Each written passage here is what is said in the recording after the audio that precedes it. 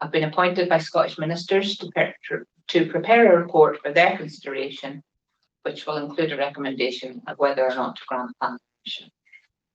This inquiry is on matters relating to potential impact on historic assets, including scheduled monuments and the heart of the World Heritage. Inquiry participants are the applicant, Historic Environment Scotland, and an Orphan resident, Mr. Sinclair. In terms of housekeeping, there are no fire alarm tests planned today. We'll take an hour's break for lunch and a short break in both the morning and afternoon session. We started proceedings yesterday in the midst of Mr. Milne's cross-examination of Mr. Lufkin, who is the applicant's heritage impact witness. Before I invite Mr. Milne to commence his cross-examination, I owe Mr. Sinclair an apology. I realised last night I admitted to ask you if you wish to cross-examine the applicant's policy. So I'm sorry about that. Once Mr. Milne has finished this morning, I'll invite you to ask questions to Mr. Lufkin if you wish. Does anyone have any questions before we get started? Emily? No. Mr. Milne? Nothing. Mr. Sinclair? Okay, over to you, Mr. Milne. Thank you very much, ma'am. Good morning, Mr. Lawler. Could you please have your report in front of you, 14.5, and turn to section 5.4, where you deal with the Ring of Brodgar, the Stones of Stenness, and the OUV, the heart of Neolithic Orkney World Heritage Site. Yeah. Then more specifically, I'm going to ask you about your paragraphs 5.4.6 to 5.4.12. As I read these paragraphs, and if you wish to refresh your memory as to their content, please do so. I read these paragraphs as focusing on describing the landscape surroundings of the monuments. Is that fair?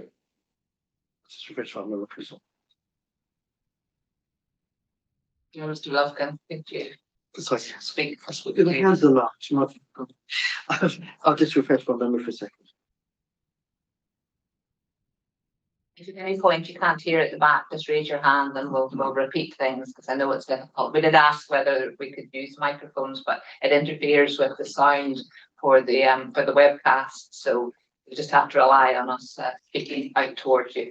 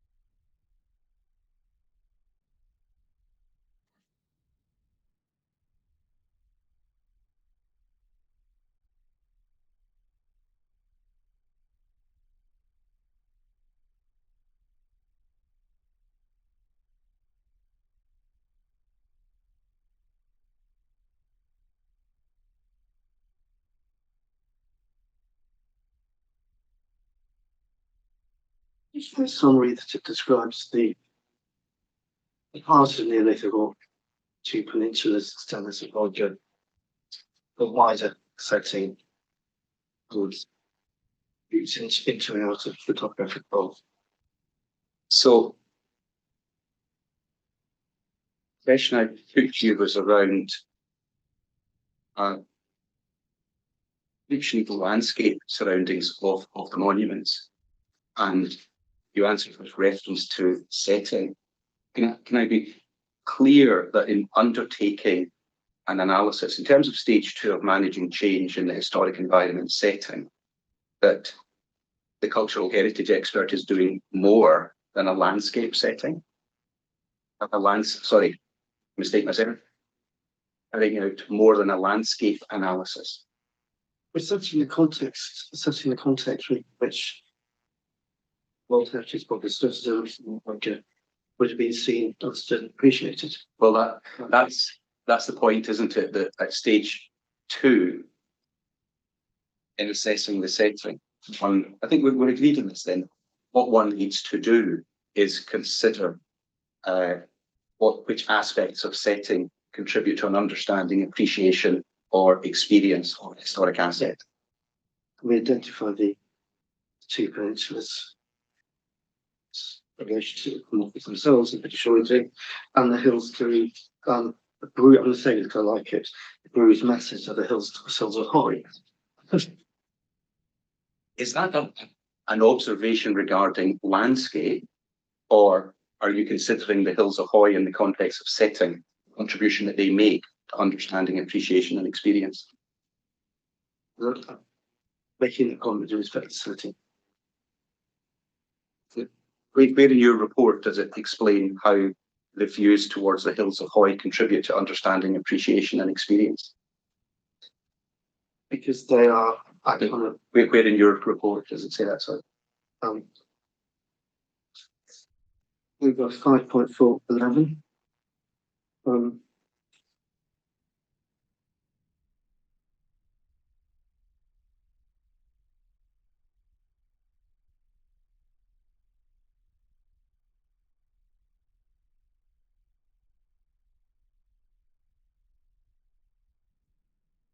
Sorry, is there a specific point in 5.11 that you're wishing to draw out?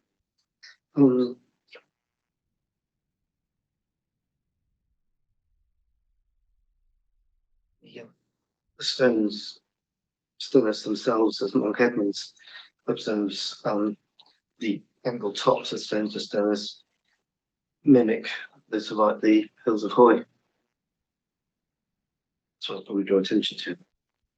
So the stones of Stenness mimic the hills of Hoy. Do the stones, is that what you said? That's Professor Mark Edmonds' opinion. And is that your opinion? Yes. The stones of Stenness reference wider surroundings of the mainland. Not just Hoy, but other aspects of the topographical belt.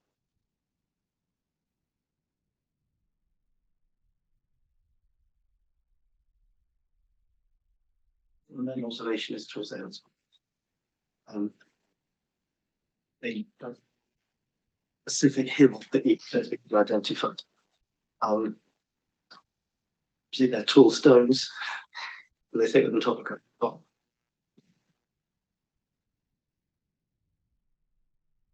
Focus on Hoy, but is it not the case that both monuments, if I may talk about Brodgar and the stones of Stenness, strongly reference the wider surroundings of the mainland? They reference the topographical bowl in other directions, if I may put that, other than simply to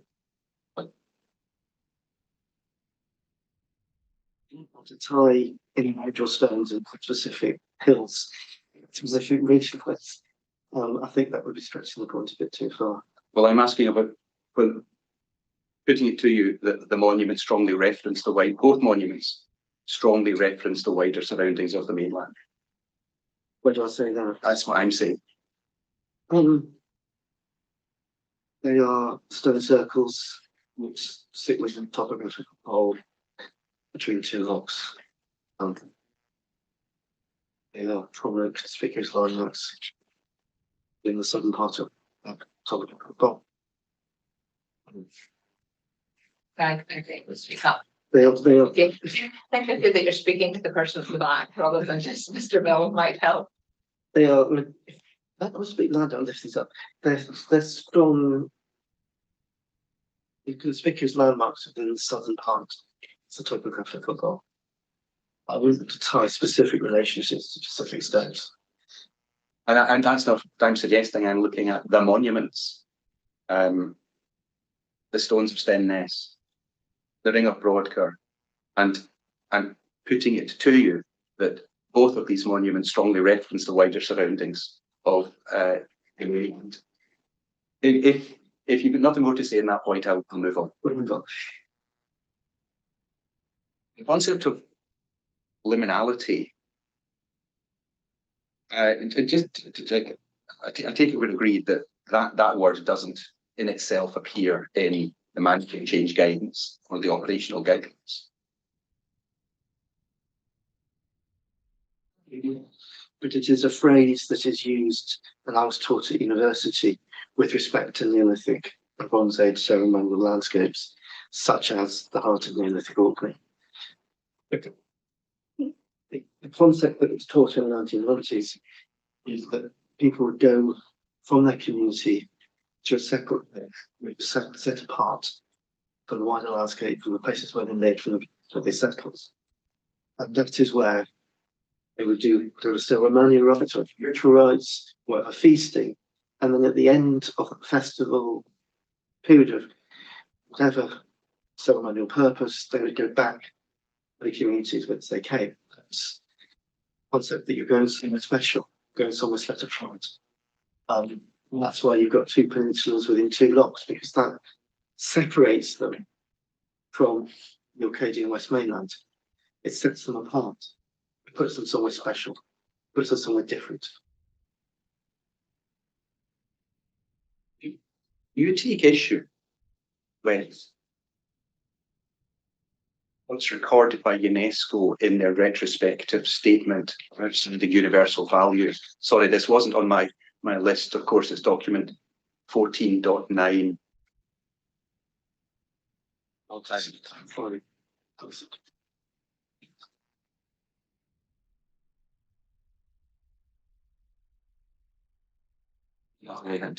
Top page 2.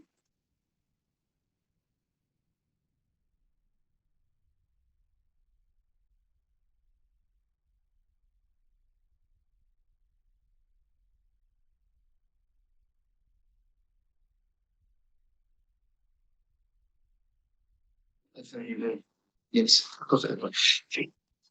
Yeah. So my question is this. This is it. So that's the one. With the top of page 2, first full paragraph. Do you take issue with UNESCO's comment the monuments on Brodgar and Stenness peninsulas were deliberately situated within a vast topographical bowl? Don't take issue with that.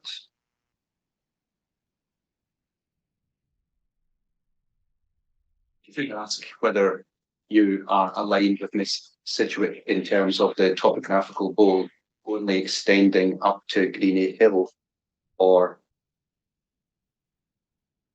if you agree with the Historic Environment Scotland position that the vast topographical bowl is represented by the sensitive ridge lines which appear in the Orkney Islands Council supplementary planning guidance.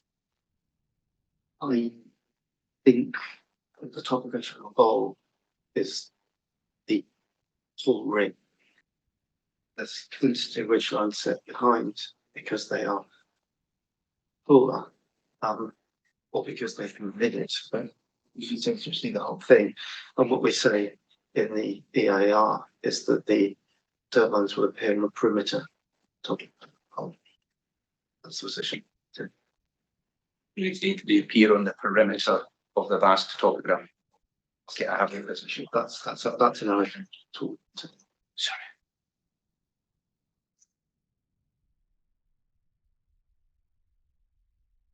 Can I just clarify, was it the ridge lines that give from the perimeter or the turbines? Those turbines will appear on the perimeter. The SOUB goes on to say the current open and comparatively undeveloped landscape around the monuments allows an understanding of the apparently formal connections between the monuments and their natural settings.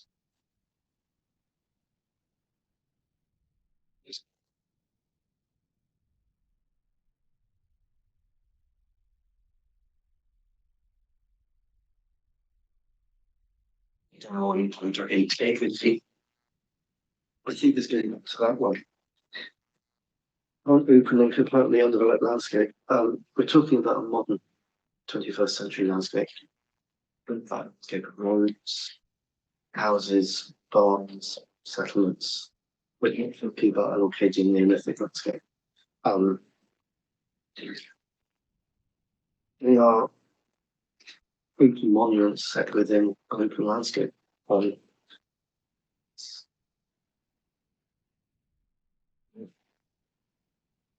Under integrity, we have all the monuments lie within the designated boundaries of the property. However, the boundaries are tightly drawn and do not encompass the wider landscape setting of the monuments that provides their essential context.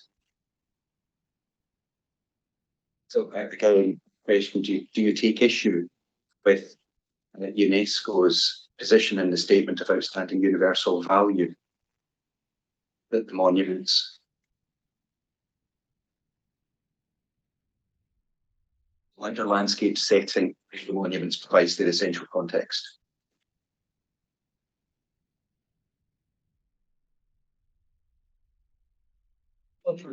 Any political monument that setting provides their context. The setting contribute to cultural significance by way of contributing to understanding, appreciation, and experience. Mr. Moon, you just put in that the wider landscape contributes to the essential context. Yes, provides their essential context. You see that on page 2. I mean, clearly making a point that it provides their context, but essential. Yes. Third line under it. Yes, third line under integrity. My apologies. Under integrity. Integrity, yes. Down there. Yes.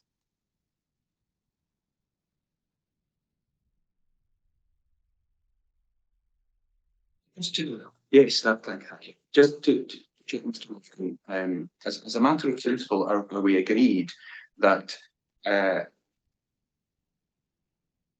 just because a factor of slating is more distant does not mean that it is less sensitive to change as a principle? Depends what that factor of setting is.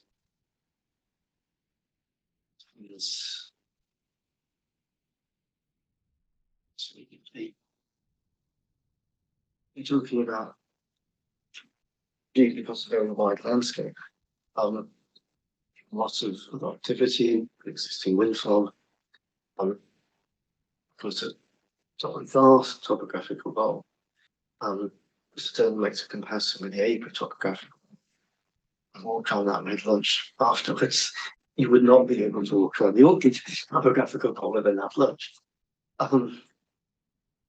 With quite a clear setting relationship within it between the 3 core World Heritage Site monuments, and as Richards and Cummings identified, dealing with Alaska's identified in some way their book, it's an iconic topographical landmarks in the hills of Hawaii. I think sorry, it was 3. I was asking as a matter of principle, and you've gone into the details. So are we agreed as a matter of principle, factors of setting are factors of setting that are more distant and less sensitive to change? That's a principle that's not a principle that applies. You need to consider the setting of the asset that we consider the setting, everything within the setting. We'll consider everything. It's less, I think, if we go to the distance separation, the less likely it is that but you divide the setting into different components.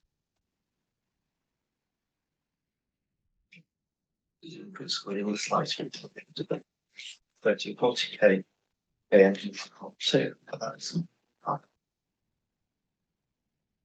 far away are the hills of Hawaii from the stones of Steiness. Over 10 km, but they're really making us suspicious landmarks.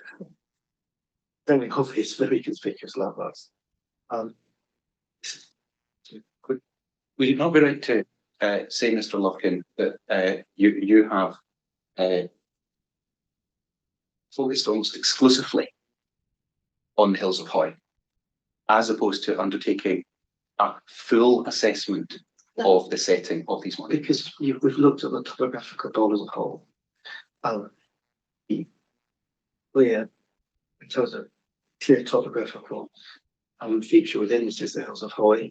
We've also looked at the relationship between the monuments themselves, the placement within the lots. I know you don't like the term linearity, but that's a specific part within a wider landscape.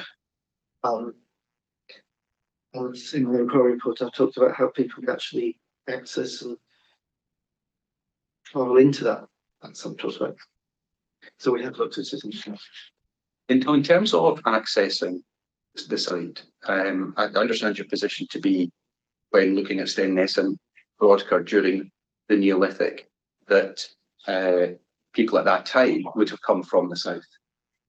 But they come from all directions, but the access points into that topographical bowl from the wider Orcadian archipelago lie predominantly to the south. So that's where the easier access points are to things like the Finston Gap, Stenness.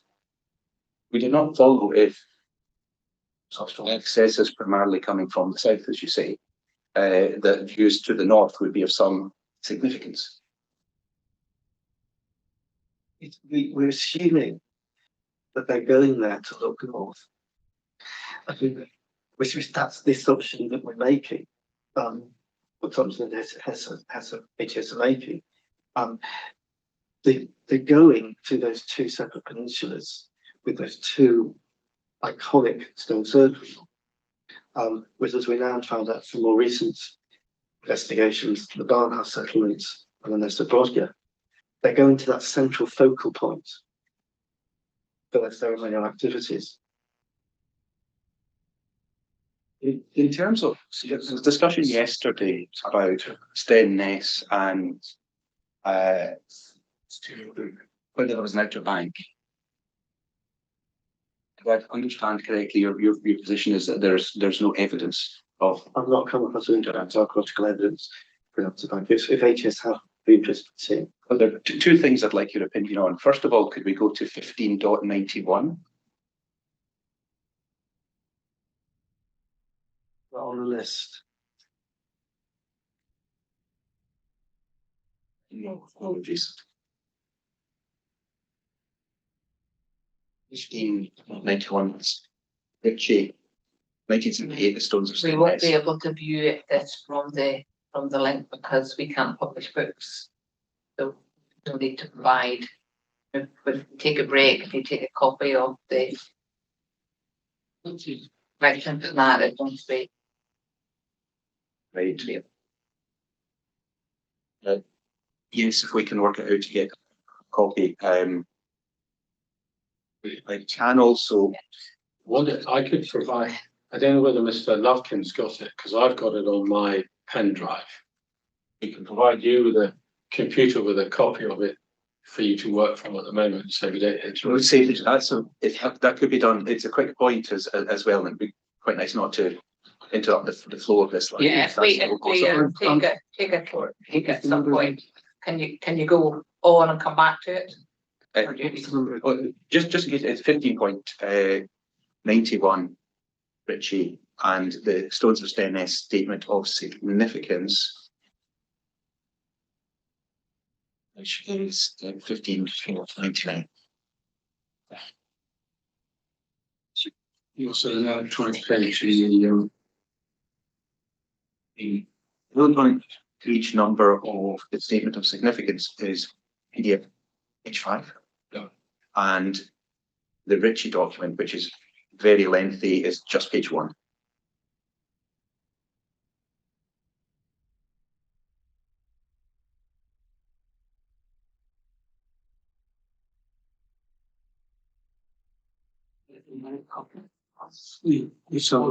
Yeah, we can. Is your printer still working it? Well, you can pass through it. Actually, I can pass through it. Right, right. I'm reading it now. You've got it? Yeah, that's fine. You're the only one that's on the privilege. That's fine. If I can look at Yeah. speak. All right.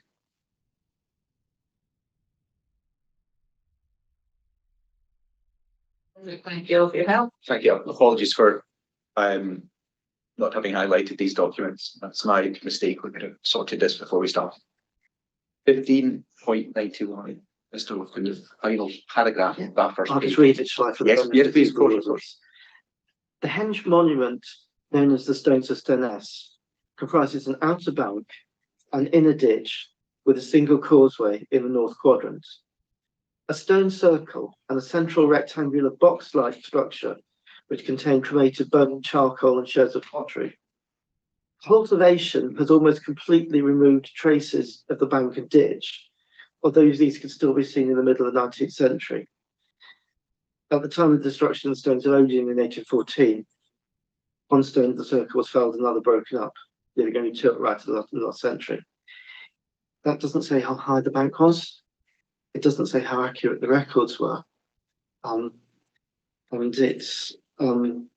it notes that traces that have been almost completely removed. There isn't a specific reference to. It says these could still be seen in the 19th century, but that's just an antiquarian reference. There's no direct archaeological evidence. I have your position on that. We'll hear from Mr. Durnan as to his position. Looking at the statement of significance, and that's 15.99, You need time to yes, 15 dots. 99.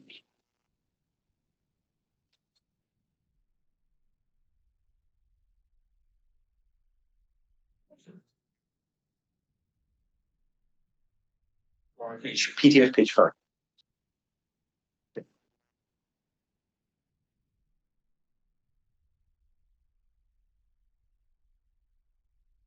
Just to give this document context, this is a document which was published by Historic Environment Scotland in 2020. So here we go. So it should be noted, I'll just read for the benefit, I can't say this one.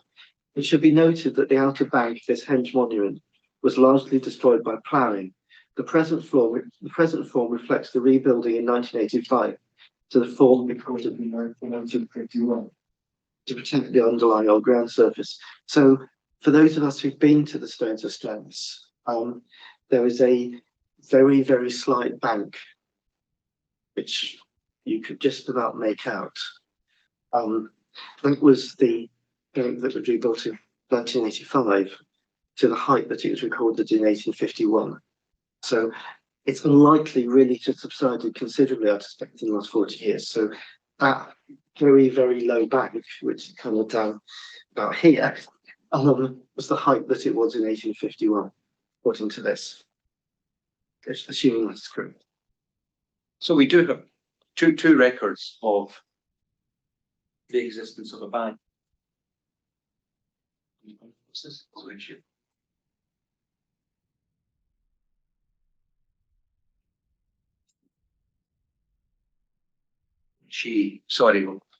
be taken back to 15.91, the publication by Ritchie, and page 11.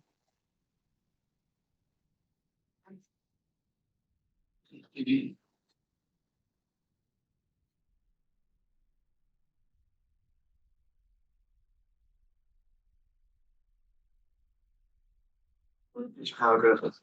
The paragraph that begins above the brown grey silty loam. I know what I was thinking.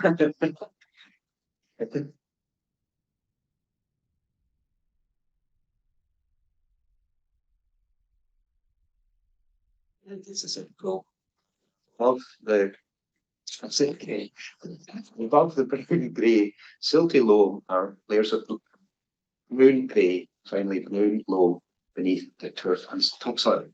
It's possible that the greyish layer represents the turf line of the middle of the last century. The bank was described as being about a metre in the pollen sequence was obtained for the upper 78 centimetres of the ditch filling. In contrast to the following evidence for the organic layer, this must relate to the most recent phase of the history of the site. So, can I just read the? Yes, of course. As an archaeologist, I pick things different.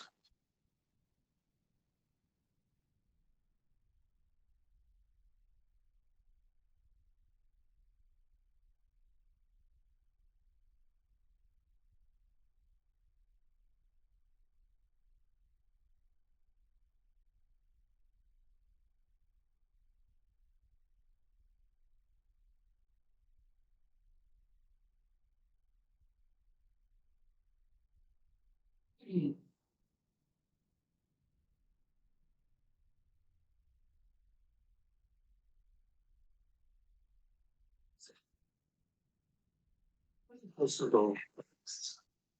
So she found maybe about a metre high, which is still in terms of banks very shallow. If we think that the bank is Avery, it's about the right size of a railway bank.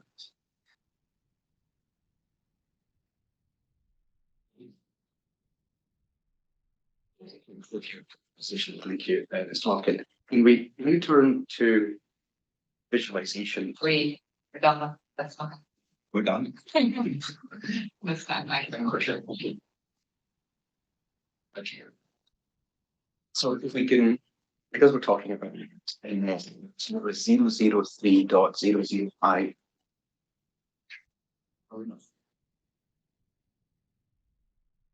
You take some of these don't actually have the name to the. Is this the one with the red folder against? Yes, it is. That red folder is iconic. Which visualization? We're 3.5. Excellent. Sometime.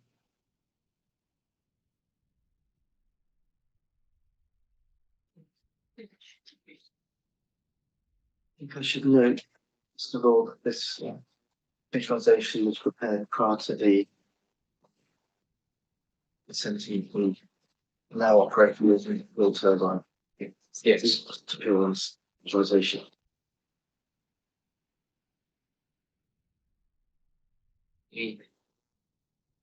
Oh, everybody's this. So, first visualization is clearly the north.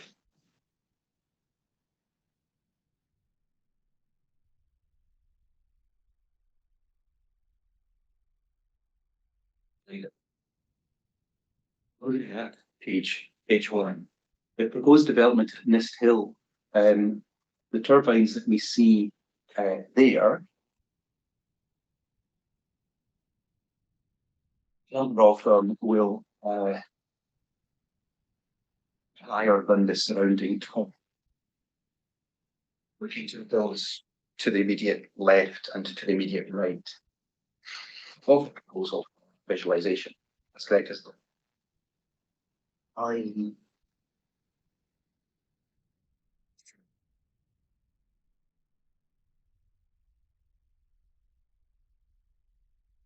can't keep in favor. Really need really not all wider. So if you look at the ridge lines on the left and right of that, then in lower. In terms of the immediate position. You're having to go further. When you're arguing, we see the topographic. What we have here are these turbines breaking the skyline. That's correct. And we agreed that they're on a sensitive ridgeline. They're standing quite clearly in this visualization behind the sensitive ridgeline, within a gap in it. The ridgeline is the sea, clearly constantly the dark line or topographical points drawn together to create the hills. That is quite clearly the edge of the topographical bowl. The turbines will appear behind that within a break. Mr. From my understanding is the parties that agreed to this development will be built on the sensitive ridgelines. Since it's built on a sensitive ridgeline, but it's behind the topographical bowl. Just so that people are aware that this visualization, if you see big standing stone immediate left hand side behind it, that is pretty much marks the positions of the Bodga excavations. And then a bit further to the left behind, we have the Ringer Broadgate. So this is what I'm talking about in terms of it's the relationship between the stones of Stannes, the lock, the Ness Broadgate, Broadgate. Rather settlement from this perspective is actually quite far over to the left. Looking at page 3 of the PDF, we see photo montage. We see the Nesthill turbines and one of the stones. It's clear that in terms of looking at this view, that these turbines undermine and compete with the vertical prominence of the standing stones. Do you agree? No, because if you look at the larger the stones, which I wouldn't check that in, because the really really angry stone. And if you look behind it, you see an electricity line which connects to the Red Bungalow. Now, the top of that standing stone pretty much touches the electricity line in this view. I know it doesn't physically touch it, but it is on the same point, whereas the turbines will be set considerably below that. They'll be considerably below the height of the top of the standing stone. The reality is it not? These turbines are much taller in terms of any turbines which currently exist on the sensitive friction. They are large kinetic structures. The eye will be drawn. But we're looking here at a distance of 14.32 km within a really, really broad, wide topographical bowl. A massive lock in front of it, which stretches from north. We're looking at a building with a bright red roof. The degree of change within a really, really good distance. We need to look at this, Mr. Loughlin, from a perspective, and I appreciate you don't agree with this position, but Historic Environment Scotland have identified views to the north as a key fact of setting of this scheduled monument. If we proceed on that basis, which I appreciate you don't accept, if we proceed on that basis, surely we have to agree that these turbines will compete with the vertical prominence of the Stenness standing stones. Because from that perspective, the stone is a massive, and the turbines are on a distant horizon, and they're very far in. It's still there to understand and appreciate that. Those standing stones, the relationships with the locks, the full, broad, wide expanse of the topographical bowl. And if your head was turned the other way, the very conspicuous landmarks, hills and Hoy. If you were standing in the northeast, you'd be looking along the line of the Nessa Brodja and the Ringerborg. If you took into I think it's probably about southeast, see Mays Howe. I have your position, and parties' respective positions will be explained in the submission. Or we'll go on for observers. What I'll do at lunchtime is I'll leave my hard copies of these documents so you can have a wee look at them whenever at your leisure. Hard to look at online, but if you're interested, hard copies could be an indication of what they're talking. In terms of the next set of documents, if we're looking at Hundland Hill, those are the visualizations 1.102. It's figure 9.14. 38 and referencing. Yes, 1.103. So it's. What the numbers again, sorry? 1.102, 1.103.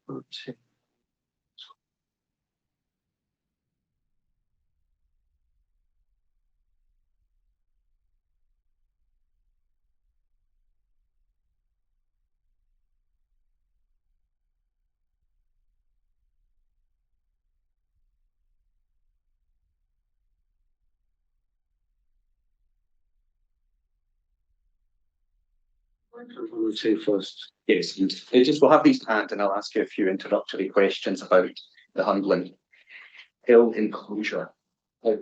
First of all, really just to check this is an agreed position. I understand it is that your assessment proceeded on the basis that this monument dates to the Neolithic or Bronze Age and that its function was related to funerary or other ritual activities.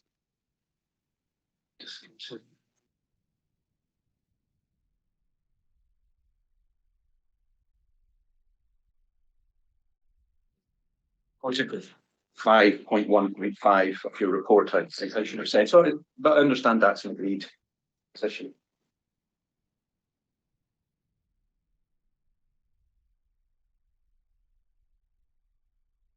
Hundland enclosure was discovered from the air in 2008. It's been described as elliptic.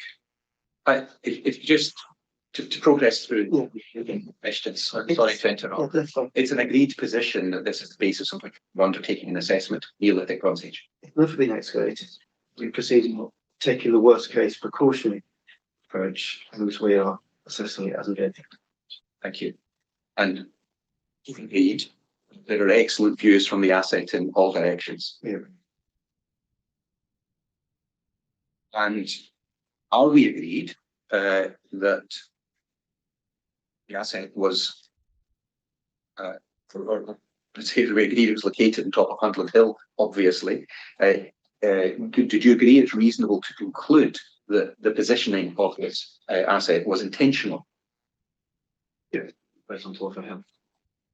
And on that basis, if you put this enclosure on top of a hill, would you agree it's reasonable to assume, reasonable to conclude that it was intended that this asset be seen from surrounding land as opposed to it being hidden on top of a hill?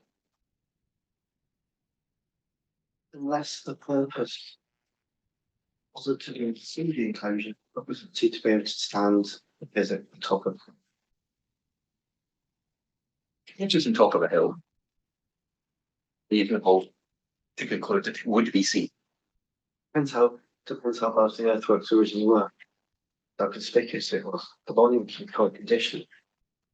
There's enough evidence to see how conspicuous it would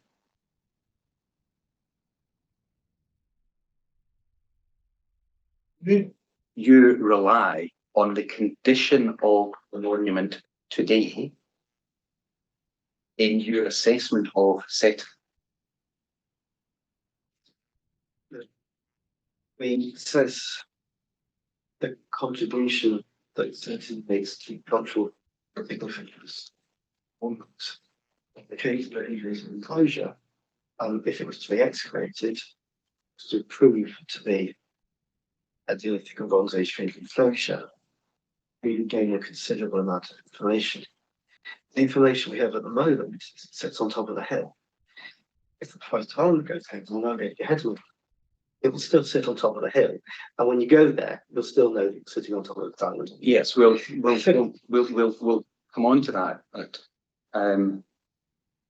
I asked, and I'll be corrected if I've misremembered, but I asked if you rely upon the condition of the monument today in terms of your assessment of setting. Stage 2, analysis of the setting of it. Do you rely upon the condition of the monument today? Yes. You do make repeated references in your report to the condition of the monument being denuded. Don't rely upon that. The fact, You take your hand away from your mouth. a statement of fact, it's an evading of the condition. And in order, It's in what condition? it's an evading condition. And in order to be able to appreciate the reasons for its purpose on top of the hill, you first need to be able to appreciate and understand that you're actually standing on an archaeological site. So, we don't rely upon the condition of the monument, but you're saying it's a statement of fact. You're from Historic Environment Scotland on the condition of the monument. You say it's a statement of fact that it's denuded.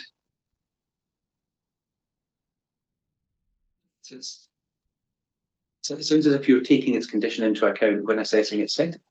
If I think it's sensitive, we take it's a sensitive changes to its setting.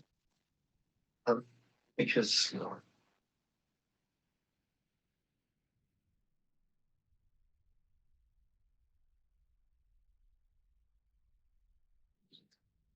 order to be able to understand and appreciate it, we first need to be able to make contributions to its setting. We first need to be able to understand and appreciate it. Understand. One.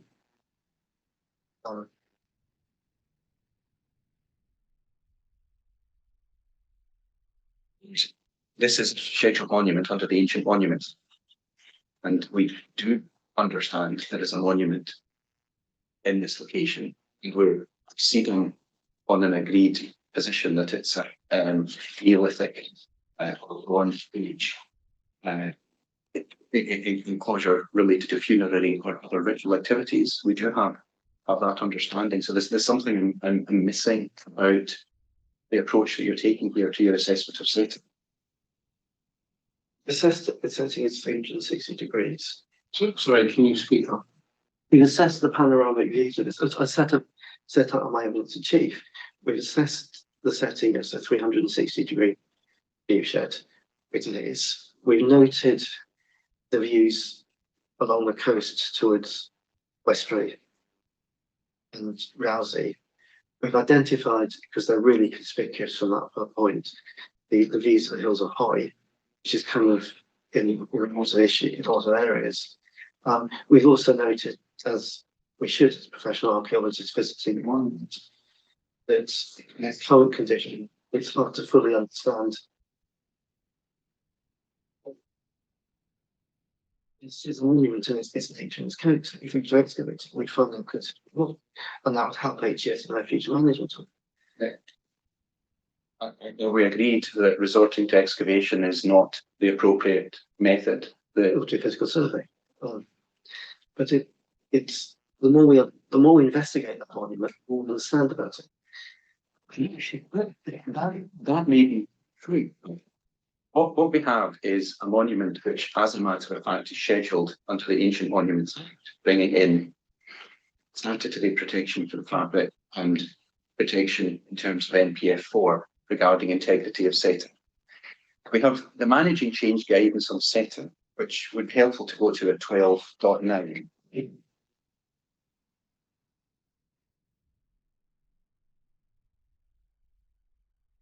To page 9.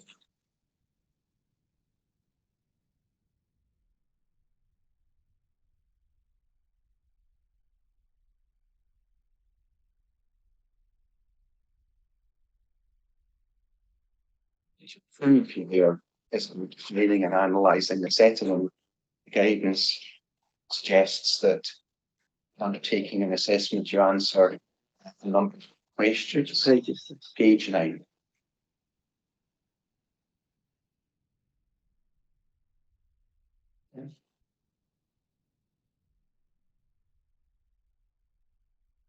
See. Third bullet point, when the historic asset or place was developed or in use, both originally and subsequently, how was it intended to be viewed? So if you turn to look at stage 2, page 9, look at the third paragraph. How does the historic asset or place contribute to its surroundings? For instance, is it a prominent or dominant feature in the landscape? Sadly, Hundland Hill Enclosure is not. No. But we're also told, we're actually asked, how do the present surroundings contribute to our ability to appreciate and understand the historic asset of place? Would a more appropriate way of analysing setting not be to consider what contribution key factors of setting made to your ability to understand, appreciate, and experience? And if you have a denuded, to take your word, monument, could that not make the contribution that setting makes to cultural significance all the more important?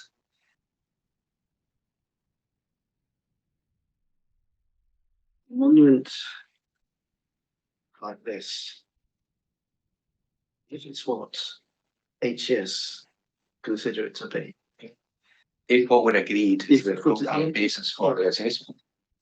which we have agreed, then the buried archaeological evidence for that could be really quite significant and could tell us an awful lot about the Akkadian That's not community at that time. that's not what we can't go around digging up. Yeah, that's the greater proportion of its cultural value, its greater significance. I'm not suggesting we dig it.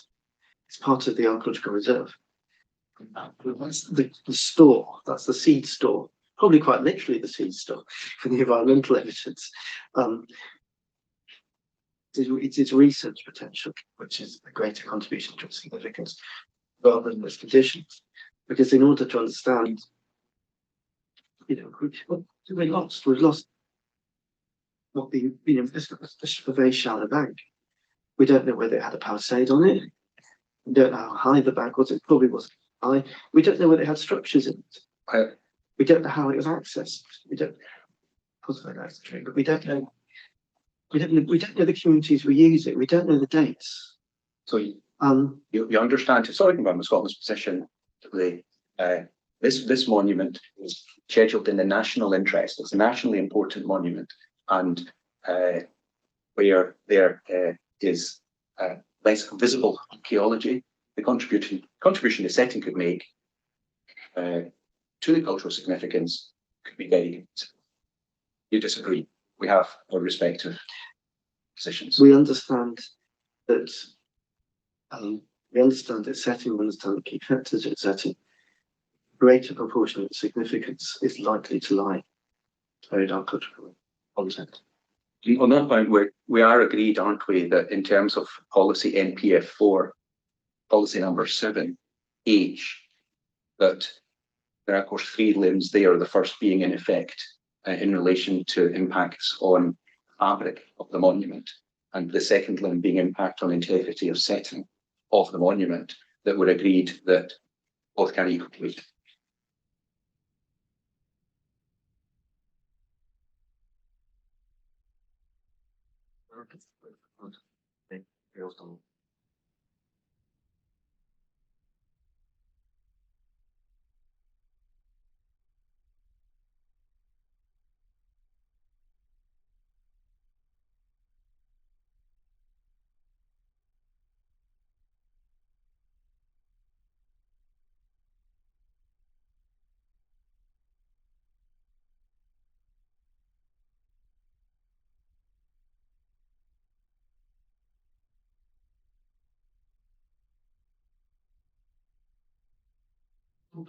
Limb 1, with respect to direct impact, says is that all direct impacts should be avoided, and with the scheduled monument consent, which is a separate process. Even though it's a separate process, completely, which benefited the observers means our planning consent, but HS can then refuse. So for direct impacts, it's all direct impacts should be avoided.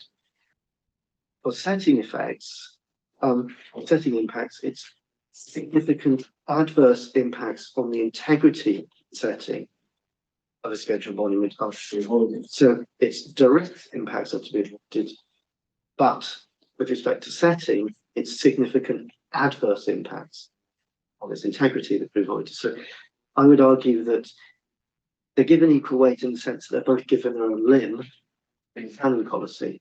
But I would argue that test and direct impacts, as it should be, is much higher. I have your position on that. In terms of what we were looking at in managing change,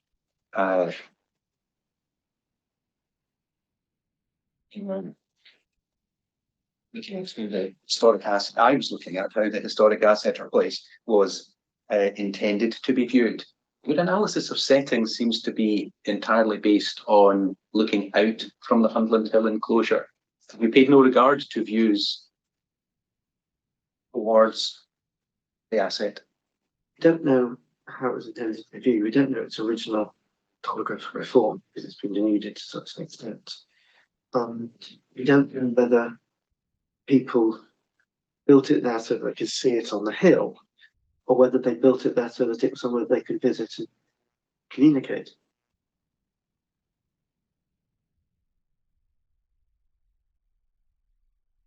In terms of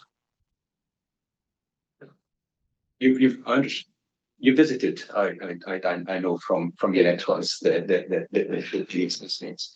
In terms of Hundland Hill enclosure, again,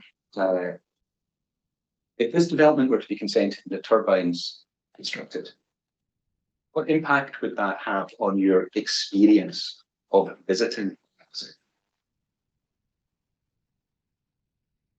You would still, if you had the knowledge to identify the earthwork, you'd still be able to identify it as an earthwork.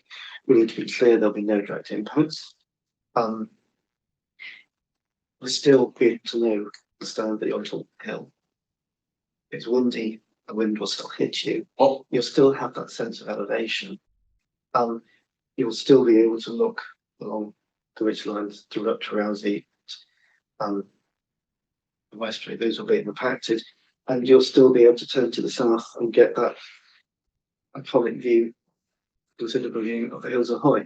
And by looking at the Hills of Hoy, which are Christ distance, and the other monuments, you would still be able to understand how that monument fits in relation to the wider landscape. So you put a lot into that answer. I'm focusing on, we have a agreed definition of integrity, and we look at each of understanding, appreciating, and experiencing. Really, the experience of visiting this nationally important monument built on top of a hill with wide-ranging views in all directions would be very significantly adversely affected by these turbines being constructed. Your experience would be fundamentally different. You'd be visiting a wind farm.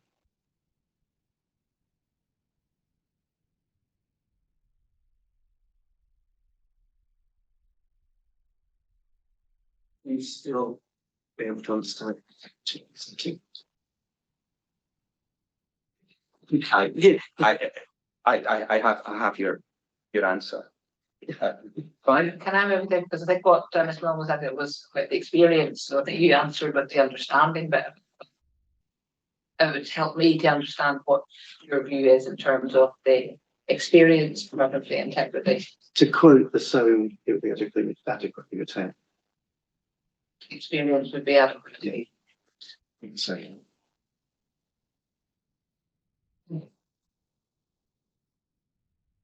So after 5.1.8 of your reports, again, Hundland Hill enclosure, you say that no turbines will stand. Sorry, I will let you. 5.1. 5.1.8.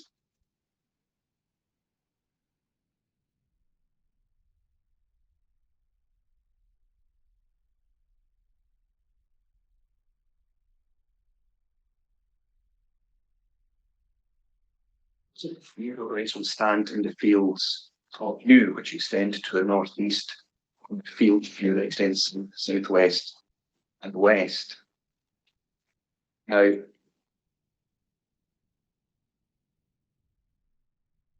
you're talking about fields of view. So my understanding is, we can go to the visualizations. that you're looking here at specifically the 50-degree field of view, the 90-degree field of view, which visualizations which have been produced. Probably easier to go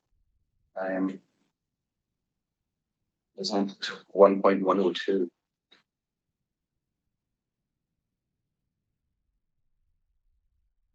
The photo on transfer of the topic goes. Yes. So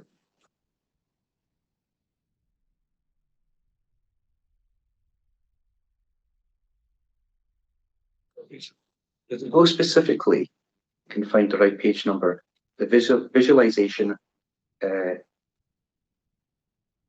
this bundle, which is 71.5 degrees. it could give me a Yes, I'm just trying to find it there. Click on that power, so. Yeah,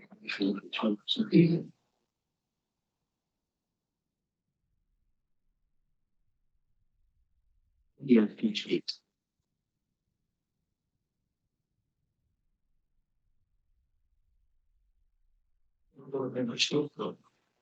In 0.102.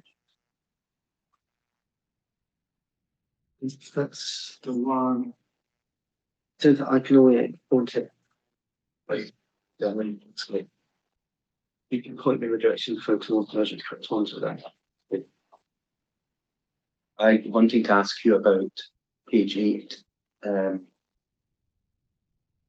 feel free to look at the rest of the bundle to assess what which is going to be on page 8.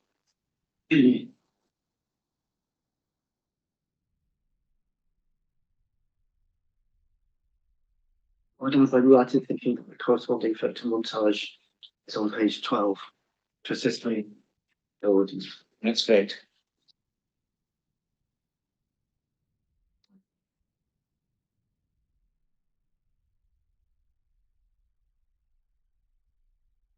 To 1.5 degrees is looking in what direction? Which was rousing, the core of rousing. Sorry, which on comes. I'm looking at page 12, that photo montage is pointing.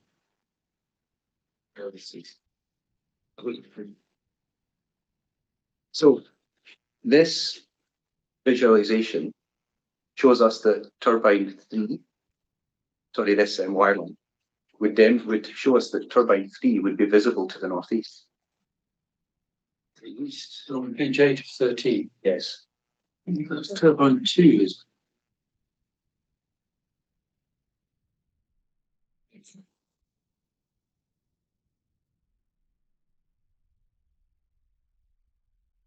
If you look at page 3, looking to the northeast, it should be a concept bed. Rousey just straight behind that does like it. Sorry, I actually think she cut through this quite significantly if we look at the site 1.021.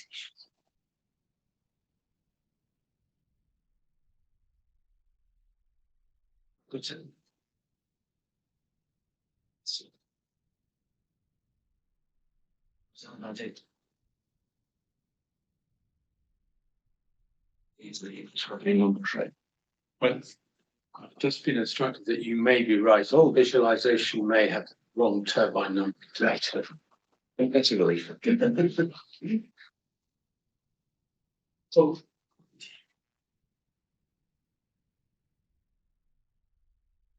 5.1.8 of your report, you say that moon turbines would be visible in fields of view to the northeast, south, southwest, and west.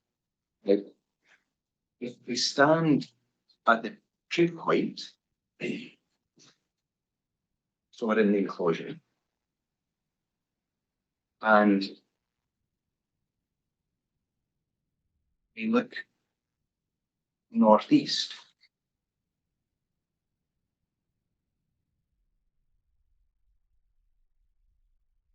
it's very obvious, isn't it? Turbine 3 will be in your field of view.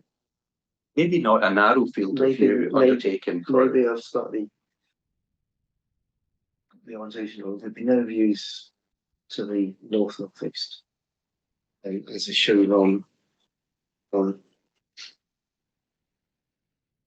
That's quite an artificial analysis, isn't it? We're assessing impact on setting, because the reality here, surely we must be agreed on this, is that standing at the trig point is a useful reference point for the enclosure. Turbines 1 and 3, looking to the northeast,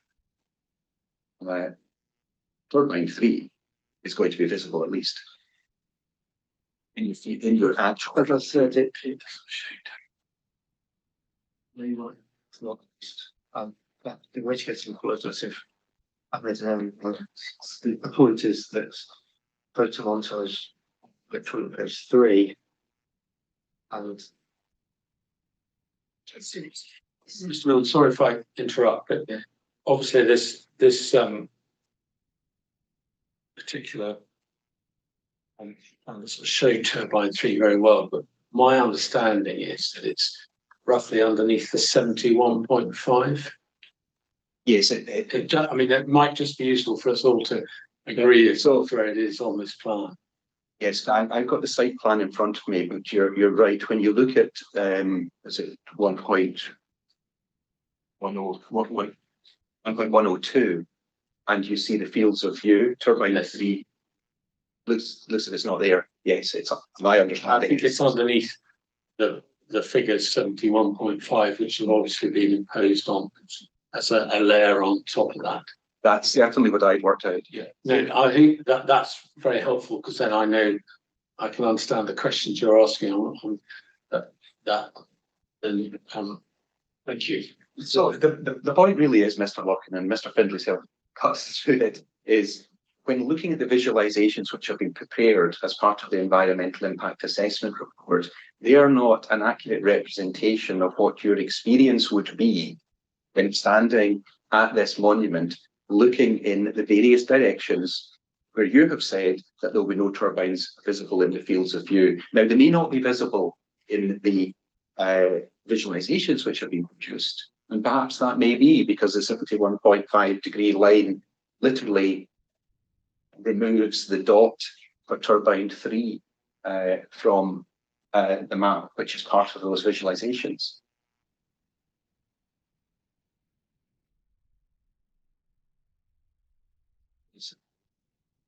so if you turn to the map with 71 kits, there will be, And that's in 103. yeah, 103. There's no turbines within the view shed that extends from the northwest to the east northeast. So as visualization on page 3 shows, no turbines will appear in that view, which takes in Gloucester Head, northern coast of Rousey and Westgate. Only if we go back to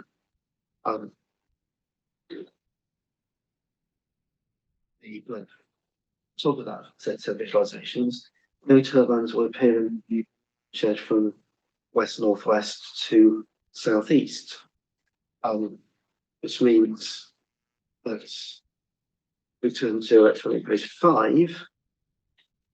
No turbines will appear in that really rather wide view shed that is centred on the hills of Hoy. The point is, it would not be entirely enclosing. You would still be able to understand and appreciate it was standing on a hill. If you understood the monument, you would be able to understand its setting relationships, and everything would be adequate too. Yeah, that's your position. To see looking at visualizations, but we can certainly turn to them if necessary. Now, again, I appreciate that when you're assessing the setting, you are not considering views towards Hundland Hill. The turbines will be visible in certain views. Yes.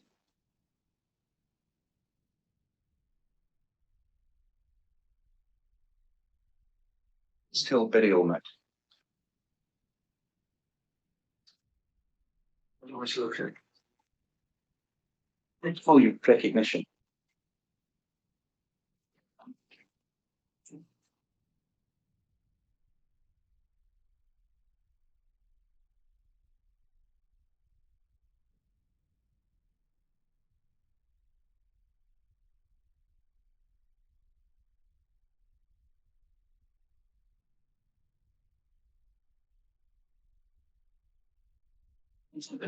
Page.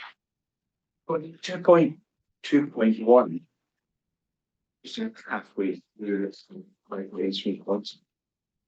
You say he, like Mr. Burnham, attaches great weight to importance of views towards the mound from the low-lying ground to the southwest. Does the be correct in archaeological terms? The mound is now hard to detect within these weight of views. Choose the paragraph. 2.2.1. Oh, sorry, 2.1.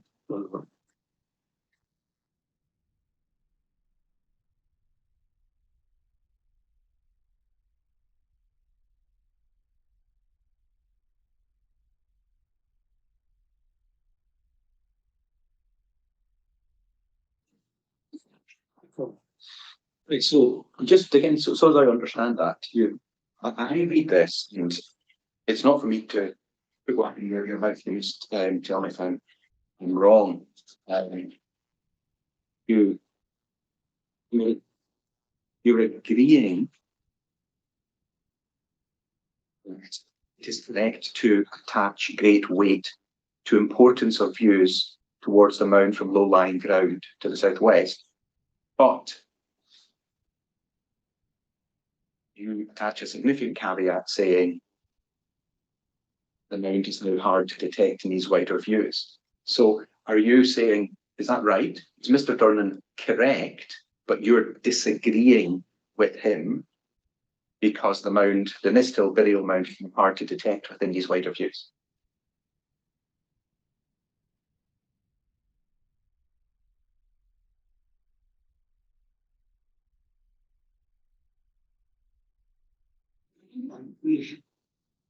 Moving on, bottom of page 6, Mr. Durnan's presentation, paragraph 23.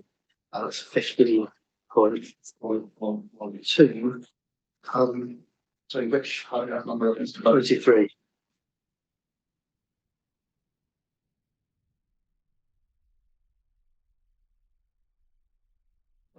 I accept that this house burial mounds, like most earthen barrows, will today be difficult to discern over great distances.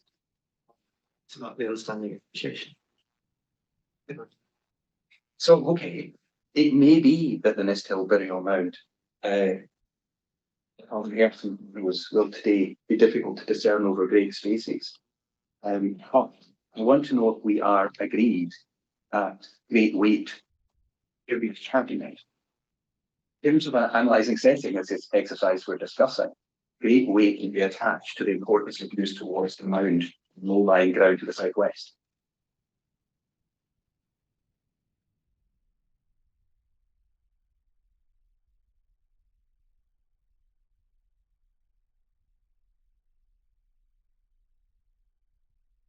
Would not fit in the views, or be difficult to discern in the views. But this is where we were with Hundland closure, isn't it? Right. That's because, paraphrase, let's go back to managing change. Meeting groups.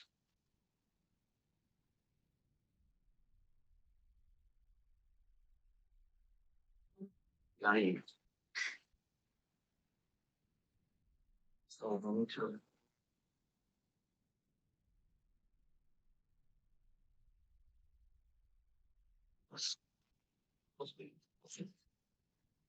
It's page 9, where we're directed to consider when the historic asset or place was developed, when the historic asset or place was developed or in use, how it was intended to be viewed.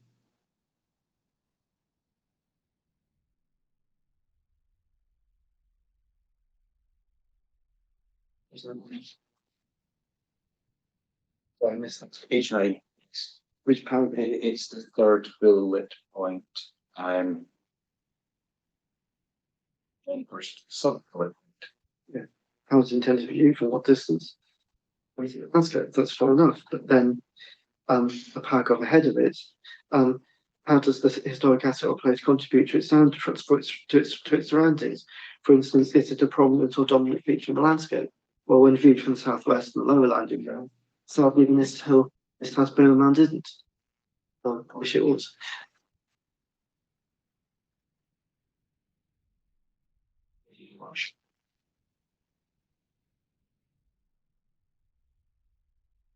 We agreed that the position of the nest house burial mound, as with the other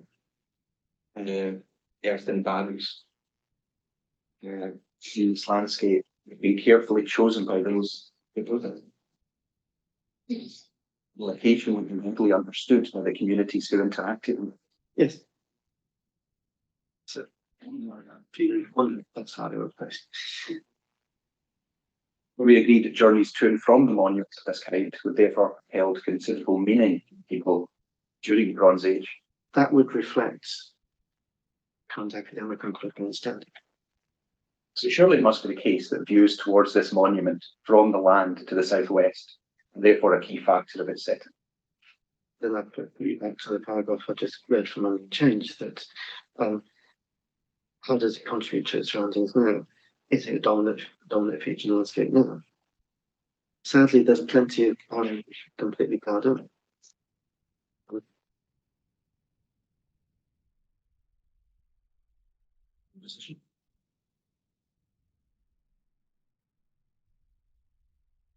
Paragraph 5.2.5 of your report.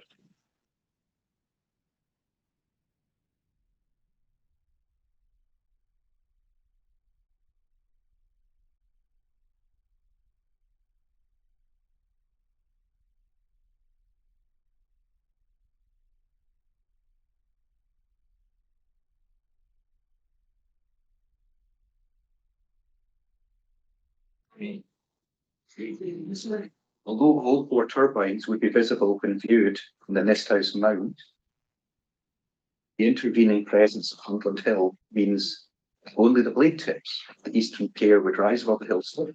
And critically, no turbines would appear to the southwest or northwest of it, which means that its critical setting relationship, the contemporary funeral monuments which lie to the west of Loch Hundland, to the southwest over the Loch Hundland towards the hills of Hoy, would not be impacted. That's correct. Now, I read that as you pointing out an important visual relationship between Nest House Burial Mound and the broadly contemporary funerary monuments to the west. Is that fair? On the opposite ridgeline, there are similar monuments at Cabista and Mounds, most of which I visited for other assessments. And this is the critical setting relationship that you're talking about in 5.2.5. The contemporary funerary monuments lying to the west. West.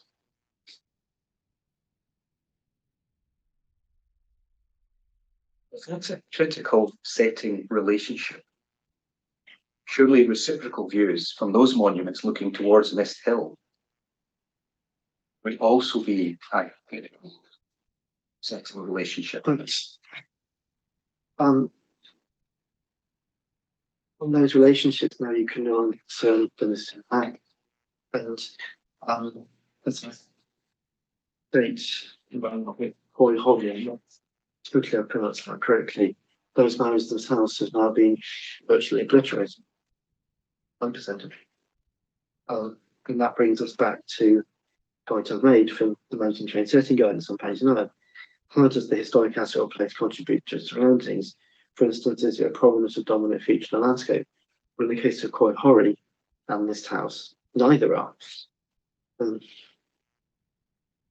It's Coy Horry a schedule monument? It was when I looked at the setting assessment. I'm pronouncing it correctly. It would be useful to know. Did I?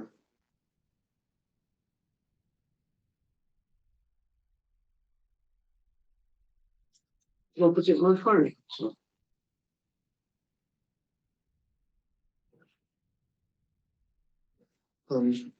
SM 1402 minus 2032. So if you turn to, I think you've put me onto a good point here. Thank you. If you turn to my query reports, and I've got the paper copy, so I don't know the electronic news number, but it's the very last page. And look at page 5.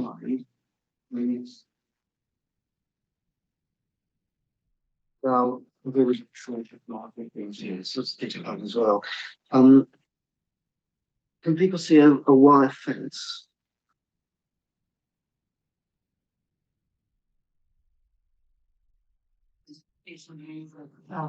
Yes, And can people see on the right hand side of the fence, on the inside, there's a rectangular, very regular straight bank. It's a modern bank. Somewhere in that barbed wire fence field, there are the crawling mounds. Look on the horizon, and I appreciate we're looking at very poor photos here. That's Hundland Hill. That's what I'm talking about. We're talking about mounds that have now been ploughed out. And the mound hasn't been ploughed up, but at that distance cannot be readily identified. We're also talking about two monuments scheduled in the national interest under the Ancient Monuments Act and a critical setting relationship. Both ways. That's when this is how we put the Quarry Holy Mount illustrates very aptly what I'm referring to about condition. That monument has been practically destroyed. And the most conspicuous feature in that field now is a modern drainage ditch. The research potential of the Quarry Holy Mount, if anything has survived the ploughing, is in its buried archaeological components, or rather what's left of it.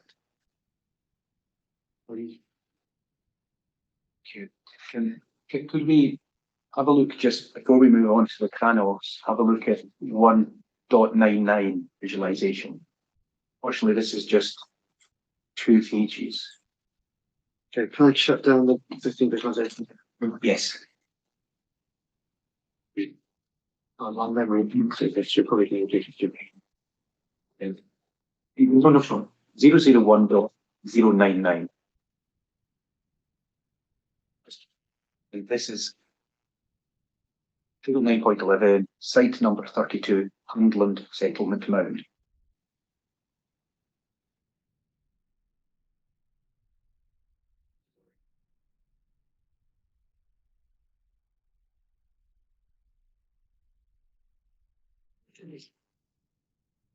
So this is a monument which is not included as an addition. So just to be clear, so obviously I could get confused between Hundland exposure and Hundland Settlement Mound. Can you help us locate where this site number 32 Hundland Settlement Mound is actually located? See, it's not a hill. Sorry, this like this. I mean, yeah, it's located. It's on the foot of Hundland Hill, in the southwest corner, on the shore, on the northern shore of the Rock of Hundland. And we have one field of view 36 degrees looking to the northeast.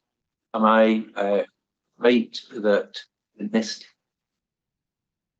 Hill Burial Mound is located in the general location of where we see the word tumulus?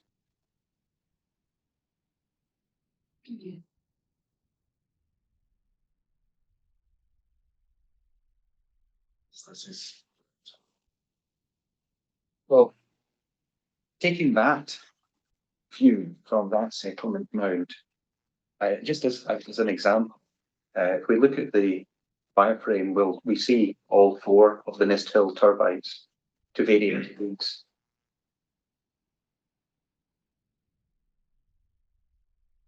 We see all four, we see three. So we do that later. Yes, but taking this as an example of view towards Mist Hill Burial Mound from another scheduled monument, the Hundland Settlement Mound. And these turbines would dominate the skyline above the Mist Hill Burial Mound from that position, wouldn't they? Out of fairness, given that this is one of the monuments that's not considered in this appeal, can I have 5 minutes to actually refresh my memory of the Yes, the reporters could then. Yeah. Copy. But just to be clear, I'm not asking about impacts on the Hundland Burial. I'm asking about impacts on the setting of the Mist Hill Burial Mound. I don't want you to be misled with where I'm going with this waste. So, okay, in which case, that saves me having to. We can still have a break. Yeah, I was yeah. to find out what it was our age of. Yeah, and I think I understand it's a representative of a view towards this house from the other James Monuments that would be very good as being an interrelationship between. It's gonna be a good time to have a break. It's try to could we be back by 5 past? Let's try to keep things moving along. Thank you.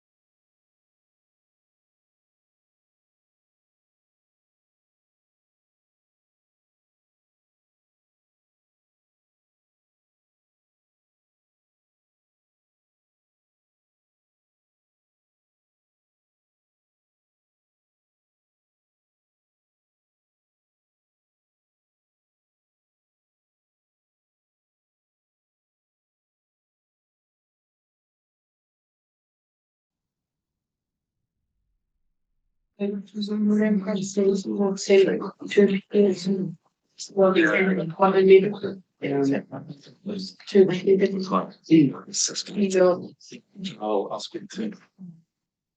Will be good to go again, so, the final part hopefully of Mr. Milne's cross-examination. Looking over to you, Mr. Milne. Thank you, ma'am. Look, So to start answering that question. well, I will ask the question again. What we have in front of us, hopefully, is 1.99, which is 9.1, site number 32, under the settlement. a view to the northeast from that scheduled monument. Subject to the caveats that I've made about references to condition and management change, payments and things like that. That's subject. I understand it in to landscape. Your consulting. And thank you. My position here is that the proposed turbines would dominate the skyline above the Nist Hill burial mound, which will lie within this field of view. Do you agree with that characterization of the impact on the setting, dominate the skyline above the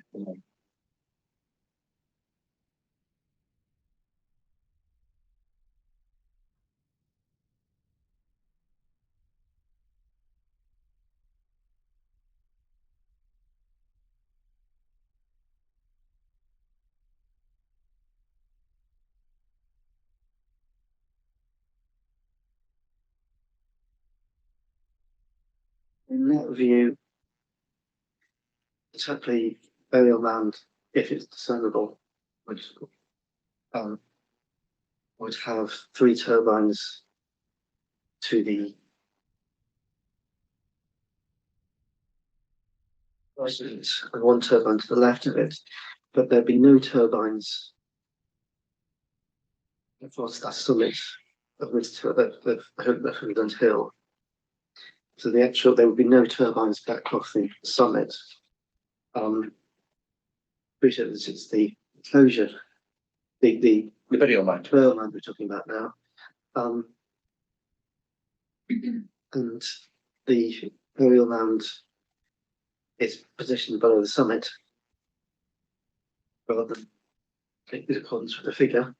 But would the turbines dominate the skyline above the burial mound?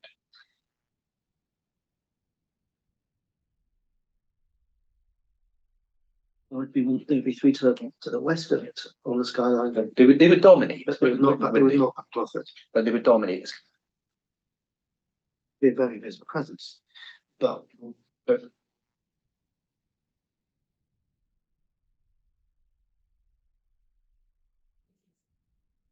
So my position is they would dominate. You say there would be a very considerable presence. there would be a physical presence. Let's say you should have.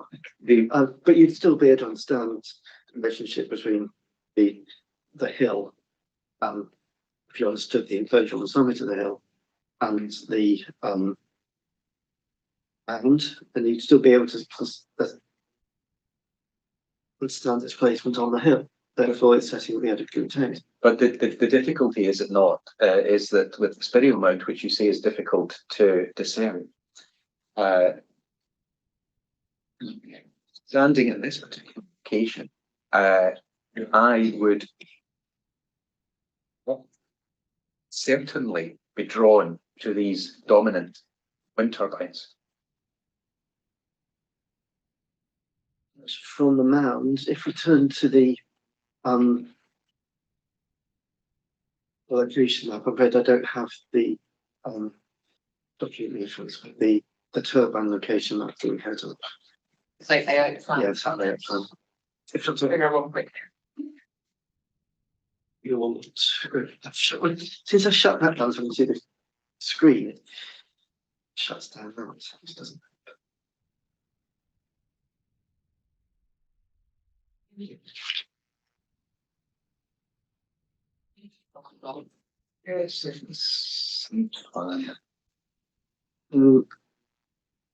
if you look at side plan, It's 1.21. what you see from there is you see the mound, which is right on the shoreline, which is where this viewpoint's taken.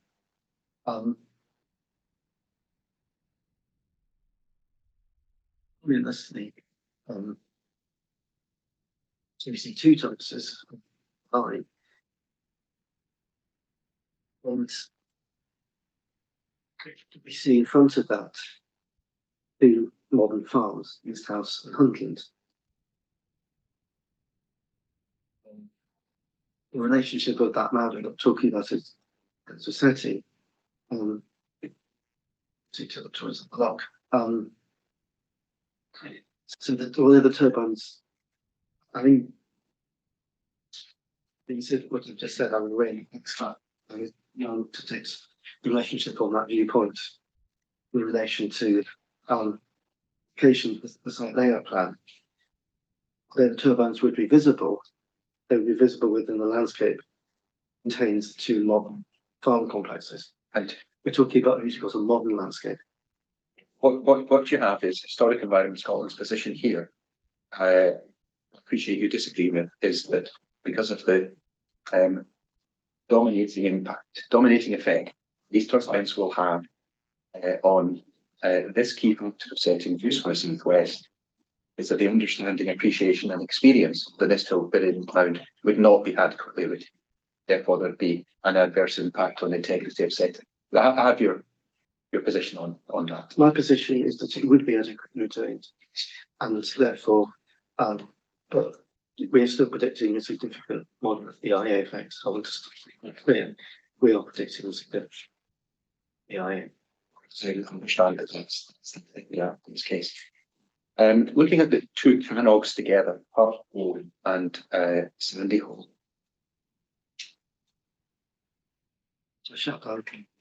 Yes, what we'd like you to have here is just hopefully the final two documents we need to look at the visualizations 1.104 and 1.105.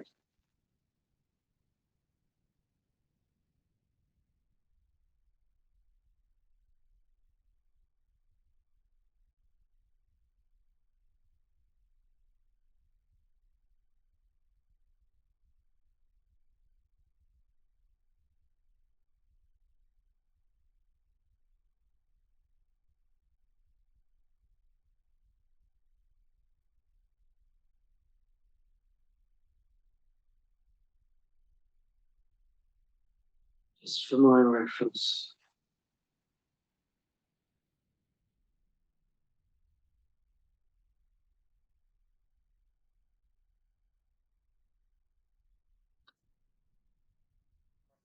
And still making schedule on it.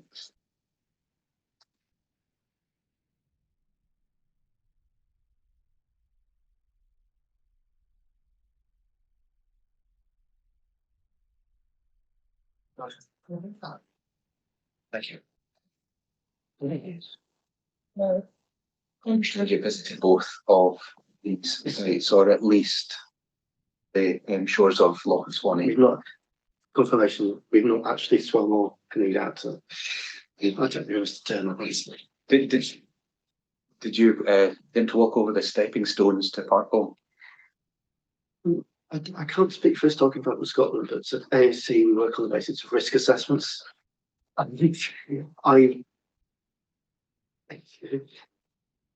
that answers your question. So, but in terms of Park Home, you'll have seen the stepping stones from the west shore of Loch Swanee, which headed towards Park Home. You've seen those, and you understand that the stepping stones are part of the scheduling. We can go there if need be. They fall under Schedule 1. In your report, 5.3.6, from those.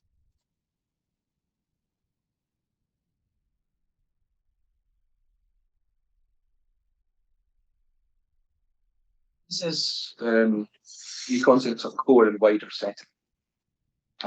Historic Environment Scotland, you say expressed concern over this approach, arguing that it gives implicit precedence in importance for aspects of an asset setting physically closer than those that are more distant. Reason that's not the intention. So Sorry, can I just check the paragraph? 5.3.61. So uniform can sometimes be said to have component parts, and when discussing implements, sometimes beneficial to break down those important, those different elements. But you're not intending in your analysis, EIAR, your report or elsewhere, to give implicit precedence to aspects of setting that are physically closer than those that are more distant. We mentioned that earlier. We're not, no. That's an agreed point at 5.3.7 of your report. In your evidence in chief, I had understood your position to be that the key relationship, both Cranogs, is with the loch.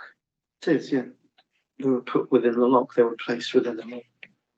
The same way that the Hundland enclosure was placed on the hill, and its objects and those were placed on the peninsula. The Cranogs are identifiable place with lochs. That's what separates them from other monuments. Cranogs stay within lochs.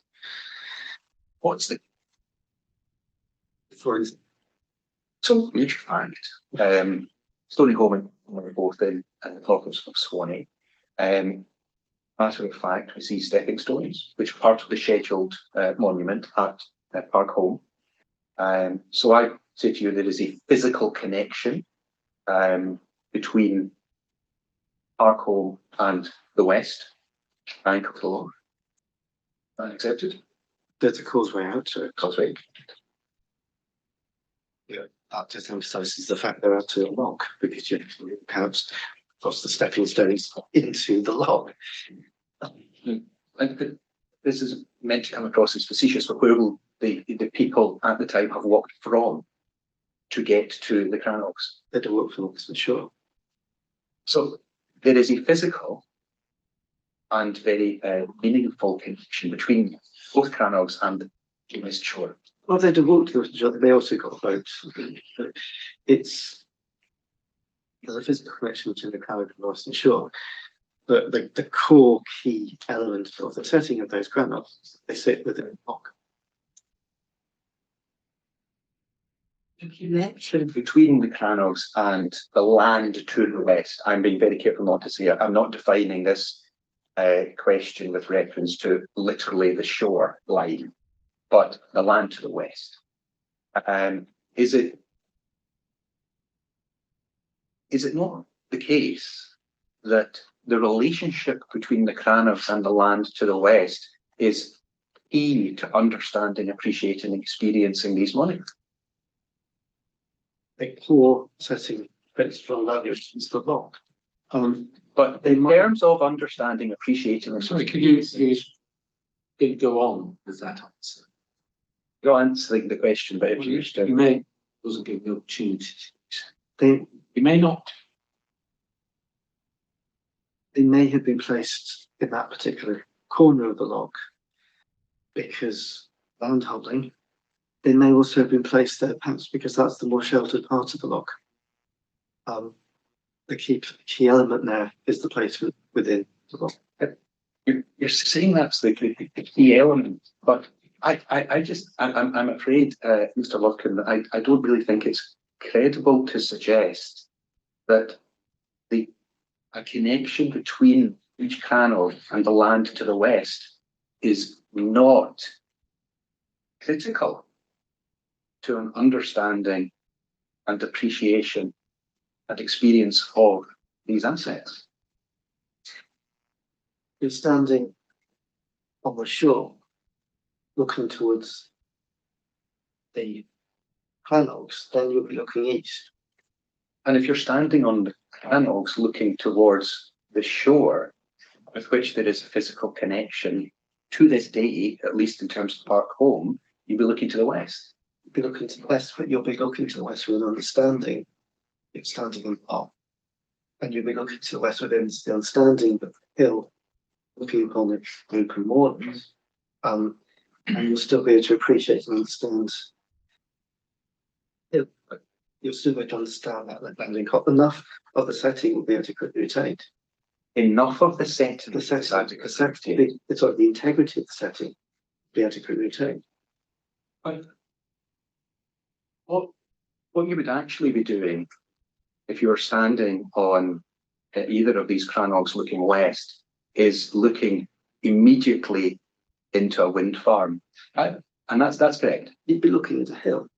You'd be looking at a wind farm. Which has wind turbines on it, which already currently has a wind turbine. Mr. Buchan, if you could look at visualization 1.104. It's very easy. Can you say Parker Austin?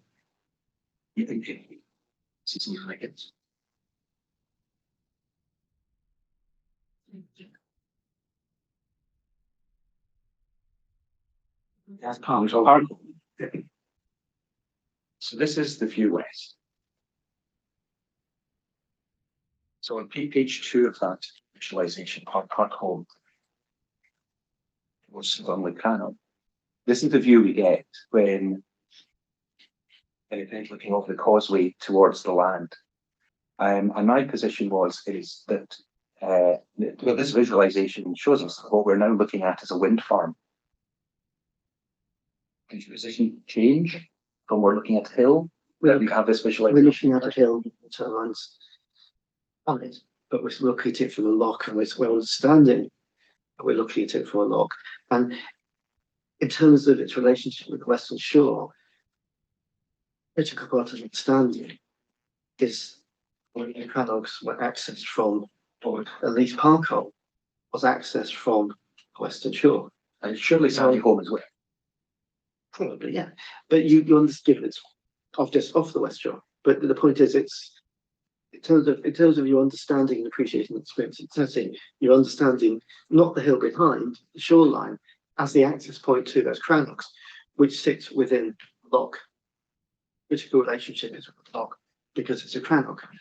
So that the connection we make with the West Shore stops at when the water meets the land. Is this your position?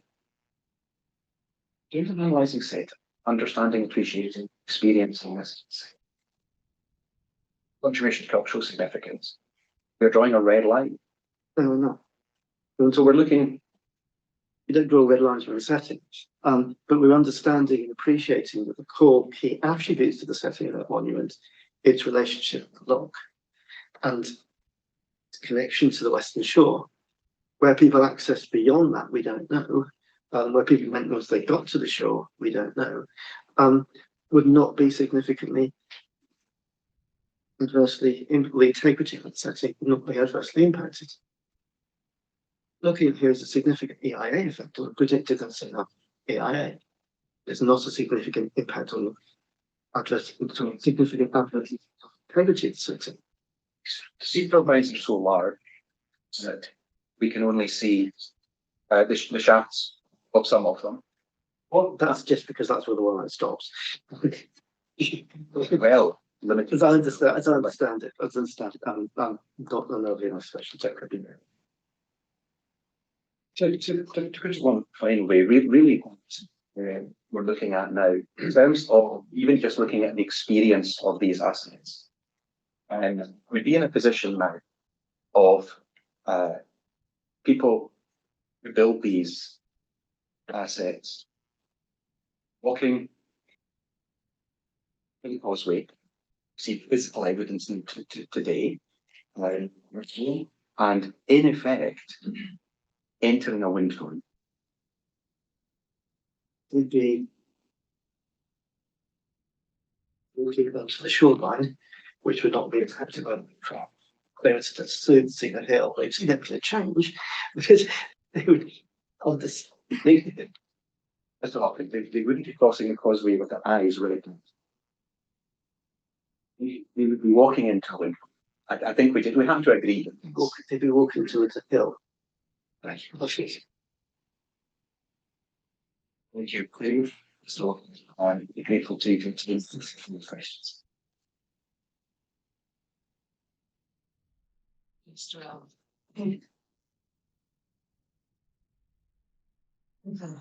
Would you like to ask any questions or something like that? No, I think Mr. Williams covered it. Mr. Hopkin, I've got Sorry, I forgot to questions. Not quite done just yet. A couple I had for you, and then there was one that Mr. Dwight kindly deferred in your direction. So Makes sense.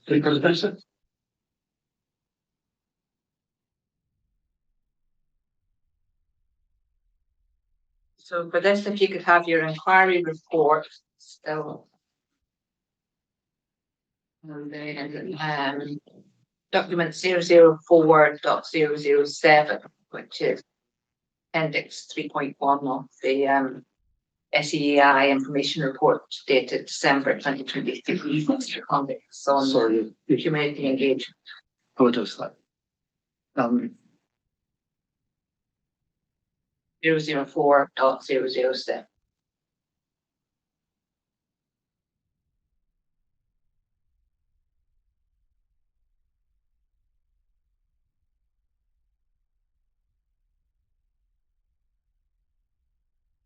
And I'll let you get that.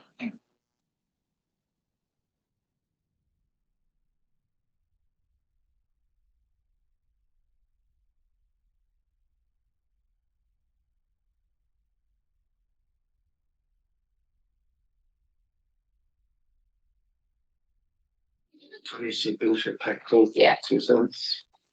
And the other one that is 014.049, which is the most up-to-date version for suggested conditions.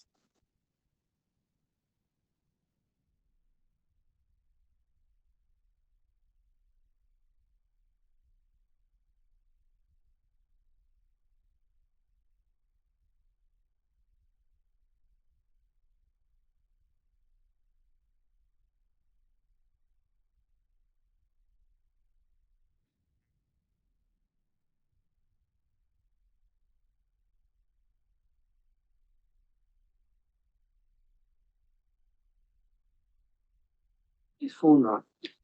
0160. 014.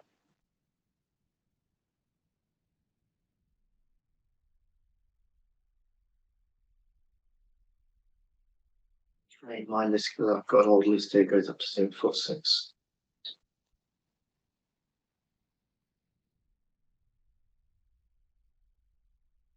Full safe dot. Updating the list, which Amy so clearly said that. Your job is still not to be beyond that.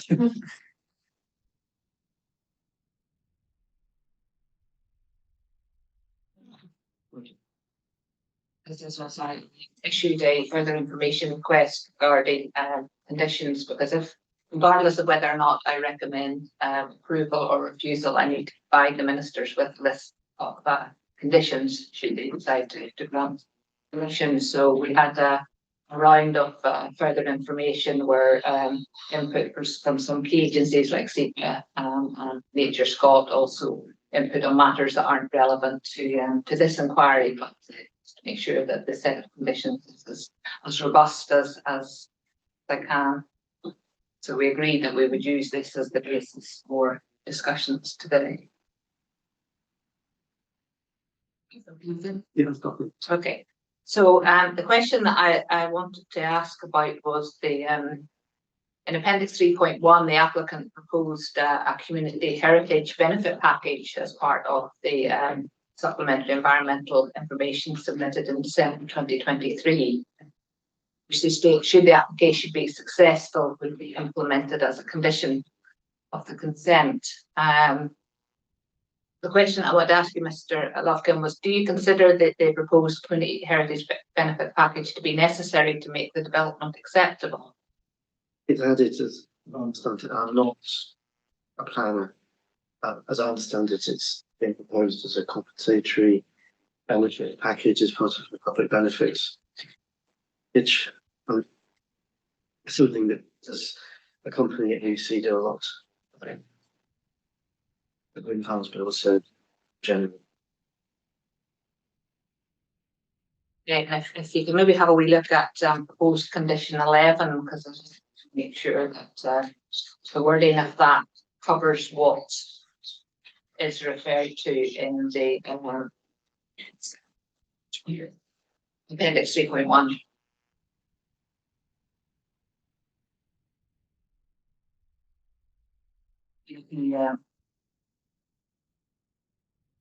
Means on the left hand side, and then there's various columns which focus, use.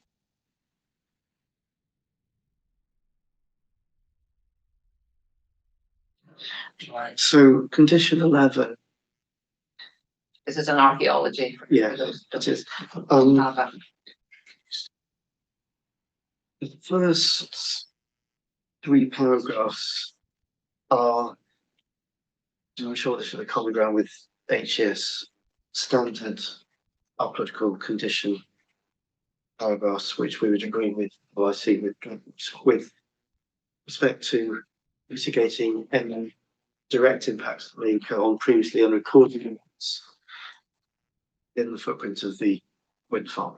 So basically what that says is that during the construction of the wind farm, there will be work not on the Hundland enclosure, which is a schedule development that's been designed specifically to avoid that, but on the access tracks and the turbine footprints to record and investigate the archaeological process. So paragraph 1 is a standard condition that doesn't specifically relate to the community benefit package.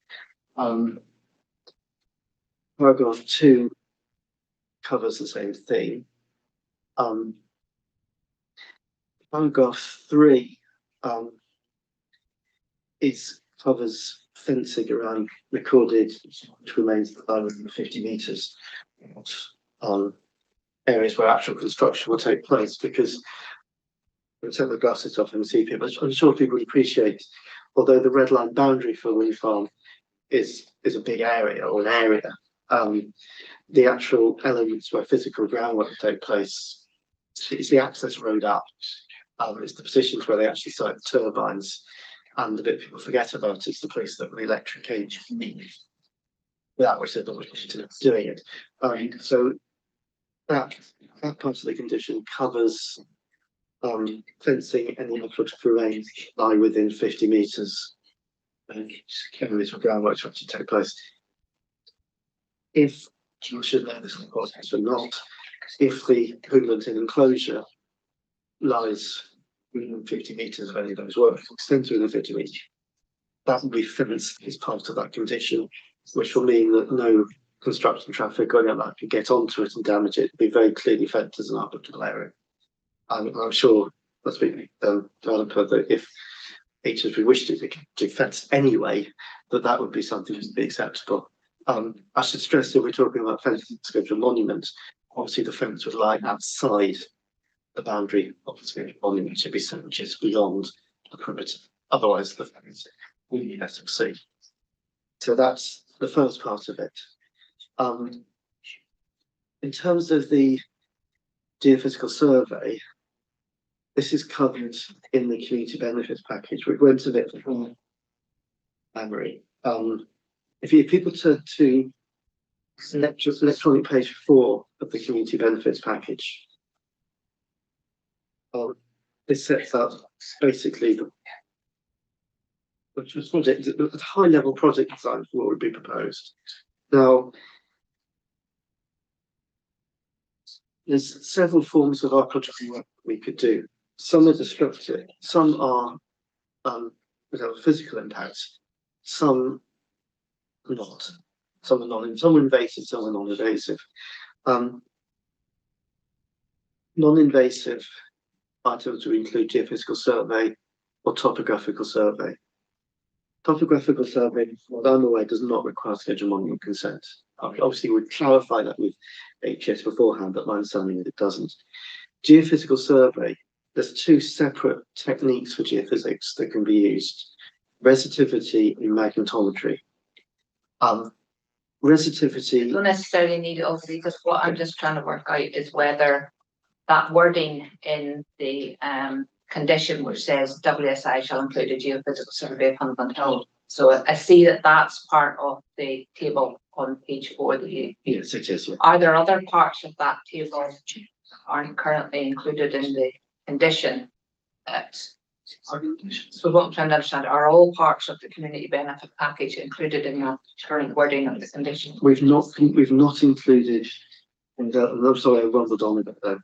Not included those elements of the community benefit package that we require schedule money from HES, because that's the process of planning if it can't be conditioned. That was what I should have said in that project. So Right, so I'm just trying to sort of understand if part of the proposal is that the community heritage benefit package should be secured through a condition.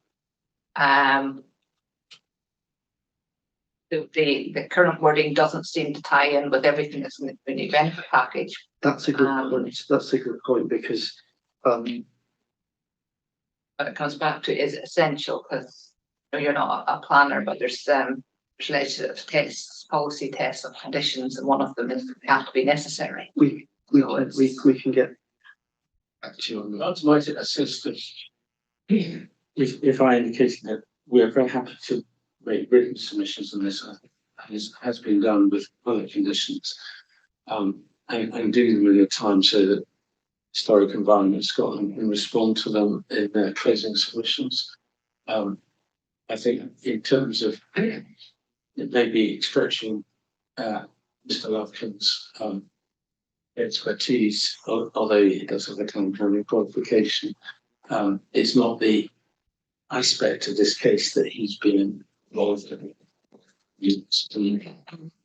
Two things of information on conditions. I know they are difficult to Just on this particular point, and I accept the point you raise, it's the interaction between the proposed condition and the community benefit package. yes, and that element of the EIA which has been put forward as a form of If mitigation. it was now elements like community interpretation panels and stuff like that, assuming they're not within the scheduled area conditions, as I understand.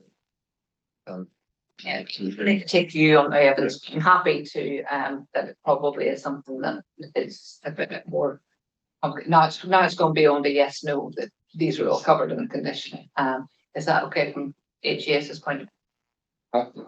Absolutely, and it's insensible to me that if the applicant is to make submissions on that point and then Historic Environment Scotland responds in the closing, so it's not an exchange then closing. No, absolutely. I think we can try and discuss it outside the inquiry while we're here, but my intention would be that sometime early next week we would put in a formal submission on the point enabling Mr. Mill to have ample time to. Mr. Sinclair's also. And Mr. Sinclair, my apologies, to have ample time to respond to that in their closing submissions, so that we try and limit the number of rounds of further submission.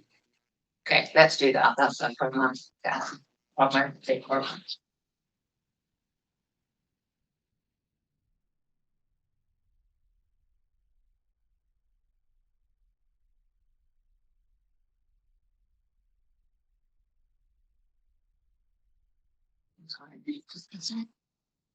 Okay, the second that relates to your report, that's paragraph 3.2. Just it is sort of if you want to drop it.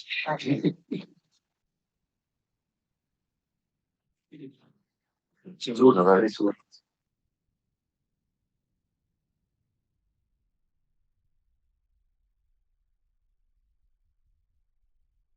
Paragraph 3.1.2 of your inquiry report, which is about the EIA methodology.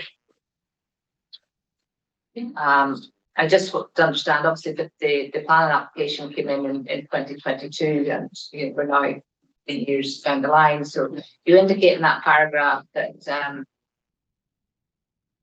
that your inquiry report is based on an updated methodology from that being used in the initial EIA, and that's set out in Appendix 2 of your inquiry report. Just so I'm clear, does this updated methodology alter any of your conclusions on the environmental impact? Subsequent data done methodology in the light of the position. Okay, so that's all. I just wanted to make sure that I understood.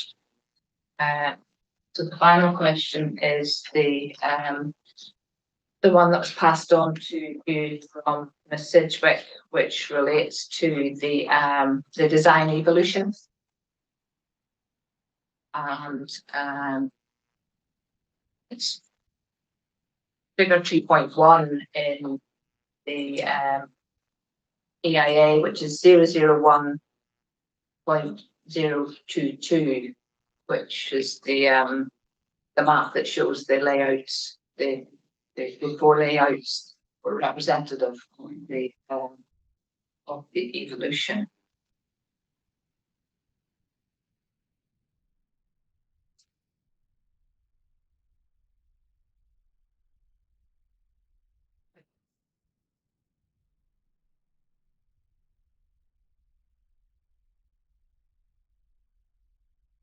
There's chapter 2 of the EIA, which is 01.00.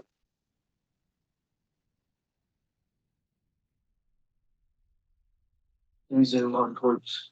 004.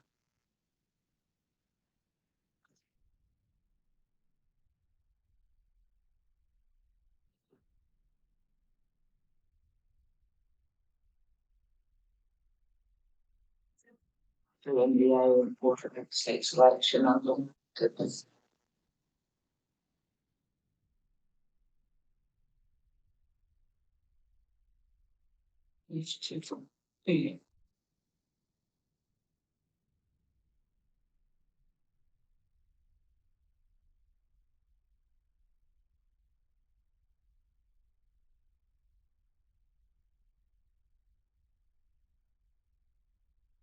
Page.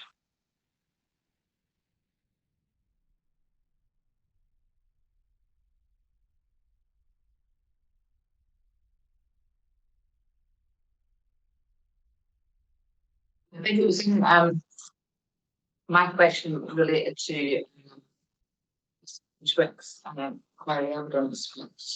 Maybe I'll put that layout 3 and layout of the design evolution are described as reducing the impact on cultural heritage features. And it was just the question I was trying to was to understand how the design evolution had been influenced by cultural heritage and how layouts changed or reduced the impact. So that Ms. Sidgwick said you'd been involved in the project at that point. It really needs to try and understand what changes have been made in sets reduced impact on cultural heritage.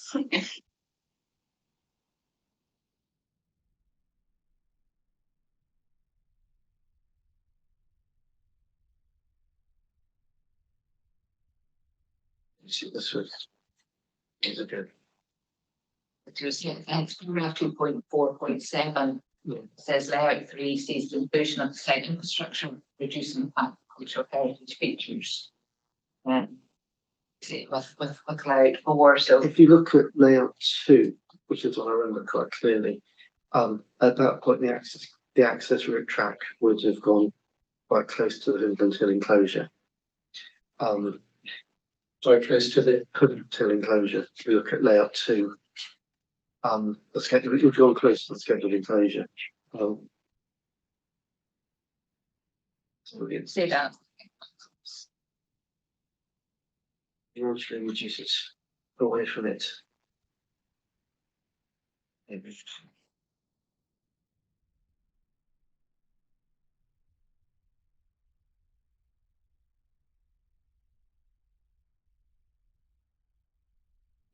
Layout 2, the access route goes to the west of the enclosure, whereas in 3 and 4 kind of hit.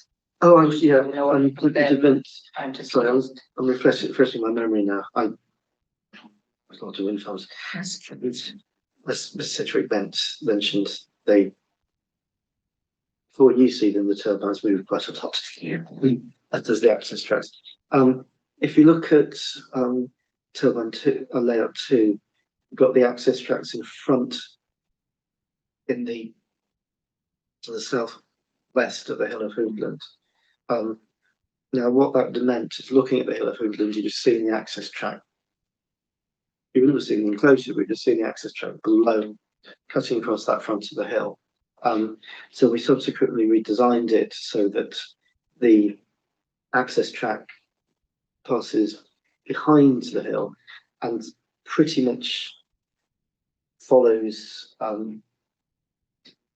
field boundaries like edges, so to reduce that visual impact. That's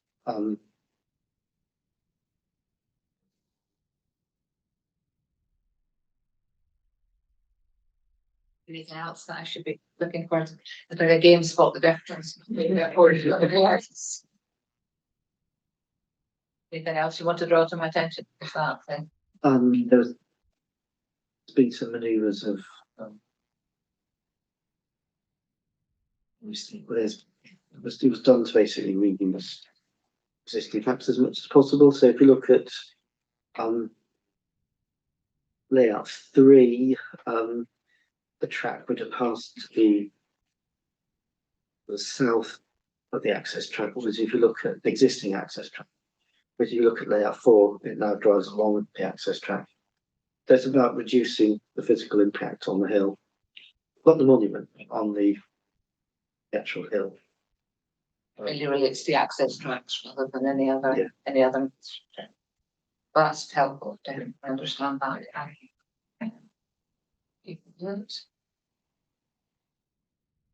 That's all my questions. So I move back over to Mr. Finlay for any matters of re-examination.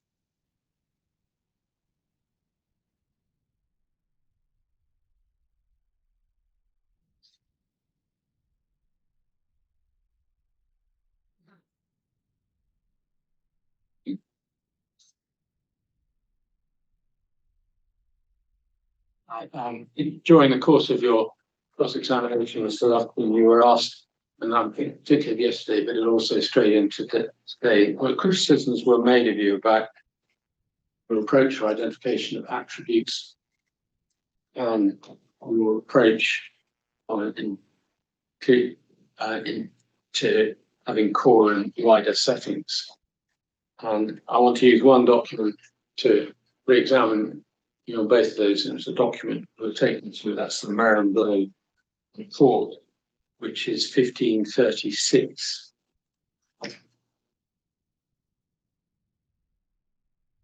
I'm going to start by setting the context a bit for the reporter, because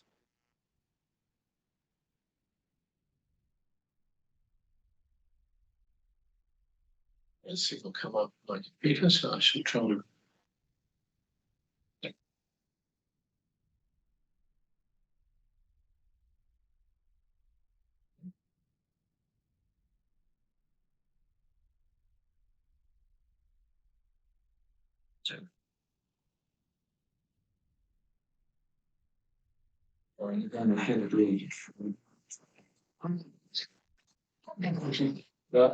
Not an unusual occurrence that anyone said with me.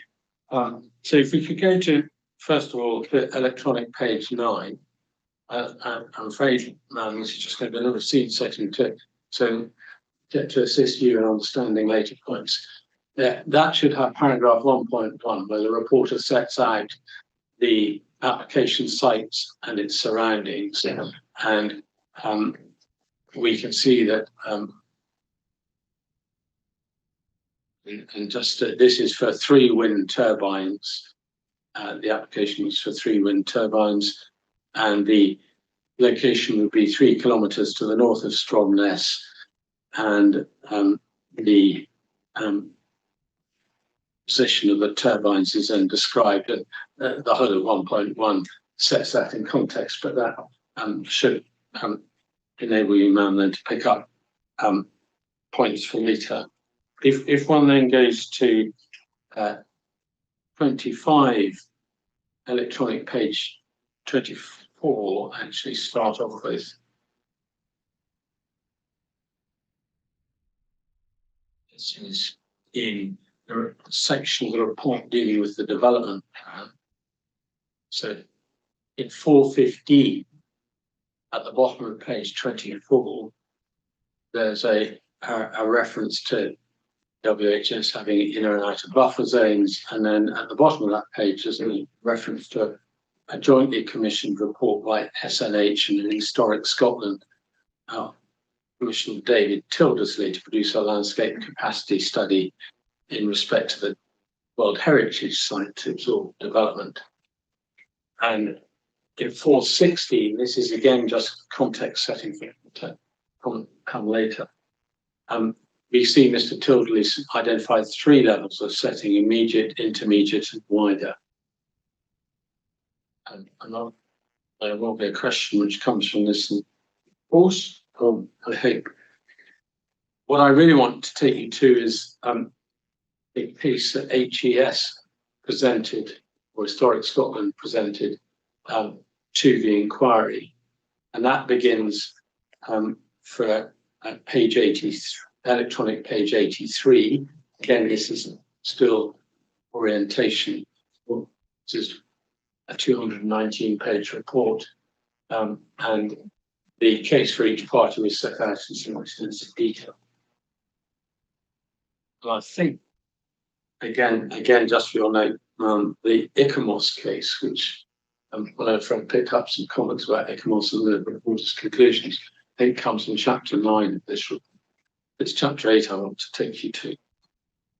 And then if we, coming finally to the meat of this, if you go to electronic page 97,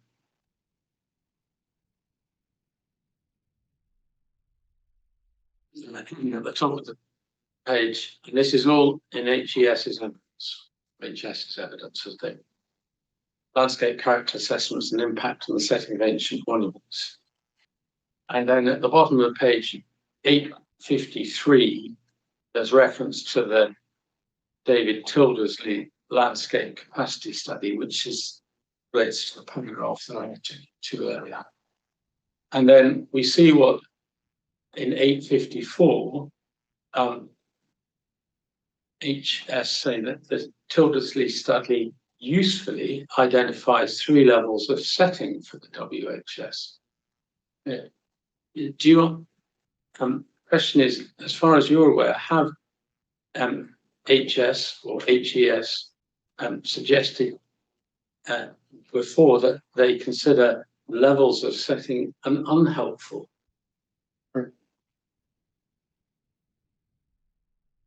So yes, yes. Yes, Sorry, but before this inquiry, are you aware that they've taken that they? Well, here they're suggesting they find them useful. Let me. they have this. Do you find them useful? Yes. Are you aware of concern expressed by HS or HES prior to this appeal that they're not useful?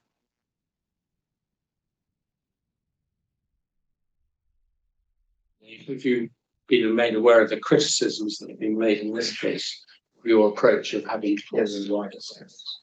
Have you been made aware of that before this appeal? Not before I wrote the EIO. And then, if we then go on in the document to, Sorry, the first answer I missed. sorry, The first question you asked, I misunderstood, and I guess there were. absolutely. So I asked a further question, but I think we have that. If we go on the document to electronic page 100, we have HS's view of the what under the title of the wider setting of the World Heritage Site. So this is their closing submissions. They're making submissions, no doubt, picked up by the reporter on the wider setting. And in 864, they say towards the bottom of that page, the Stromness Hills to the west and southwest. Stromness Hills are presumably where this wind farm is situated. Yes. Are a particularly prominent element of the bowl, with foreshortening effect created by the flat extent of the Loch of Stenness. Then, in addition, the hills of Hoy, Ward Hill, and the Kulags are a dominant and breeding presence and views to the south and southwest. Do you agree with that, Corey? Yes. This is a very particular combination of topographic features which creates a truly impressive setting for the monuments. Again, do you agree with that? Yes. I may make a comment about it being not only impressive today, but would have been relevant in the past. Again, do you agree with that? Yes.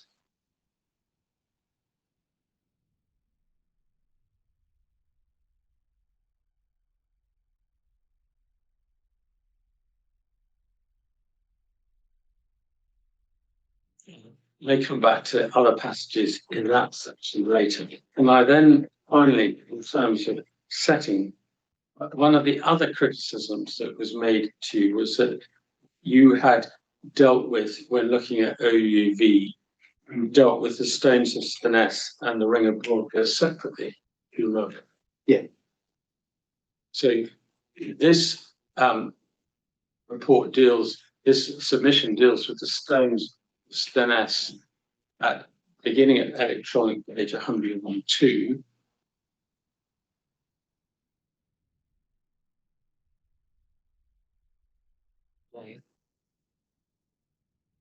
It sets out at paragraph 872 on page 103 its view of the setting of the stones of Stenness. Yes. And we can see that there's reference made to the agricultural land, rolling hills of the West Mainland, the hills of Hoy dominating the view, and towards the end of that paragraph, the combination of the Lochstone, Ness of Brodgar, Ring of Brodgar, and Maze Hamlet. Is there anything in that paragraph that you disagree with as to HS's appreciation of the setting of stones of Stenness to that report? No.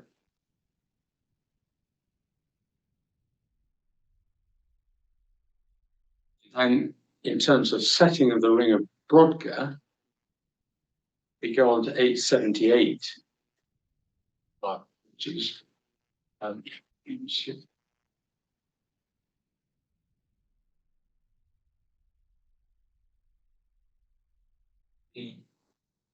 again, there's a description of the setting of the Ring of Brodgar, I think, in that paragraph and the subsequent paragraphs. And the subsequent paragraph,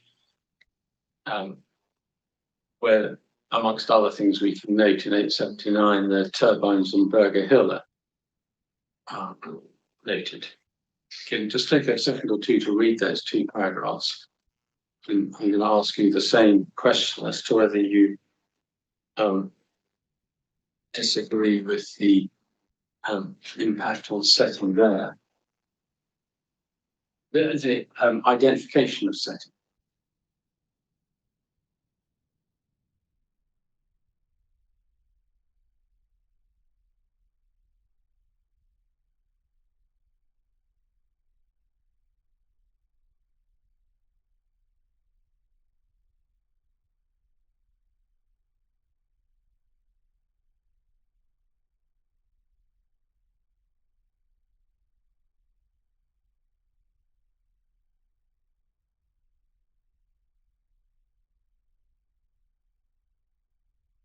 With 879.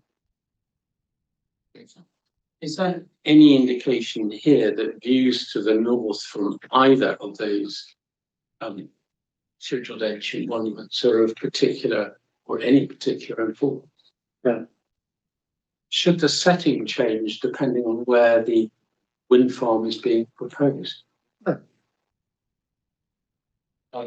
I'm just jumping ahead of myself with respect to the question of separate consideration. Can I ask you to put that away now and go to 9.2, which is HES's consultation response. Is this, Response says, I should say, plural. is this, um, That's document CD 9.2.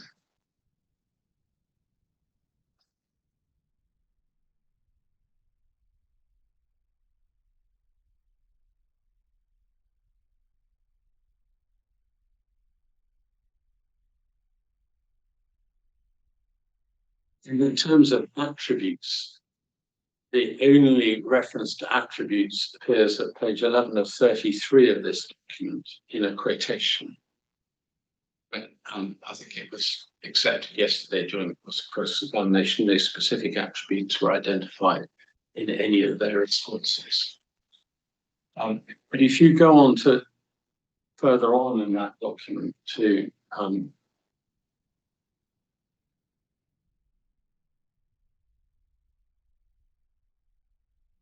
of the World Heritage Site, which begins in their extensive annex to their June 23 response, begins at page 21.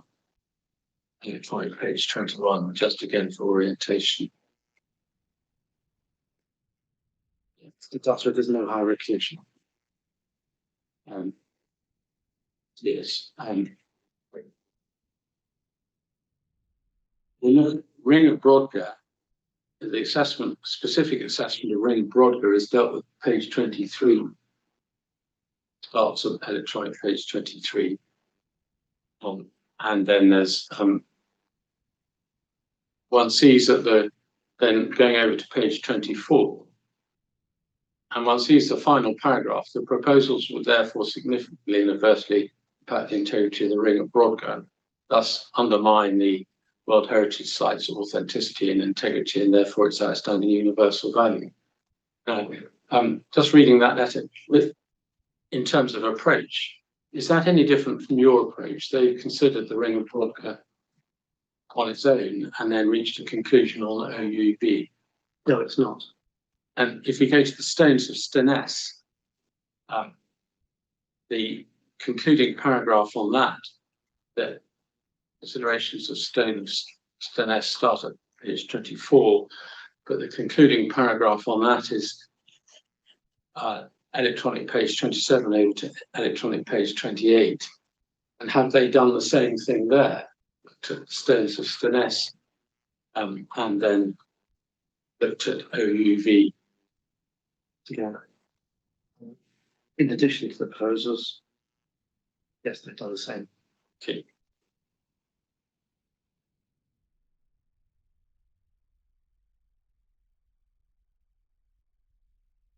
I think you made it. Yeah. In an answer to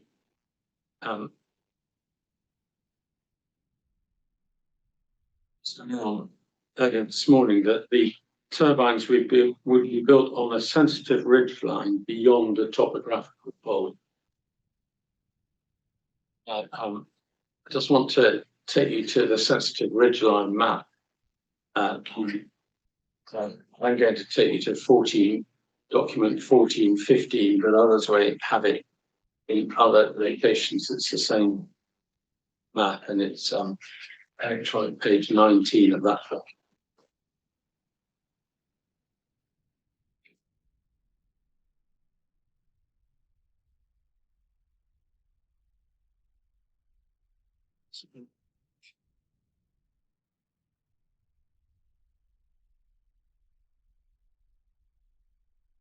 I think it was suggested to you that the ridge lines define the topographic pole. Page you go. Which one, page 19? Sorry, that's intention.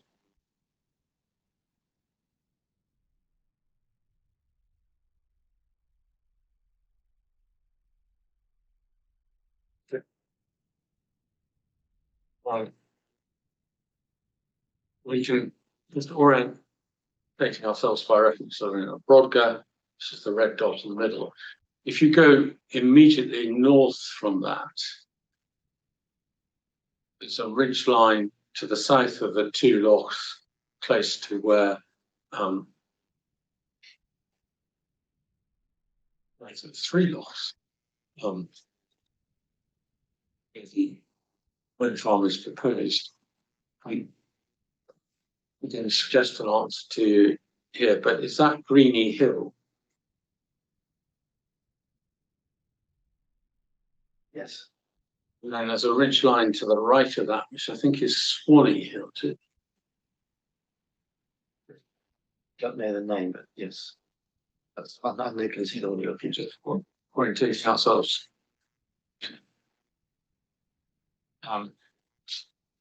Whilst that's double check, can I take you to a different location map? We'll see there's some ridge lines annotated on the bottom right of the map. There are two short ridge lines, which are clearly visible ridge lines from the World Heritage Site. But could they be said to define or indicate part of a topographic fault? No, they're completely up with the topic. So, Still. sorry, it's Skeldale Hill, not Swanee Hill. Just because a ridge line is shown, does that mean, in your view, that it identifies the topographic fault?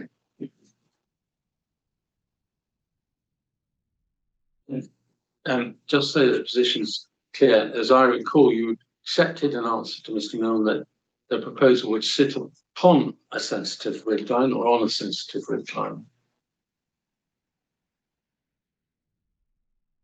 It's not quite on the ridge of Hundland Hill, but it's effectively there. Not actually on it, but they're not actually what's on the hill. But not, yes, but they're in the vicinity of that sensitive ridge line. Okay. And as we've seen, I think, from the visualization from the Stones, that they would sit in a gap between the two hills, as would the Costa head turbines were they to be built. Yes.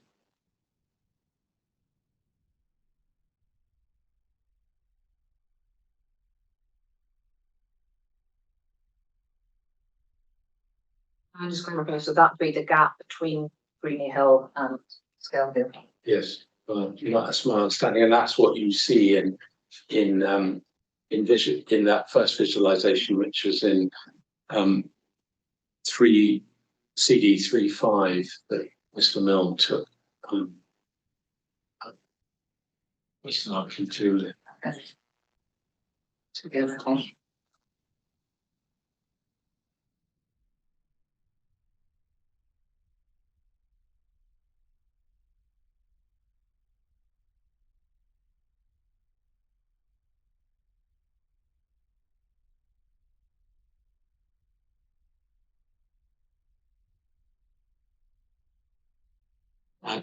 This morning, two documents were put to you which suggested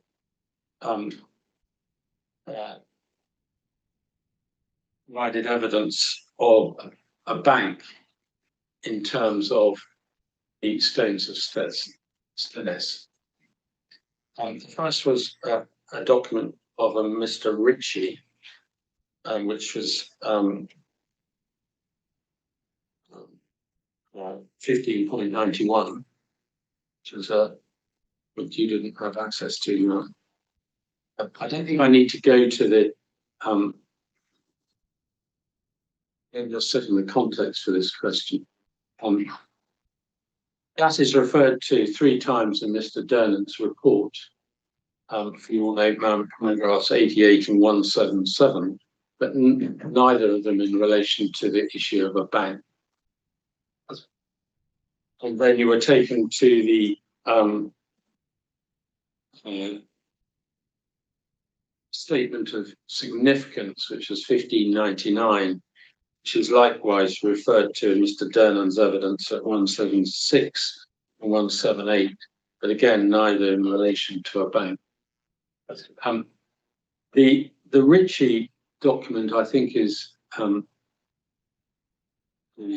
dated 1978. Yeah. There is a more, there are 2 more recent documents going to that, which the first one produced by HES, which is 1572, which dates from 2013. And although the title is Investigating the Great Ring of Brodgar, does have something to say about the stones of Stones as well. Can I just ask you, ma'am, whether you have access to that?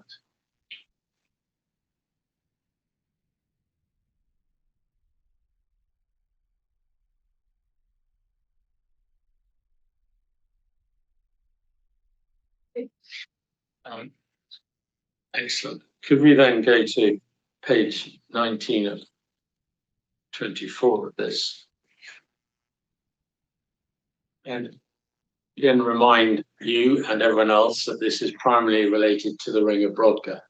And you will see on electronic page 18 at the bottom of the page, the heading, the elusive outer bank.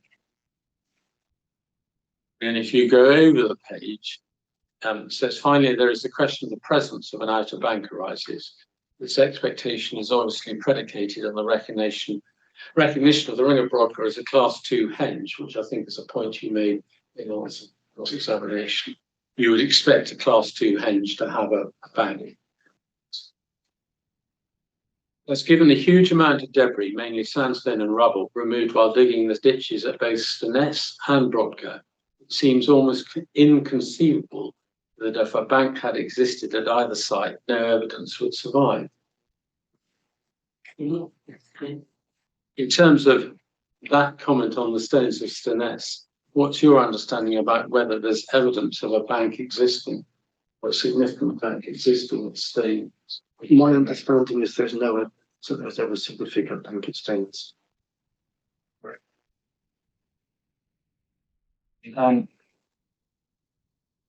In second reference to page, it seems the people you've added this to your file, but then it's document 1451, which is a further extract from a Richard and Cummings publication. I don't have that now. You don't? I don't. Right. That can be passed to you. Yeah. There is an extract in the HES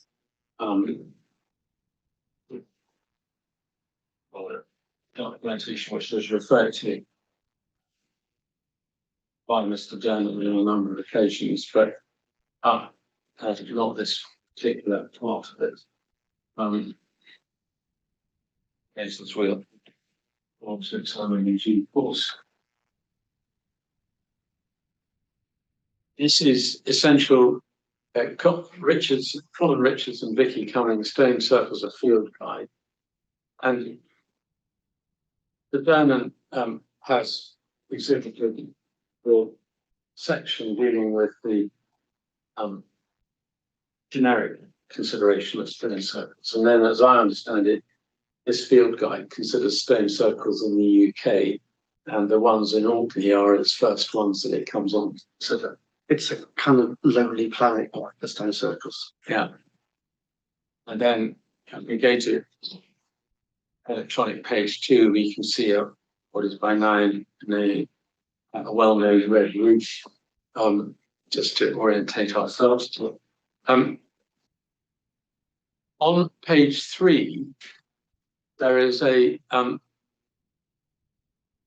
figure, which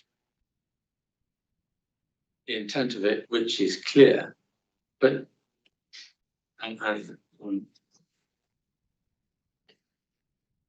terms of coming back to the topic of topographical bowls, how does that figure illustrate topographical? Great, I've got the actual book.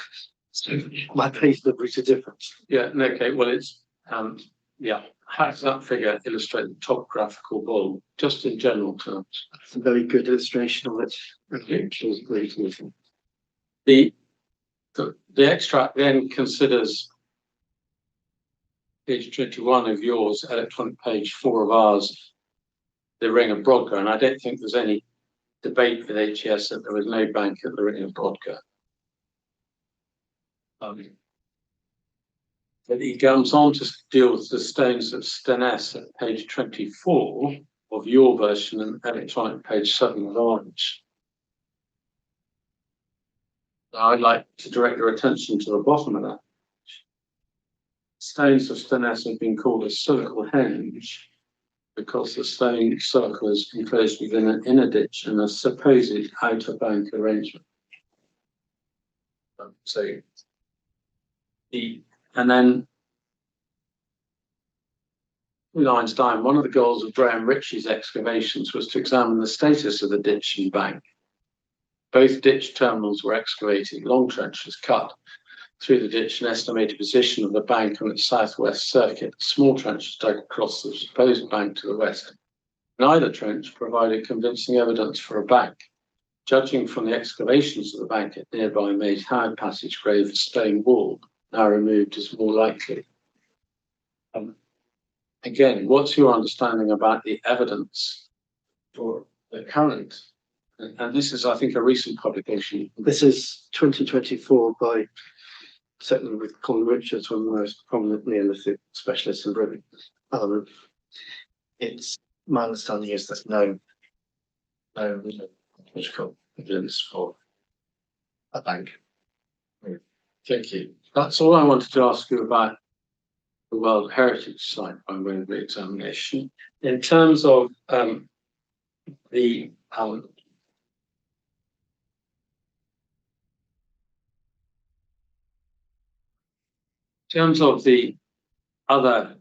4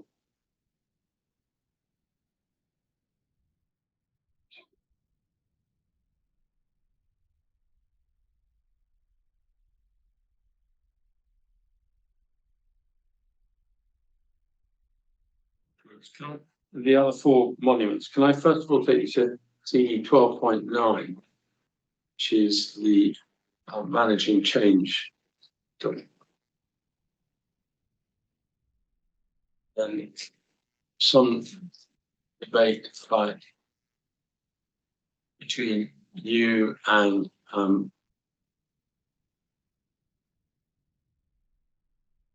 Mr. Milne about reach this document. By way of background, can you just confirm whether or not all 4 of these scheduled ancient monuments you find a significant impact on setting, as opposed to integrity of setting? For EIA, we predict moderate effects, which I think. Yeah, for the 4 closest to site for these 4 yeah, that we're talking about. For Hundland Hill, List House, 2 Carnogs, we predict significant EIA effects. It's not the moderate. Yes. So that this document, as I think is agreed, tells you about setting, not about integrity of setting. So I just think one needs to be clear about the context in which the questions were being answered and you answered. And the context being that you actually do find a significant impact on setting. I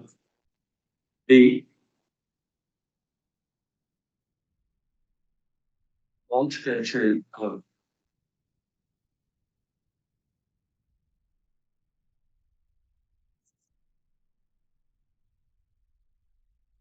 page 2, so I'm looking at electronic page 9.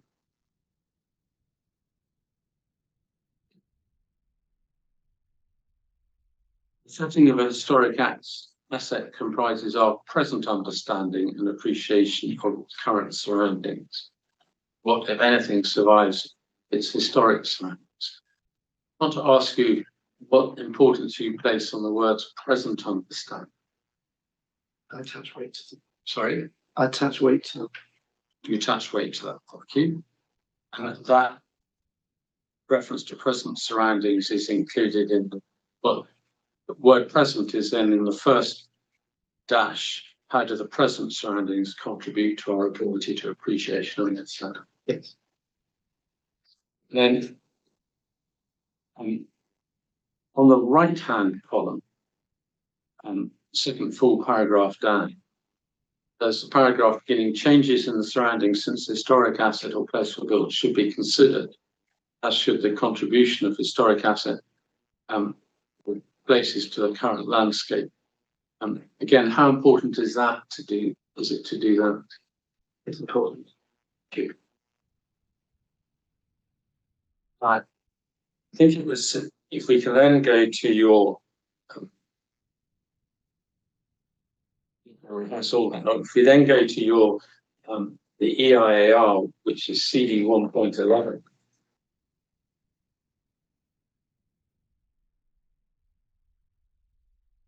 This is included in your report. But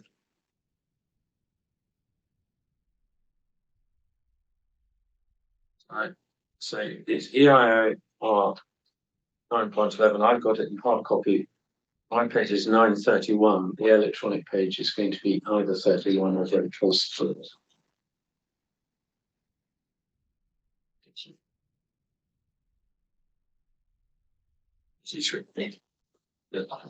Yeah, so we can just note in 9.9.11, you describe, this is looking firstly at Hundland Hill. We describe the core setting as including the slopes of the hill, the two lochs by Strided, surrounding bowl of hills that includes the hills that you mentioned, as well as the scheduled ancient monuments that lie within that defined city. Yes. So, does that setting include the lower land, or that setting include the land surrounding the Hundland Hill enclosure from which you could look towards the Hundland Hill enclosure?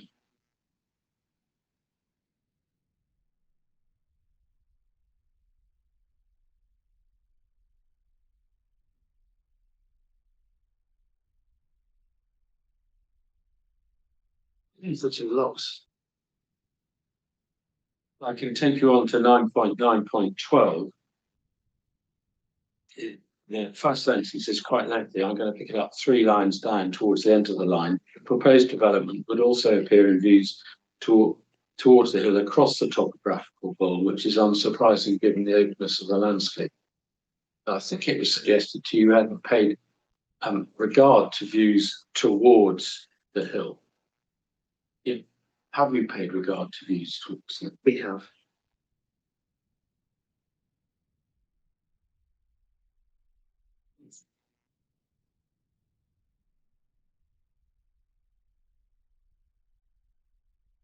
If you go to your report, so this is 4045 at 5.1.5.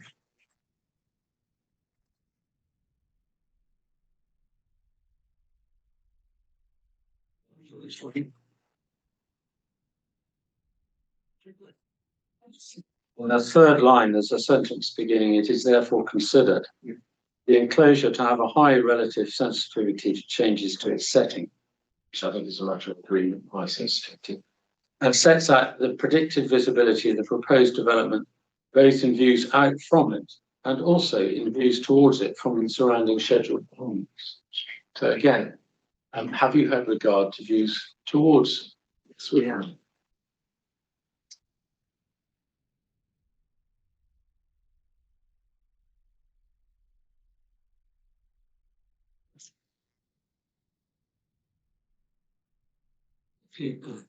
Missed Hill Burial Man, much more swiftly, that is dealt with in electronic page 934 of the chapter 9 of the EIA.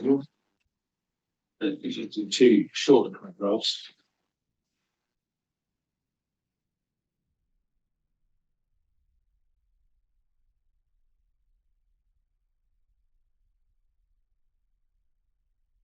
And that is dealt with in your report. Did you take any different approach, trying to deal with as quickly as possible, to views to and from Mist Hill Burial Man that you've taken to Hundland Hill?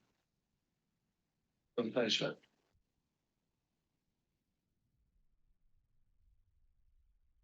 In terms of views to and from.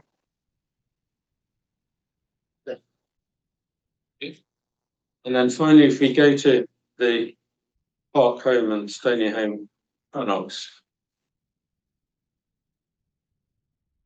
Before we go to those, I think you referred to the mittens in your part of your answer and Quarry Horry. I want to ask you this. The questions were put to you by Mr. Mill along the line that your eye would be drawn to the turbines. Right. Does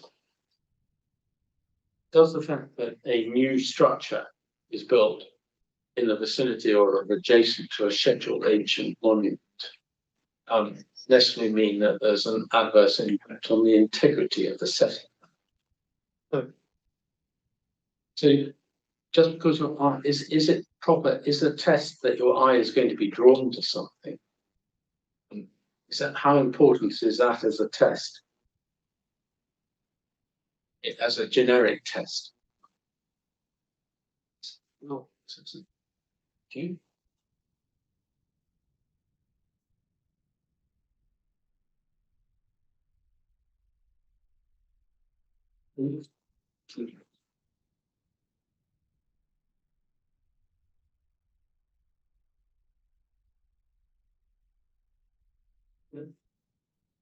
So I will come to the panels because I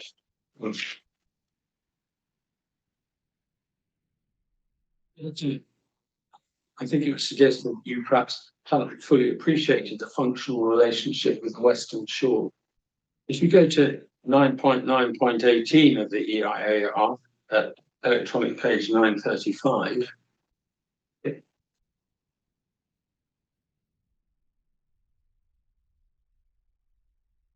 and start 4 lines from the end of that paragraph, about 5 lines into it. It says both monuments sit within the loch, and consequently their immediate setting can be understood as the waters of the loch itself and its near side western bank.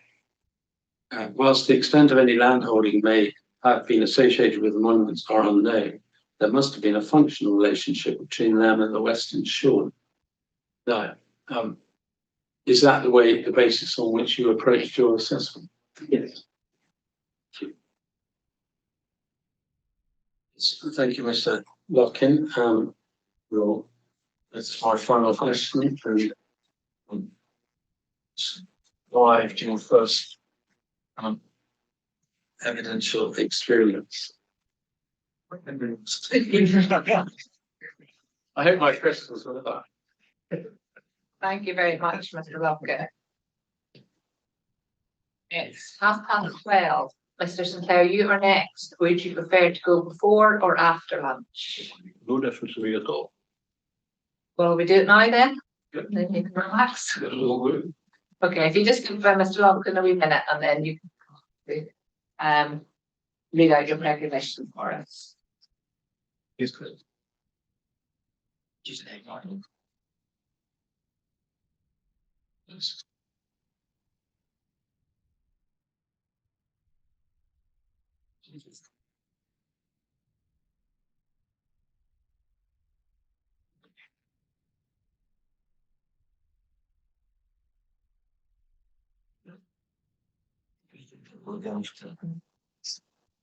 just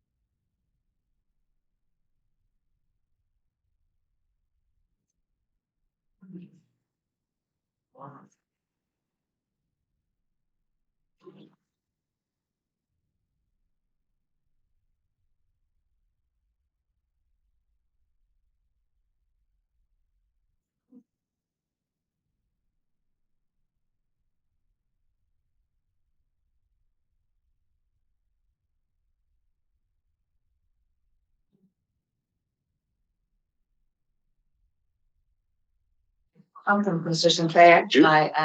As you're not legally represented, slightly different format from yourself. So it's basically your opportunity to read through your recognition, stop at any point if you want to elaborate on a point, particularly because now you've heard the evidence from the applicant.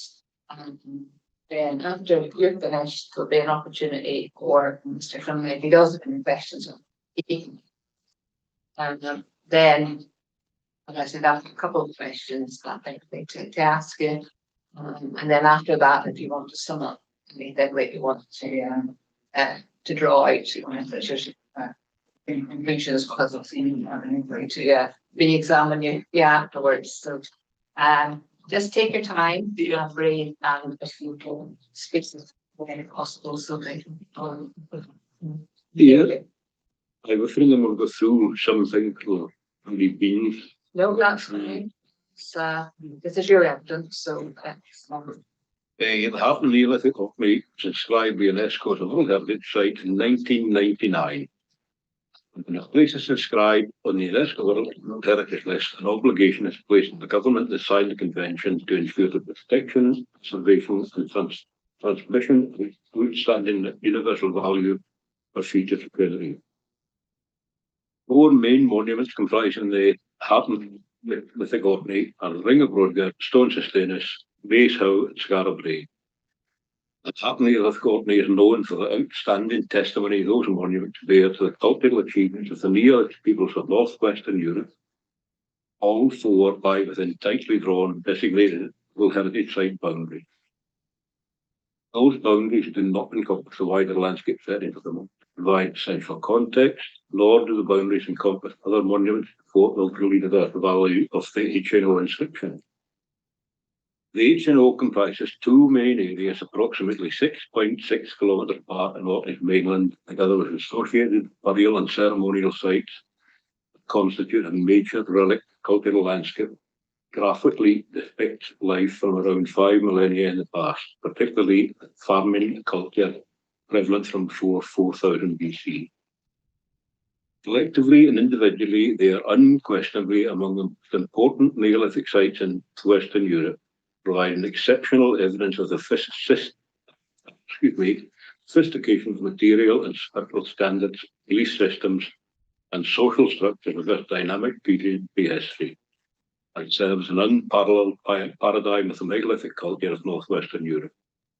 The Ring of Brodgar, Stone Sustainus, and Mace Howe were deliberately situated within a topographical bowl formed by a series of ridge lines stretching from Hoy to Greeny Hill and back, forming a fundamental part of a wider and highly complex archaeological landscape stretching over much of Orkney and visually linked to other contemporary and later monuments around the loch of Stainis, Harry, Scale, Bothquay and Sabiston, and also around the loch of Swanee, Boardhouse, Hundland, Icebreaker and Banks. This landscape remains open and comparatively undeveloped, facilitating understanding of the apparently formal connections between the monuments and their natural settings. In the light of the probable significant negative effects on the integrity and setting of the overall outstanding universal value of the HNO World Site, on the integrity and setting of the scheduled monuments specified by the reporter, and on the integrity and setting of other potential prehistoric monuments and later historic settlements, potential development does not comply with NPS 4 policy 7 H to National Planning Framework policy 7L, OIC Local Development Plan policy 7 Energy and DID Historic Environment, the Local Development Plan Policy 8, Historic Environment and Cultural Heritage, B, Specific Policy Considerations 1 and 4. Additionally, a map contained in the Orkney Islands Council Extant Local Development Plan Policy 7 Energy Spatial Strategy Framework indicates that the proposed development lies close to, if not within, a defined area of significant potential. This fragile landscape is particularly vulnerable to incremental change. The recent authenticity of the HNOWS is high, with the state of preservation of Scarabray being unparalleled for a prehistoric movement in Northern Europe, and the Ring of Brodgar, Stone Sustainus, and Mace Howe remaining a well-preserved dominant feature of the landscape, resulting in the location, setting, and interrelations with one another, with a geographical setting and with contemporary monuments situated outside the designated WHS boundary being readily appreciable. The relationship with the wider topographical landscape defines the present-day experience and use of the property and appears to be inextricably linked to the reasons for its development and use in prehistory. Given that Scotland's historic environment is the physical evidence for human activity that connects people with place, linked with associations we can see, feel, and understand, it is imperative that the HNO and associated cultural landscape remain protected. In addition to the 4 monuments inscribed in the HNO address, there are an additional 4 scheduled monuments specified in the report that in relation to inquiry that are closely related to the outstanding universal value of the HNO and the proposed post-development will inevitably impact on their integrity and value. Given the scale and location of the post-development, no mitigation whatsoever is possible on the preservation and protection of the outstanding universal value of the HNO WHS. The additional 4 scheduled monuments specified specified by the reporter. Take your time. An enclosed here 500 metres northeast of Estes, a burial mound 270 metres east northeast of Estes, Bank Home and Artificial Island Causeway in Loch Swanee, Stony Home, a Cranagan, Loch Swanee. The hilltop enclosure 500 metres northeast of Estes is a type relatively rare in Orkney and of national importance in that it has potential to make significant additions to the understanding of the nature and function of hilltop enclosures in prehistoric time. Its location overlooking a landscape rich in broadly contemporary funerary and ritual monuments, including some with which it is intervisible, contributes significantly to the overall universal value of the HNOWHS. The burial mound, 270 metres east-northeast of Estes, of national importance, is a potential to make a significant addition to the understanding of funerary practice in the Broad Range. Excavations at similar sites have revealed that such monuments frequently contain important artifactual and environmental information about the construction and use of those sites. Park Home is of national importance as a rare example in the Northern Isles of a type of small island structure of late prehistoric domestic and defensive architecture much more frequently found in the West. Stony Home, the Cranagan Loch Swanee, is a rare example in Northern Isles of prehistoric domestic and defensive structure built on an island that can be easily reached by a submerged causeway, making it a potentially national example. Its excavation may reveal important part of information on late prehistoric domestic and defensive architecture, and its waterlogged site offers possibility of excellent preservation of organic materials normally lost. These 4 additional specified scheduled structures are of individual and cumulative significance as their loss of diminution could result in understanding of the form, function, and distribution of prehistoric structures being depleted, particularly in relation to the outstanding universal value of the HNOWS, but also in a wider context. In addition to the scheduled monuments specified by the reporter, there appears to be evidence of other prehistoric monuments and also human settlements that probably date from the 17th to 18th centuries, either within the area where it's intended the proposed development constructed or in proximity to that area. This would appear to suggest there may have been continuous human settlement in that area over several millennia, but it remains scientifically unexplored. It is difficult to overemphasize the archaeological, historical, and cultural significance of the additional specified sites in the context of outstanding universal value of the HNOWHS and the importance of ensuring it is not subjected to negative impacts through imposition of intrusive potential development. This losing important archaeological evidence that may exist through the imposition of an intrusive potential development seems difficult to justify, particularly in the context of the outstanding universal value of the HNOWHS. It seems perverse, less deductive from the outstanding universal value of internationally significant and influential archaeology inscribed as a UNESCO World Heritage Site and other known and potentially undiscovered archaeology that lies in proximity to the potential development site and within the area that contributes significantly to the outstanding universal value of the HNOWS, particularly when the proposed development is not in accord with policies contained in National Planning Framework 4 and is not in accord with policies contained in the extant Orkney Islands Council Local Development Plan. both of which are intended to provide specific protections to internationally, nationally and locally significant archaeological and historical assets, places and environment, protection of significant cultural heritage. It seems particularly perverse to miss such an attraction when that development has a maximum generating capacity of 26.4 megawatts, which is an inconsequent in national terms, and when the development has a limited operational lifespan. Thank you and good night. Thank you very much, Mr. Sinclair. Have you changed? Is there anything you'd like to add? No, I haven't changed. I just will reiterate that the questions I would have asked Mr. Sinclair, I will be asking later.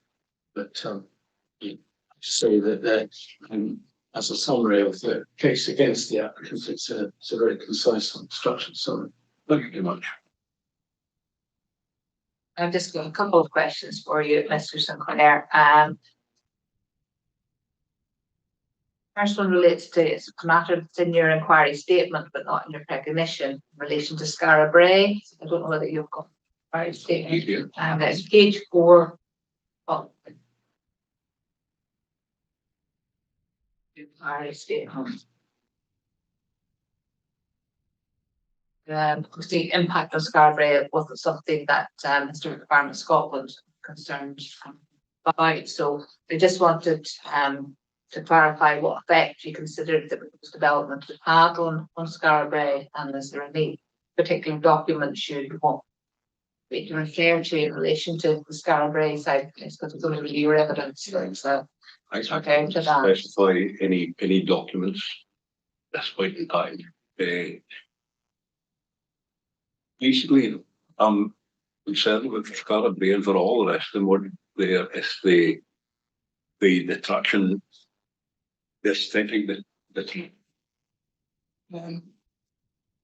no doubt at all this about it go ahead will detract from the sight lines and from the scenery, which will detract just currently. Your eyes are drawn. Whether Mr. Lufkin's correct in his assertion that your eyes won't be drawn, your eyes will be drawn to a moving object in the sky, and that detracts from the value of that.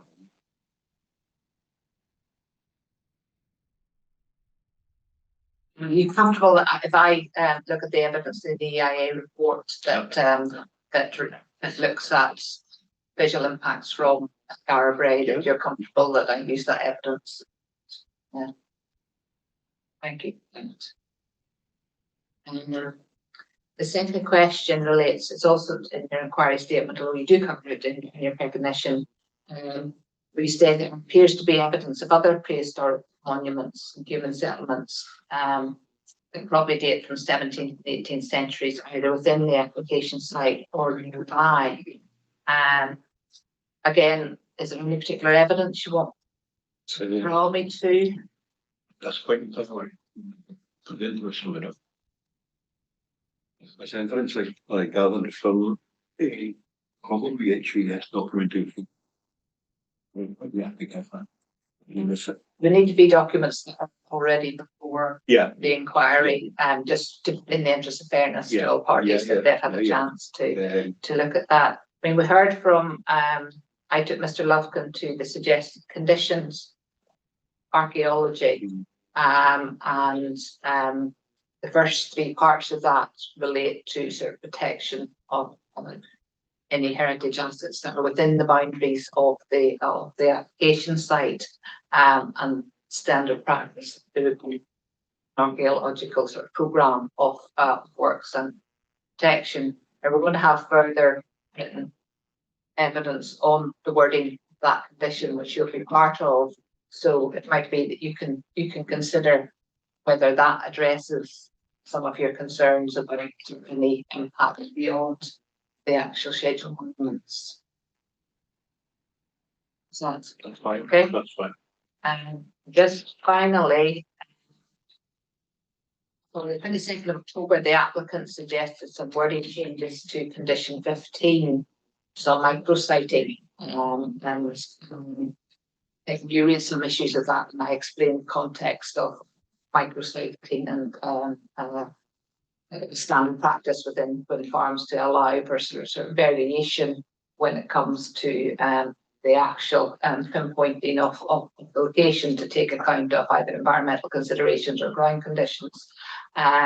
So what the applicant had suggested was that clauses A and C would prevent turbines 1 and 2 from being moved closer to Hundland Hill, as closer to shown on the site out, and turbine 4 couldn't be moved any closer to Park Home Rannoch. Start Environment Scotland submitted a written response of their views on that. Just wanted to give you the opportunity to comment on that suggestion. That's the wording there. That's just the document 14050 that they have submitted. So it was the changes were to clauses A and C, and just in terms of the negotiating alliance, it would allow them to move in directions away from the where they're shown on the map, but not any closer to Hundland Hill or to. But I would recall what the Sort of Environment Scotland say. I mean, I'm not a planning lawyer yet, but I would have thought that the applications being considered by you now would be the application that stands. And I think then a change to make it slightly at this stage. You get an idea. There isn't a change to the actual proposal, so that's the site layout plan. So that hasn't that doesn't change in terms of what's the proposal, the application, and it's for us now before ministers decide on. Say it is standard practice to have this micrositing alliance, which is to say sometimes it's to make things better environmentally, whenever further studies are done, or in terms of emissions. But I hear your okay. I don't have any further questions. Have you anything else you would like to say before you finish? No. Thank you very much, and particularly for coming down in person to take part in the inquiry. Yeah, we're happy to do that. Okay, will we stop for lunch then? So an hour enough for everybody. So we'll resume at 10 to 2, and that'll be starts environmental. Go your lunch. Good.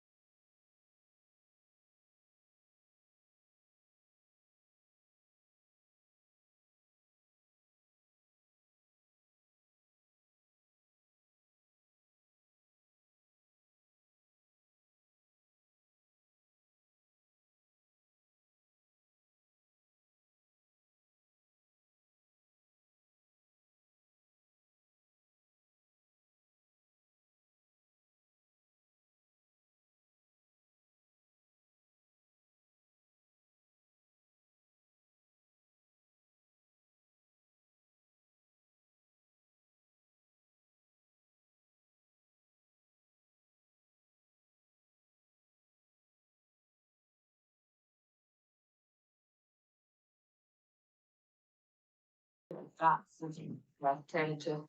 Okay. So to the afternoon session. So something that we're over halfway in terms of giving us the evidence, and it's now turn of the start in Scotland to lead their two witnesses. Firstly on policy matters and then on heritage impact. The format will take the same as the way the evidence was led from the applicant. So we'll have evidence in chief, then cross-examination from the applicant, followed by any questions from me, and then there's examination. So we'll see how we go on today in terms of timing.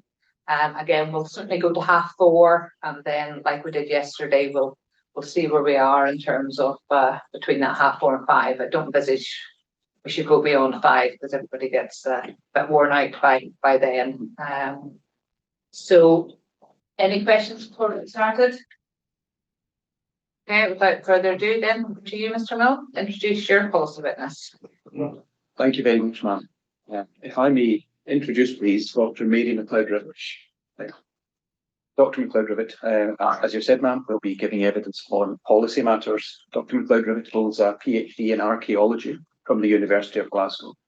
She is an experienced heritage professional who has been employed by Historic Environment Scotland since 2017. Dr. McLeod-Rivet's current role is a Senior Environmental Assessment and Advice Officer in Historic Environment Scotland's Planning, Consents and Police Service. And Dr. McLeod-Rivet's full CV is included as an appendix to the inquiry report, which we can take it read along with recognition. Dr. McLeod-Rivet, a few questions for you. You've been sitting through the evidence to date, and you will have heard the discussion about, in the context of the World Heritage Site, the role of attributes, where those attributes can be found, and why it's Historic Environment Scotland's position that the impact of this development should be assessed against those attributes. Could you please help the inquiry by explaining your position on the role of the attributes, where they can be found, why you assess against them? I think it's important when you're understanding to realise that the core of the understanding World Heritage Sites is the concept of outstanding universal value. And there are two things that have got a little muddled up, I think, so far in the evidence. One is the criteria. Now, criteria are what are used to assess when you're considering a World Heritage Site for designation as a World Heritage Site, when you're considering a landscape or a monument for designation as a World Heritage Site. The criteria are what are used to assess whether that asset actually has standing universal value.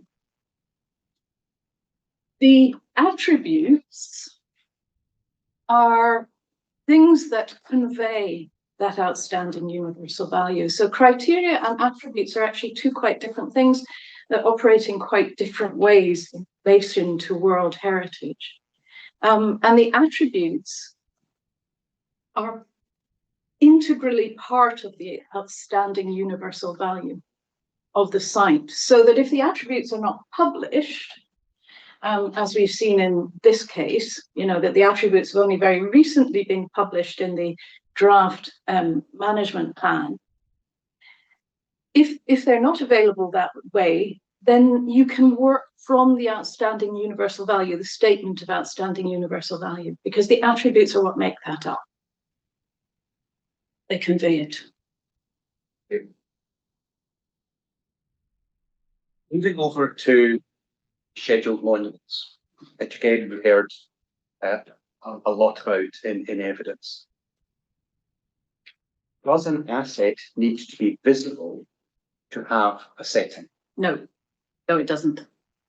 In fact, there's an argument that the contribution that setting makes to the cultural significance of an asset is actually greater if the physical presence of that asset is not as obvious.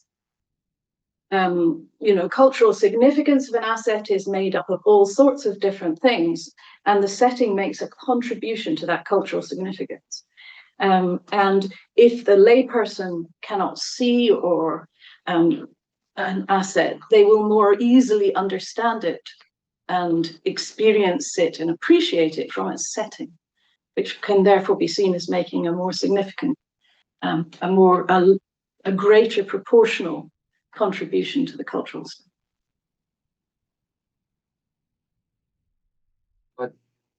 Another related question there. Are differing levels of prior knowledge and expertise a factor in assessing setting? No, an asset has setting regardless of whether any one of us has the knowledge and experience to understand that setting. The setting is a thing that is there, the setting exists. So differing levels of knowledge don't affect the existence of the setting. Did you draw on the historic environment policy for Scotland in any respect in answering that question? If you will excuse me for a moment, I will just open it up. I was so busy opening up the list of things for the cross-examination that I failed to do that. I do apologize. Thank you. Collision dots. Yeah.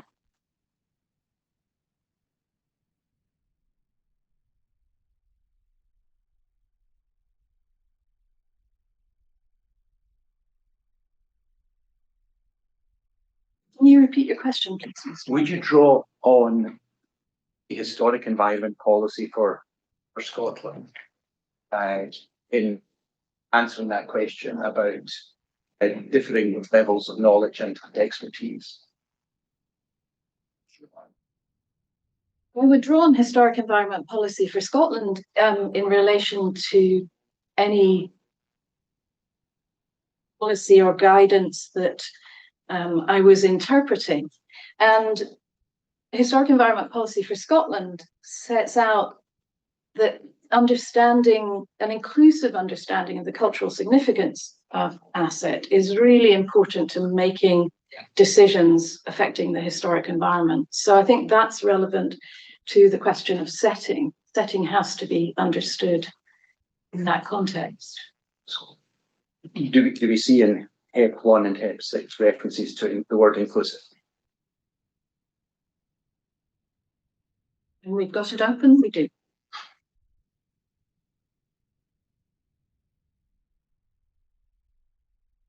It's certainly in HEP 1, inclusive understanding.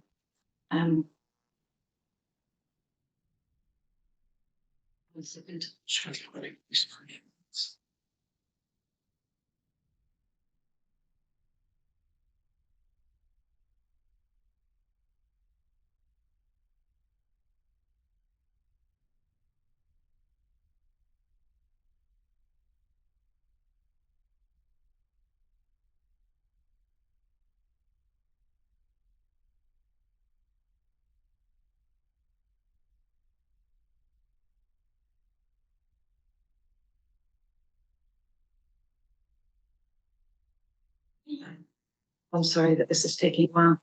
Okay. Yeah, that's fine.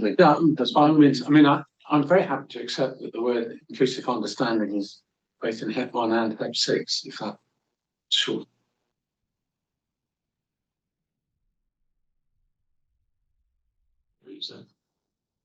Just a second.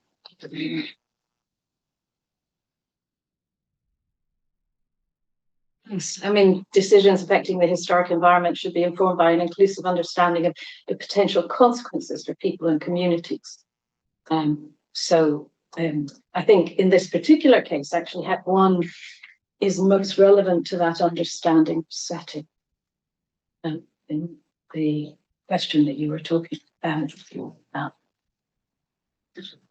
And HEP 1 says, just to clarify, the historic environment policy 1 says decisions affecting any part of the historic environment should be informed by an inclusive understanding of its breadth and its cultural significance.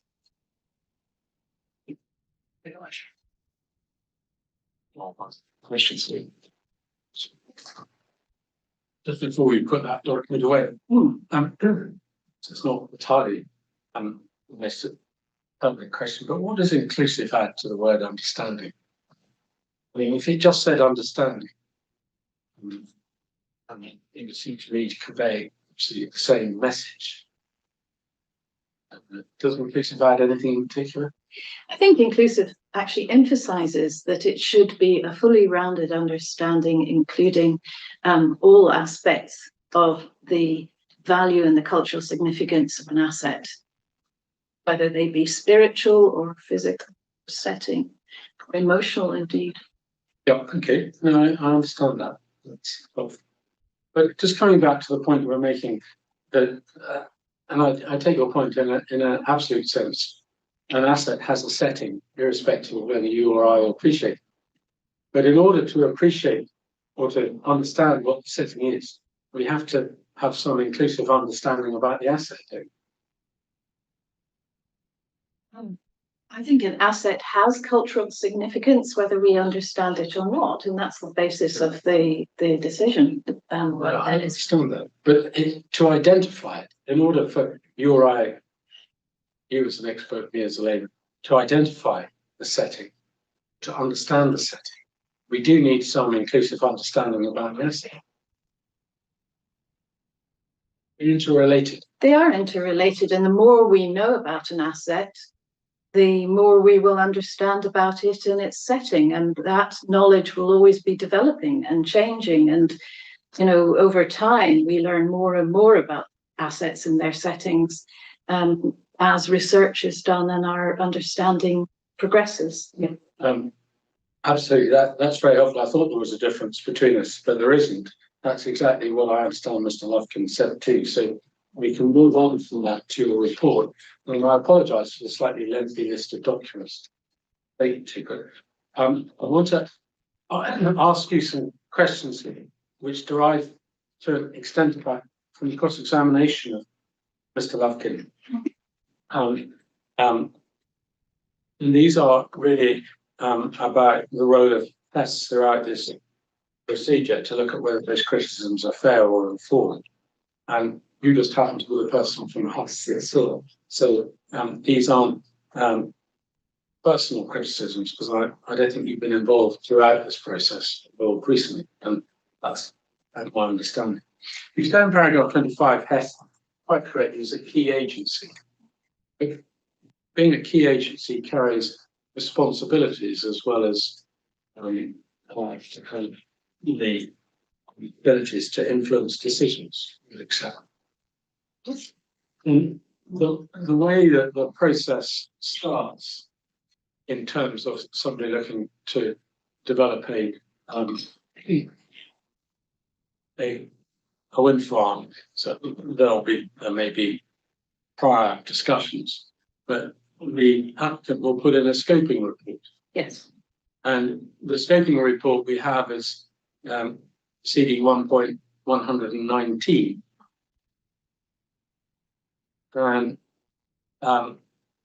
this will be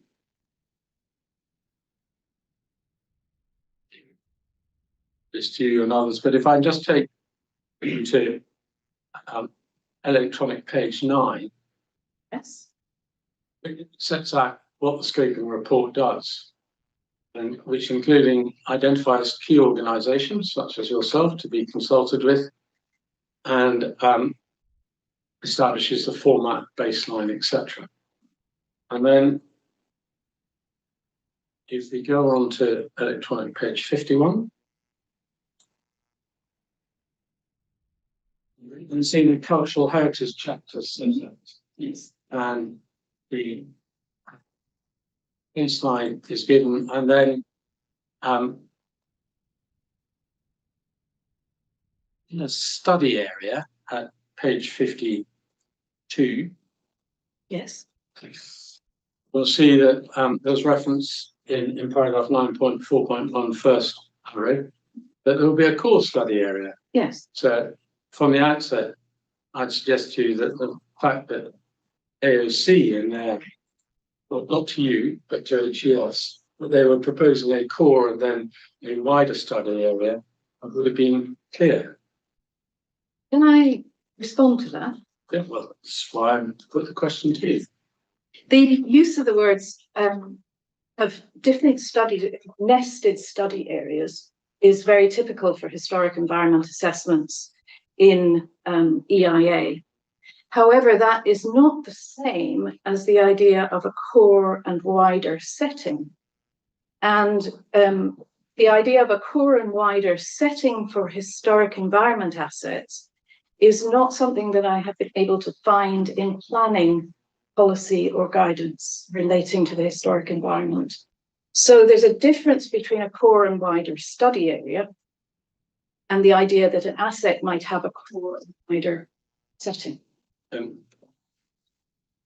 That's your taking it. We'll come back to that, but I'll remember that explanation when we look at Merriam-Webster in due course.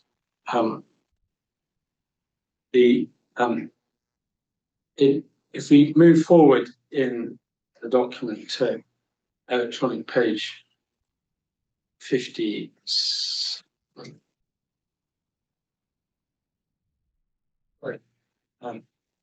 Electronic page 56. The criteria for classifying magnitude of change is set out in table 9.3. Yeah. And under the medium magnitude, the concept of legibility is included, is it not? It is, yes. We'll note that and we can come back to it. Well, my understanding is that the questioning as to the concept of legibility first arose in the course of, was first raised by HES in the reports in this case. The inquiry reports. Yes. Yes. Surely it's the duty of a responsible authority if they've got concerns about legibility as a concept to raise that at the outset rather than at the last moment. We have commented in the past not on that specific aspect of methodology, but on various aspects of methodology. However, it is not our role to tell a consultant, a contractor, how they should do work to produce a competent assessment. With respect, Dr. McLaren, it's a different point. I'm not asking you to tell AOC how to do their work, but if you have a significant or important concern about the methodology that they're using, the whole point of this process is to allow you to express that. And I'll put the question again. If it was a significant concern about the methodology, shouldn't HES have expressed that at an earlier stage than your inquiry report? Well, concern about the use of the word legibility has to do with the fact that it's a great definition of it. I would not say at this stage that that was a major concern with the methodology, but that we can't, given that there is no agreed definition of the word, it makes understanding the detail of their assessment of the assets not straightforward. Yeah, that is I can understand that as an issue. We'll see whether that is in fact what happened in this case. But that puts it in context. I don't think it was quite put that way to Mr. Lufkin. That's a matter that we can deal with in submissions. Seeking to make some move on from that, we'll come back to legibility because I want to try and deal with everything in the document. Keep coming back to them. If you go to electronic page 57, there's an approach to the approach to adverse effects on integrity of setting are set out in a context which I think is probably now agreed. Can you tell me which paragraph? Sorry, 9.5.13.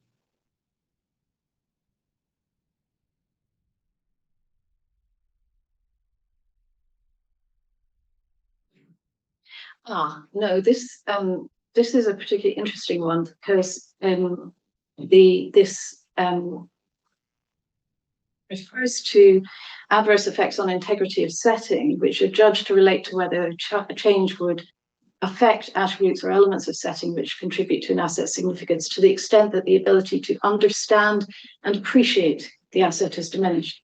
That misses out the third term, which is used in relation to setting, which is understand, appreciate, and experience. Okay. Again, that was set out there, and I don't think that was picked up by Historic Environment Scotland at any stage. And then in 9.5.50, the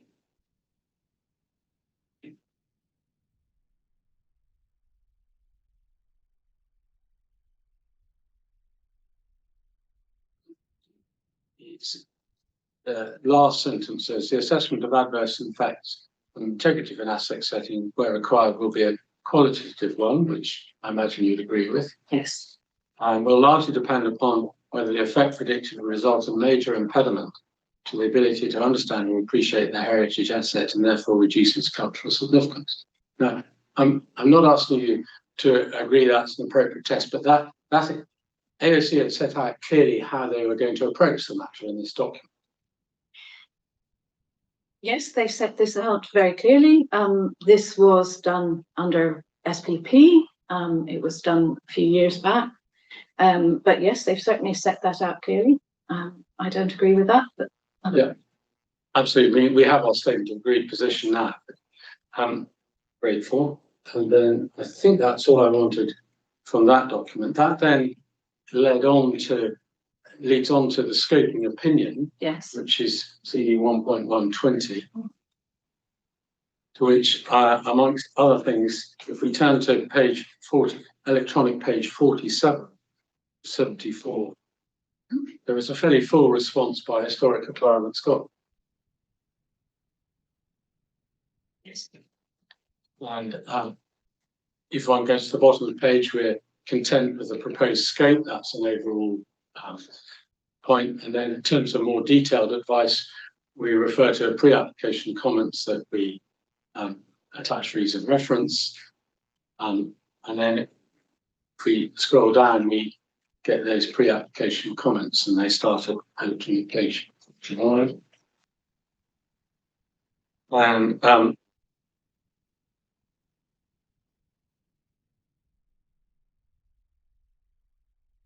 at that stage, there's some detailed comments on the 4 immediate scheduled monuments which give rise to concern, criticising I'm just commenting, there's no reference to the World Heritage Site at this stage, but that comes in later, so quite understandably so. But there's, again, in terms of I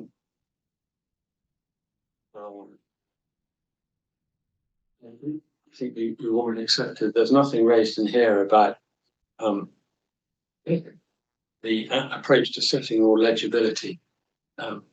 Grateful. Then in the next document in this history is the landscape and visual impact assessment, I think, which comes in chapter 6 of the EIAR, which is CD 1.8. Moment. Yes. And in this document, I'm going to try and take it briefly, but if you take it from me, it refers to the concept of legibility or something being legible 17 times. Could be more, could be less, but frequently. Would you like me to respond to that, or is Yes, there a further question? No. Well, first of all, it does use the concept of legibility frequently within it. Yes, but this is a landscape and visual impact assessment. It's not a historic environment. Sorry, I've taken you to the wrong document, and you're quite right. What I meant to take you to was chapter 9. Can I ask you the same question?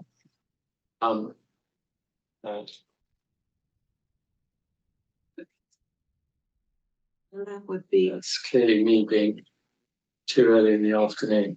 00111. Yeah. See everybody. So my apologies for that. Can I ask you the same question in respect to this chapter? Because it's a chapter to ask you about. It uses the concept of legibility for when carrying out assessments. I won't be grateful you not, but I'm taking that for granted since my computer doesn't seem to be searching the document for me. we're not going to argue over whether it's 15 or 18, but I think it's about 17. It makes it clear that there are core and wider settings. Setting is analysed in its core and wider. It doesn't refer to attributes in the sense of the way you've now referred to them in your evidence, and it does consider, in terms of OUV, ring of Brodgar and stones of Steadness, albeit in the same section, but it primarily looks at them as individual components. And then I'm grateful that was take that very quickly. We then come to document 9.2, which is the response to that.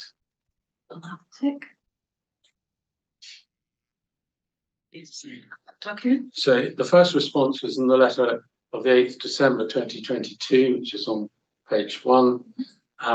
It doesn't raise any of the 4 points that I've just indicated to you. This initial letter in 2022 was a technical objection, and it was based on the fact that we didn't have sufficient information to actually advise and to come to a decision on what our advice should be. And so there is not in this letter very much detail at all, because it is effectively a request for further information. Understand that. It wouldn't be the appropriate place for us. But if you had serious concerns about methodology used, you've raised them at that stage. That's the first consideration of the EIA. Our concerns were focused around the fact that we haven't received enough information. Well, absolutely, and that information primarily relates to the World Heritage Site, and I think you had information about the ring of Brodgar. You wanted more information about the stones of Steadness and Maysham. Yeah, that's my understanding. And then if we move forward in that document to electronic page 6 of 33, this is your full-blown response. Mm-hmm.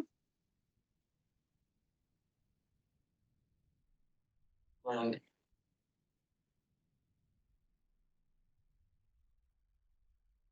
thanks to you on electronic page 11.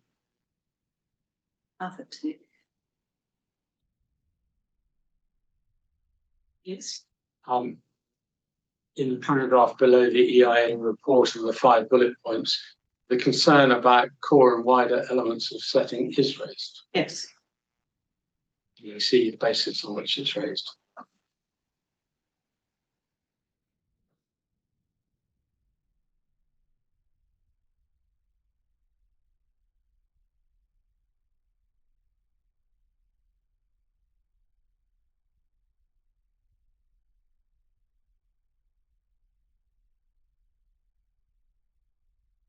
There's then a consideration of the conclusions of the EIA report on the 4 scheduled monuments in the immediate surroundings. That begins at page 12. And in the pages that follow, the conclusions which relate to legibility, I think in respect of all of them, are picked up. One can, again, I've highlighted them, but the word legible and the conclusions in respect of legibility appear in the 2nd, 3rd, and 5th paragraphs on electronic page 13 and the 2nd paragraph on page 40. But you don't, nobody raises concern about inability to understand what is meant by legibility at that stage, do they? I don't believe they do, no, but I would refer that question to my colleague, Mr. Durnan, for further discussion. You've passed the ball to him and I'll No, pick that up. it was myself, I'm perfectly happy to say it was myself who picked up the issue with legibility, because as I assessed the site and the work that had been done on it, I wasn't able to specifically define what that word meant. Absolutely. That's very fair and helpful. But I'm obviously not asking you about your assessment of the site. I'm asking you about the policy approach and Yes. the approach it has. So,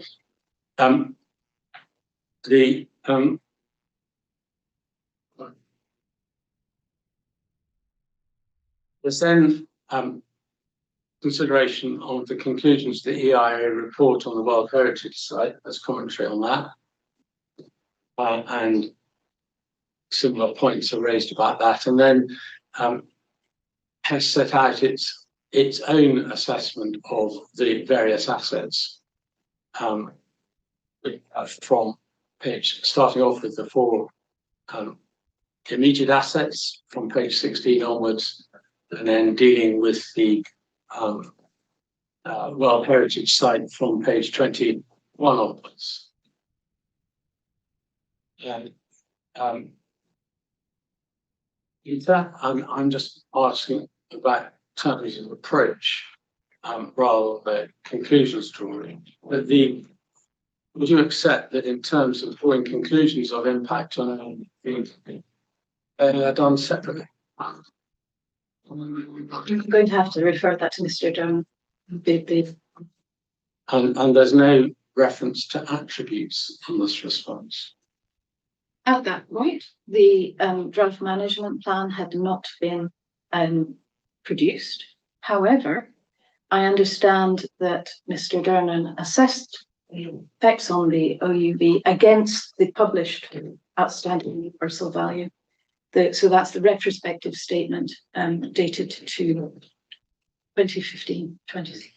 I'm not going to go back over Mr. Lovkin said that was, but certainly a document that he informed his judgment, but that'll be a matter for submission in due course. But I'm grateful for that.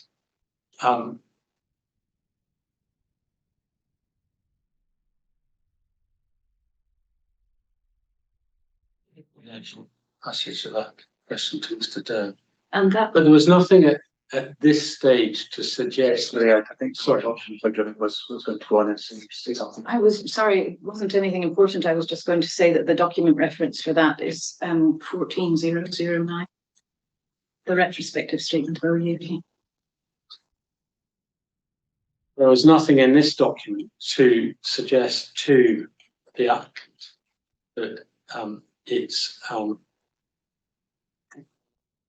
consideration, its approach in terms of failure to reference attributes or considering the impact of Ring and Brodgar and Stone of Cesnes in a World Heritage context was flawed. If you can give me 1 month just to review it, that would be helpful.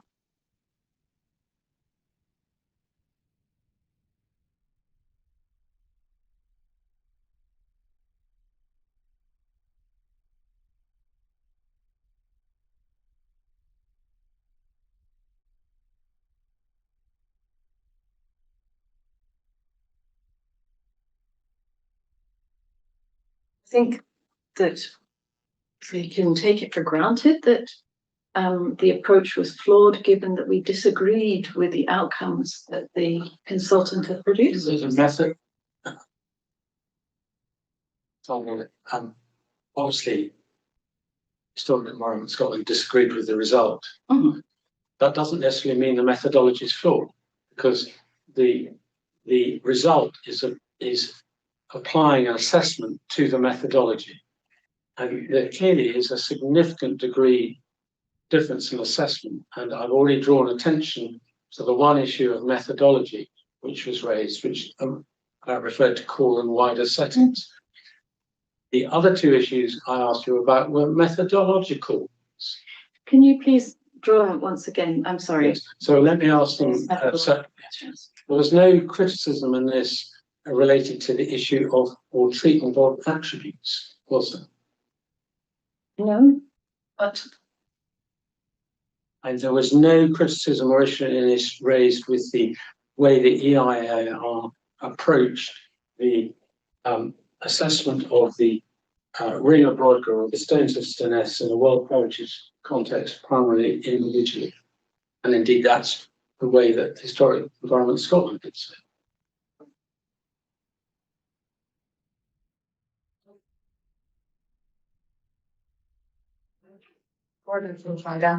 These questions seem to be more about impact and policy. Well, it's the methodology rather than it's as I understood, there was a methodological criticism. I mean, if necessary, it's difficult. I think I'm a friend that we're out for a fine line. If I'm trying to rivet all in you, I think I should ask Mr. Dernan the questions on methodology, then I will indeed do so. But it wasn't the specific impacts, it was the approach that I was after. I'm trying to start off the merits. I would have thought the methodology used to assess the impacts would have been something that would be more direct. Well, I Mr. Durden. I appreciate there is a fine line, and certainly I know that the evidence both strays and different things, but in terms of getting the answers that will help me, I suspect it's Mr. Durden's input. Not to dismiss you, sorry to put out. Yeah, Ma'am, Mr. Findlay, checked with Mr. Dunn, he's quite content for these questions to be put to him. I suppose Mr. Findlay quickly recollect who thought this was a fine line. If you're referring to a policy context or a policy document, they by all means see the relevance, but actual methodology and how they set it from the taking and be. Absolutely. But we've got through, there's only one question outstanding from the chapter from Mr. Dernan, or possibly two, because I think an earlier one was best. So, can we move away from that? We'll be glad to hear, because that was my last question. Going back just one paragraph, you say has considered the key policy considerations are HEPS and MPF4. In strict planning terms, MPF4 is the first call as part of the development plan, and HEPS is a material consideration. Fair enough, yes. And it's just, I just note that you deal with HEPS first and then MPF4, but good, there's no disagreement on that. And we know that HEPS predates MPF4, and the although it makes reference to climate crisis and the like, doesn't reflect the increased emphasis that MPF4 brings to that subject, does it? I'm aware that HEPS is coming up to a refresh. I think, yes, that approach has changed over the years, and it does predate MPF4. Thank you. I don't think I need to ask any more than that.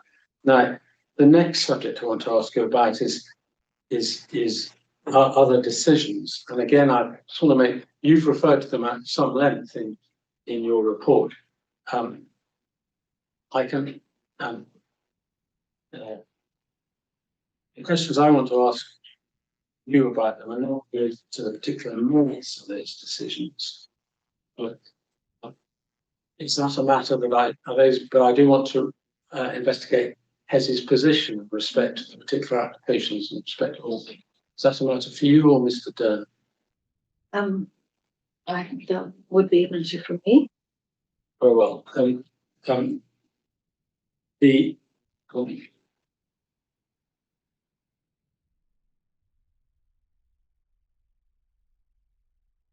terms of the decisions in Orkney, there's Merrimblow, and I'm going to reserve that and ask, just because it's easier to do it that way, and Mr. Dernan questions on that. It involves some consideration of setting. They want to go to the same decision twice. And so the other decisions in respect of Orkney, and they're not necessarily in date order, are cost ahead, which is CD 15.5.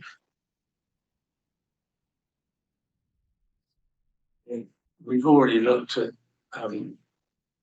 Is it scenic 15-foot from It is, yes. It's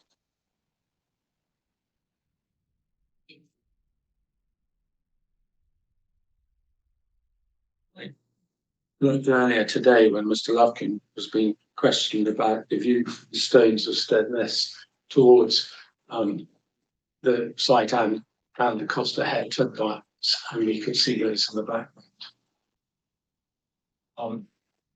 If we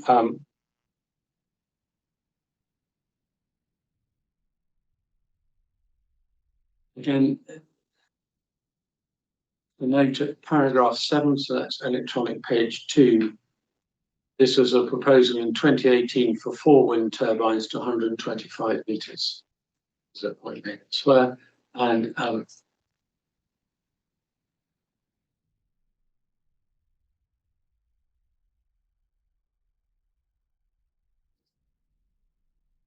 the actual visibility from the World Heritage Site is dealt with in paragraphs 29, electronic page 6.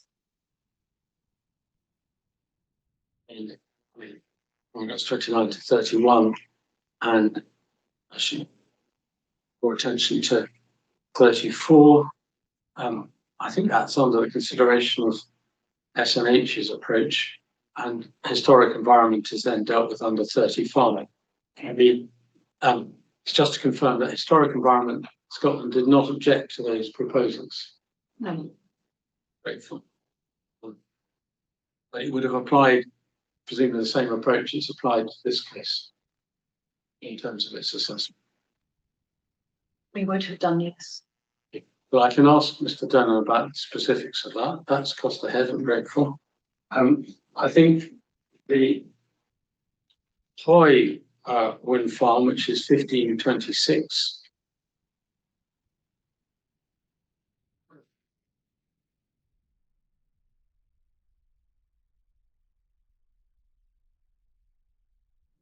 just to again see what we're looking at, if we go to electronic page 3 this is in the summary around 2021, background shows that we're concerned about 6 turbines to a maximum blade tip height of effectively 150 metres. In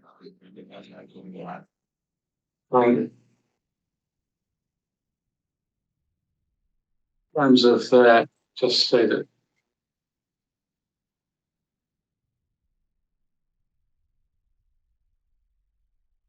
whilst consideration of the impacts on the World Heritage Site,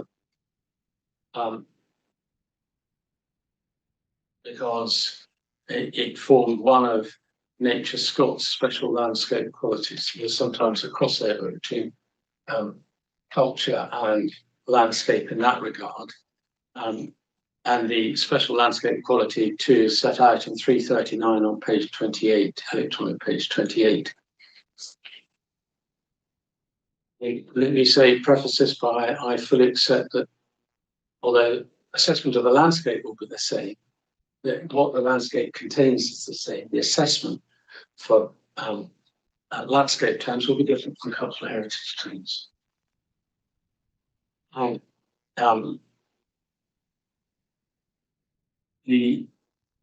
as pointed out at the end of 339, the turbines, including a number of hubs, will be visible from within the centre of the stone circle of the ring of Brodgar. Sorry, can you take me to which paragraph then? 339, 330. electronic page 28.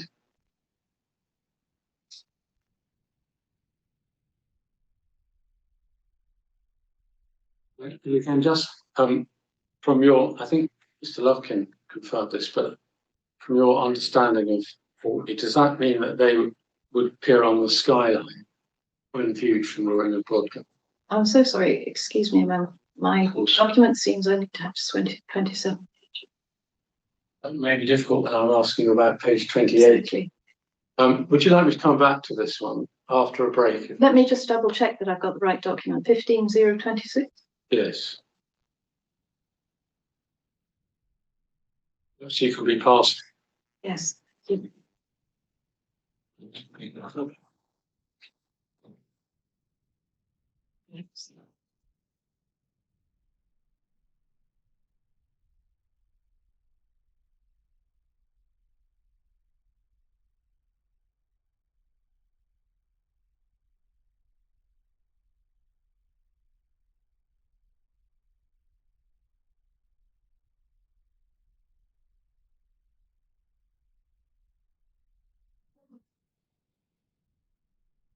whilst you're looking at 339 on that page, if you also want to look at 343,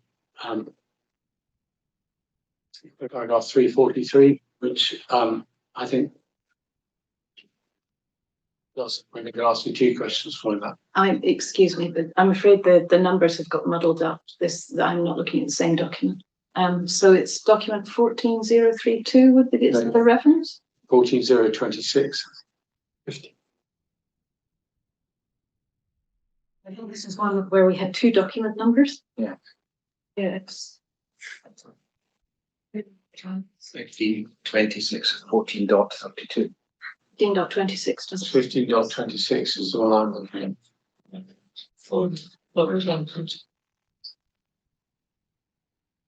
give me about to understand.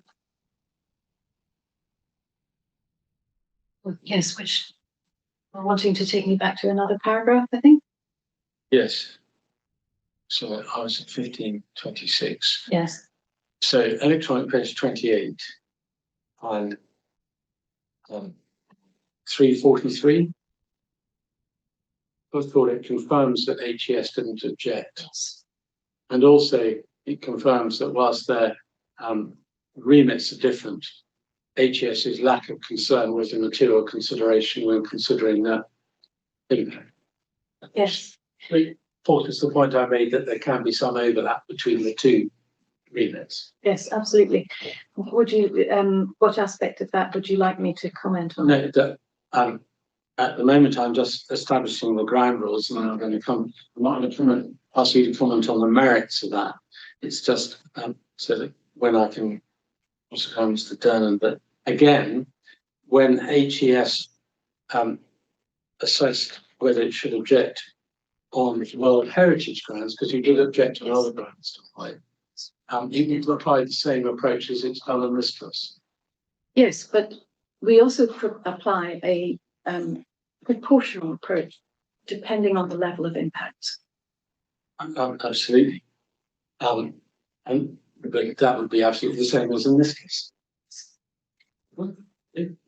And was the Loudon Hill turbine, which I don't think we have a decision for, but that was in 2023.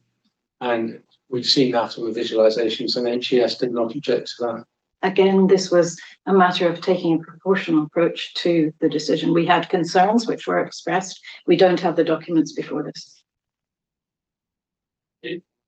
And the Holodex turbine as well. I can't comment on that.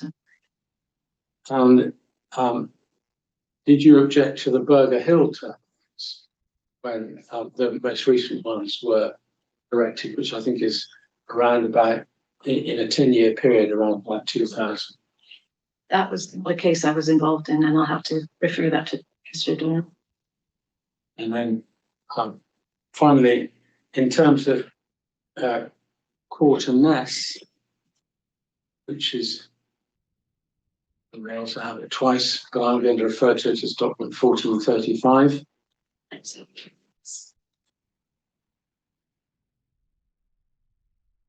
And just in terms of background, that was 6 turbines to 150 meters. And whilst you can note it, electronic page 12 at 116, that the county archaeologist raised issues in terms of the World Heritage Site and significant impacts. HES did not object. Again, with regards to Quarter-Ness, it's one of those cases where we looked at it and we had some concerns and we made comments, but taking a proportionate approach to the degree of impacts, we did not object. Thank you. Okay, that's very helpful in your background, and it sets up the basis for some cross-examination tomorrow. You can move on to MPF 4. You can turn up if needs be. It's 12.1, CD 12.1. It's just to pick up in paragraph 32 of your report, the suggestion that the aspects of cultural significance are given equal weight. And you may have recall what Sidgwick said about that. That they are dealt with in separate texts, but actually the policy doesn't tell us anything about the weight to be applied one way or the other.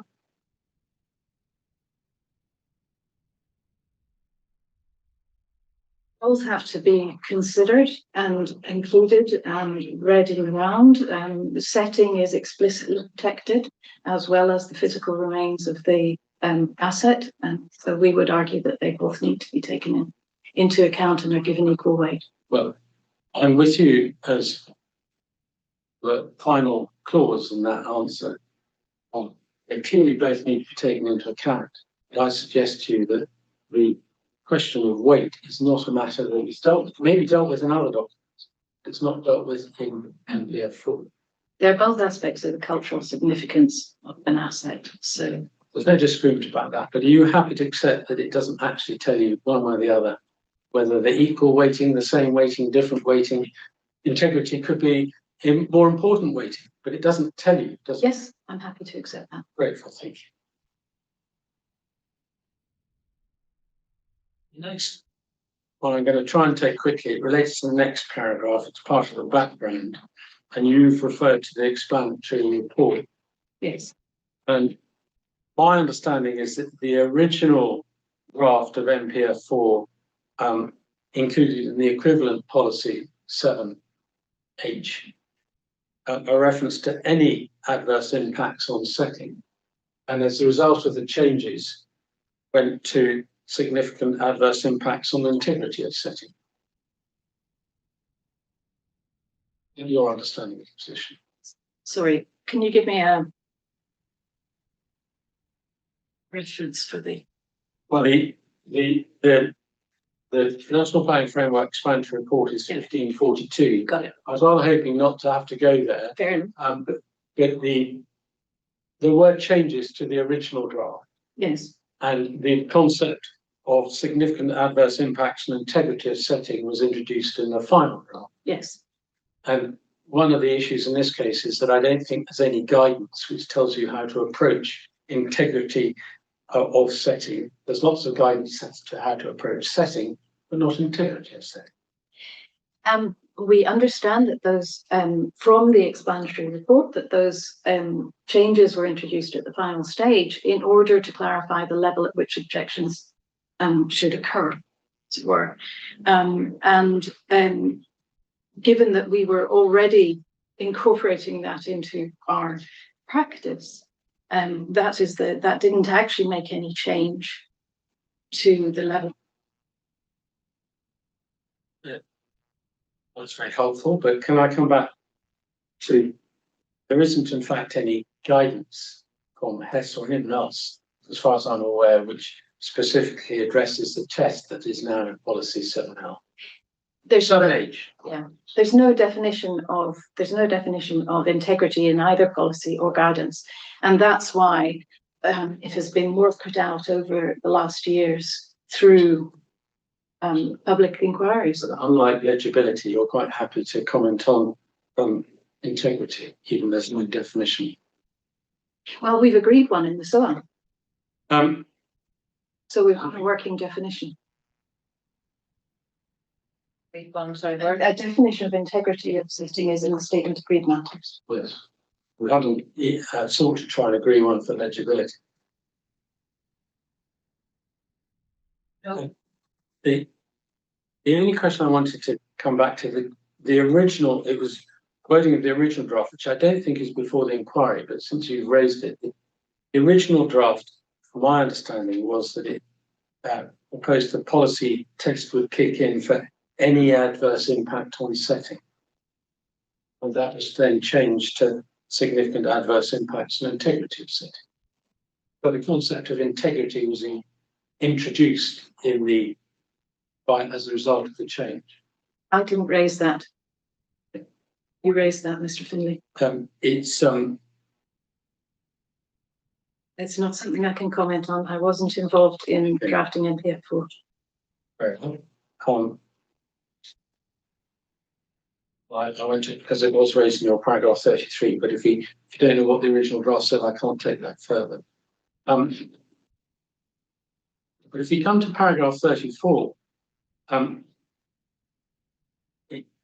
the that at the end of paragraph 34 suggests that your approach to it is that any adverse impact on the integrity will be a significant impact. That's not exactly actually what policy 7H says, is it? It's any significant. It doesn't say that any adverse impact on integrity will be a significant impact. It contemplates that you can have less than significant impacts arising from impacts on integrity. Sure. If we look at the definition of integrity in the statement of agreed matters, which I don't believe is on the list. 13.1.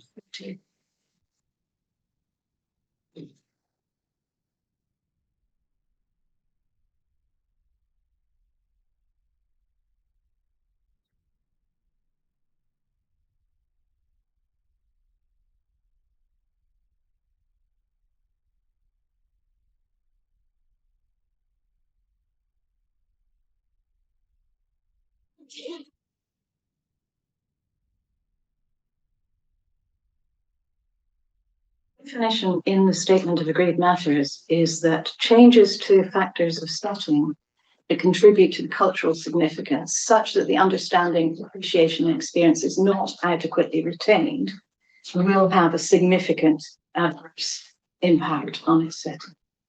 Yes. On integrity. Even that definition contemplates you can have changes which won't meet that test. Yes, but if what we're saying here is if the reporter accepts this agreed interpretation of integrity of setting, it says that those changes mean that appreciation, understanding, and experience are not adequately retained, then that is a significant adverse impact. Well, with respect, Dr. Cadrivet, it's not what you said in your. You said here that any adverse impact on integrity will be a significant impact. That is not what the definition. That's not a fair reading of that definition with respect.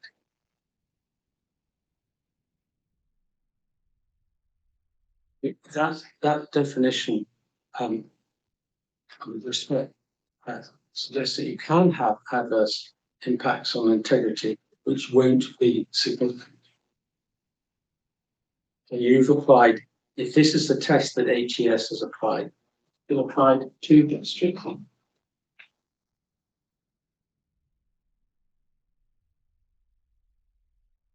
Except that I've probably not been clear enough in my writing in that paragraph, but I stand by the fact that we accept the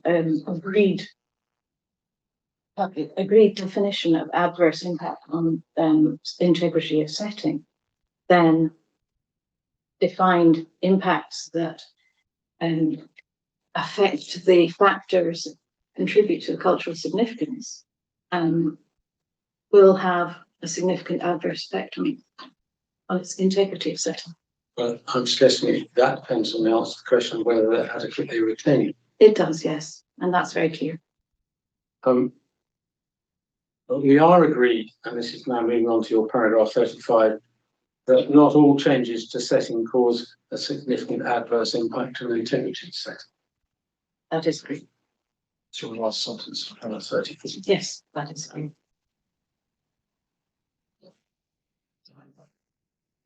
And then just want to ask you one question about the definition what you've just been looking at, adequately retained. Mm-hmm. And one can contrast that, I think, with preserving or conserving, which is a test that arises in the World Heritage context. These are they're two different concepts, but I would suggest to you that preserving or conserving would have been a stricter test than simply adequately retaining. Because if preserving setting is a well-known concept, for instance, in listed buildings. I can't comment on that. Those are two entirely separate things. The World Heritage Site and the scheduled, we're dealing with two different. Absolutely, I'm not suggesting otherwise, but I'm suggesting to you the test for the World Heritage Site is in fact a stricter test than that which you've agreed for scheduled monuments. I think it's just a different test. Position two. Sorry, I beg your pardon. I would point out that the World Heritage Site, though, is of international importance. I think we all are aware of it. Yes. I don't think anyone's unaware. That's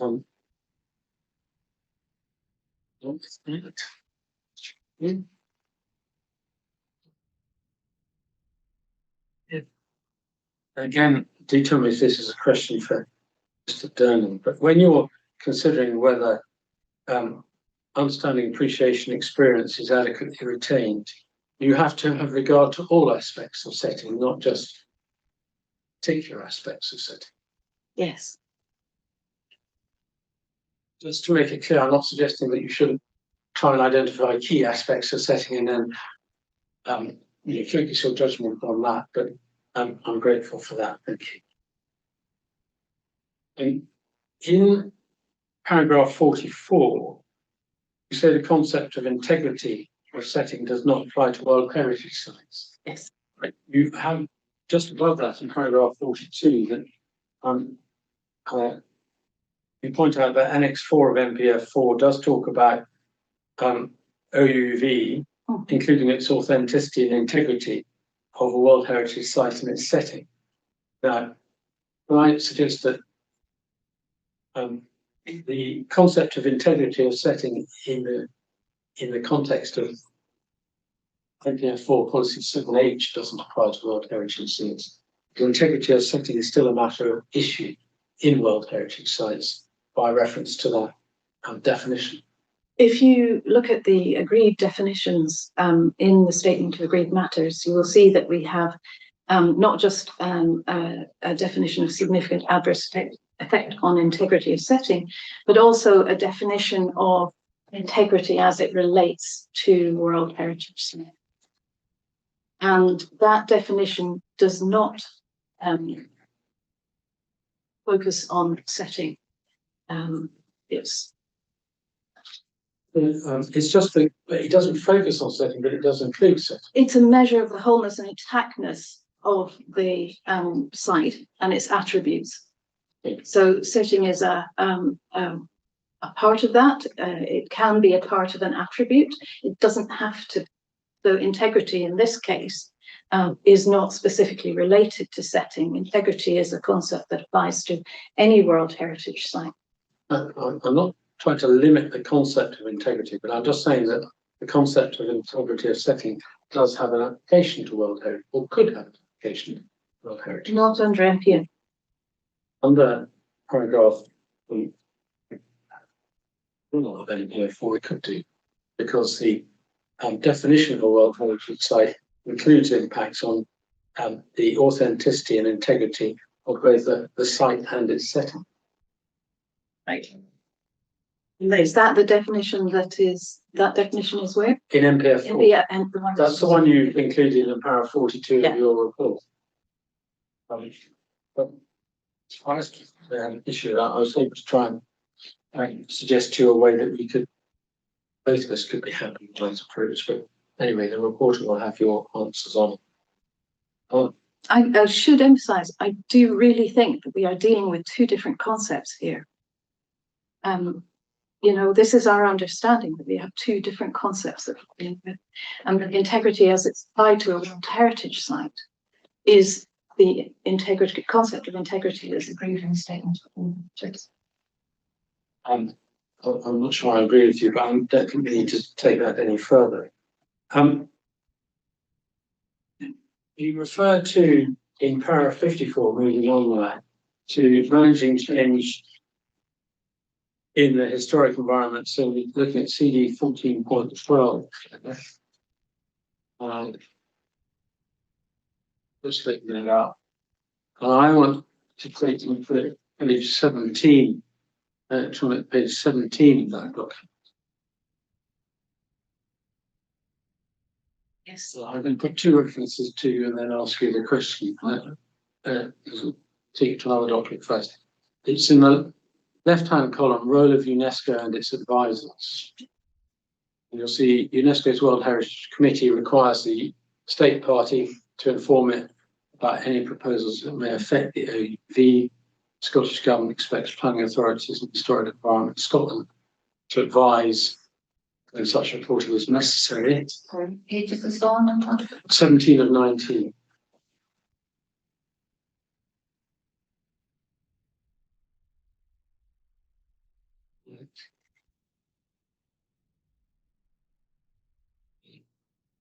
References to it as she go there.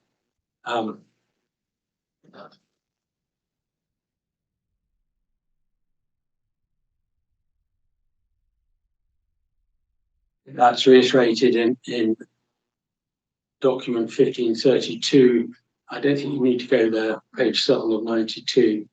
And that is the guidance and toolkit, which is a UNESCO document. Has Hesen reported anything to the Scottish Government? Yes, we have. And it's gone to Westminster, as I understand. Why is that not before the inquiry? It was purely an informative letter to say that this case was up and that the appeal would be happening. Is there any reason why that hasn't been produced?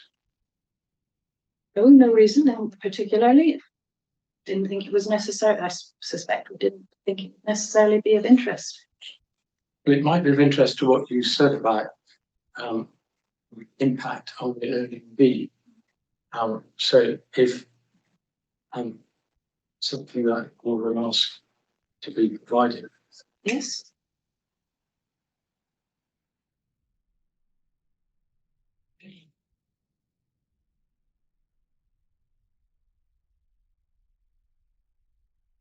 You don't do the drafts filling out something. Great, excellent.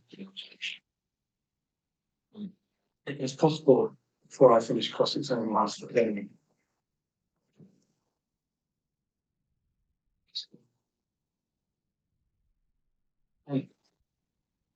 Questions about topographical bowls and ridge lines I'm going to leave to Mr. Dunn.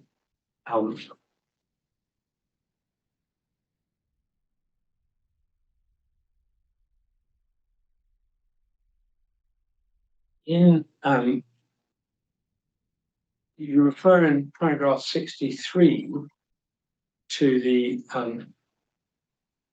guidance I was just referring to, that's CD 1532.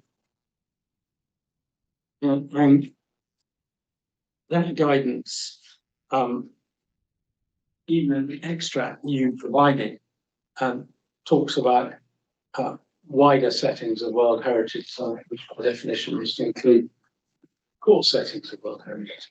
Do you accept that the concept of core and wider settings of World Heritage Sites are? We accept that the concept of core and wider settings of World Heritage Sites exist and are used. Our concern was particularly with the application of wider settings to schedule. So just so we understand your position, you accept that they're an appropriate tool for World Heritage Sites for sacred monuments. Yeah, heritage sites. And they are not in the policy and guidance for scheduled monuments. But when Rina Brodgar is both, what you're saying to the report is, yes, you won't criticise Mr. Using a setting when he's assessing Rina Brodgar from a World Heritage point of view, but you do criticise him when he's looking at it from a scheduled monument point of view. But they are two different. Respect, ridiculous. I don't think that's ridiculous because they are two different things. Scheduled monument is one specific type of designation. World Heritage Site is another specific type of designation. And what's the difference which justifies a different approach to setting?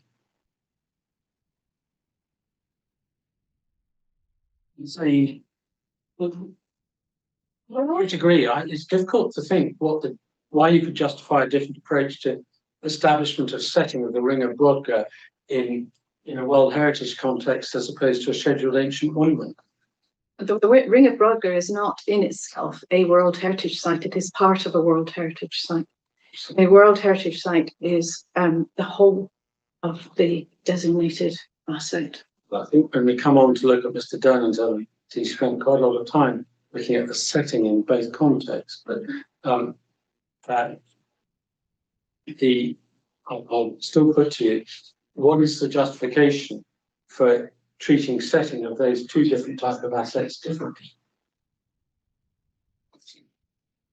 All I can say in this particular situation is that we have different guidance for the two different types of designation.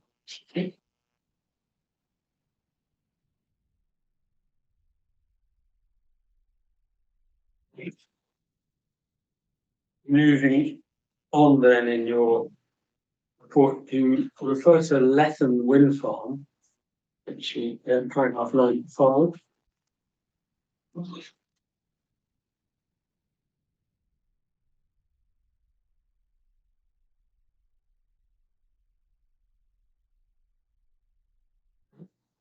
We can go to it. Is it a site you're familiar with?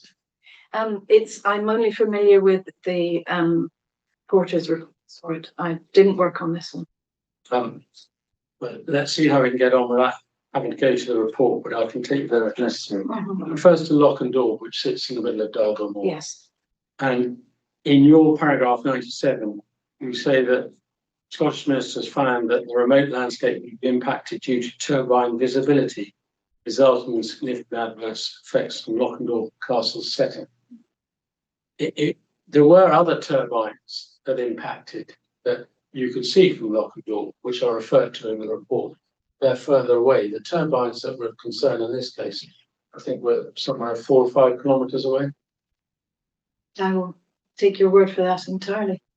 Yeah, grateful. And that quicker, and we can comment on that. It's not just visibility of turbines per se. It must be turbines that cause significant impacts on setting. Yes, absolutely. That affect key elements of the setting of an asset, such that the appreciation and understanding and experience are not adequate or between.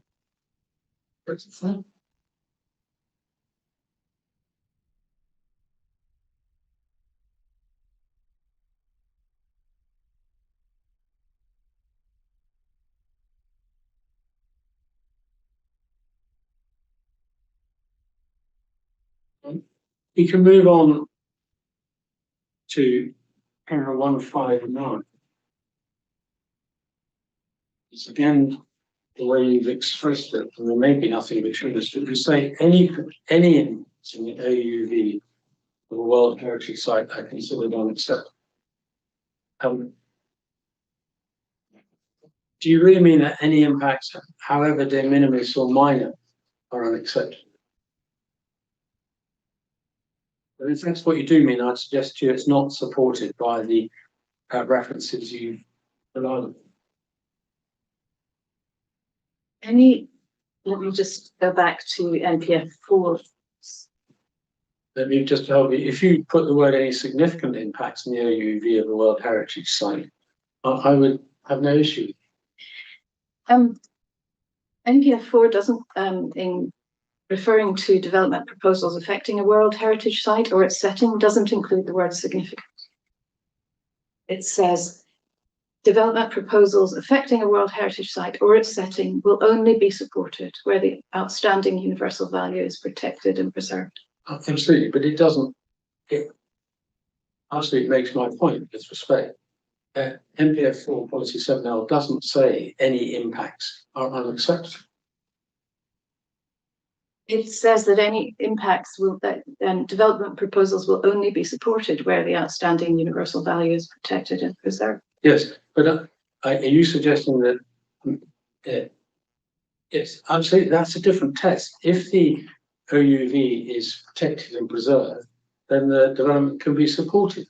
It's not telling you the test that you've applied here is a far stricter test with respect.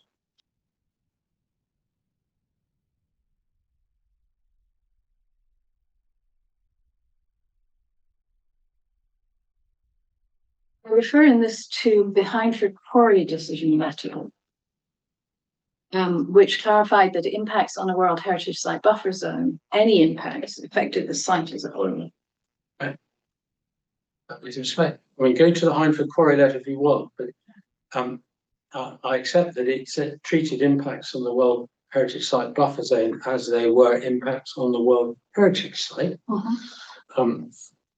The legality of that may be questioned elsewhere, but it doesn't say that any impacts, whether it be on the buffer zone or the World Heritage Site, are unacceptable. It doesn't actually say that. But if you want to take me to a paragraph in the Hindford Quarry decision where that's said, please do.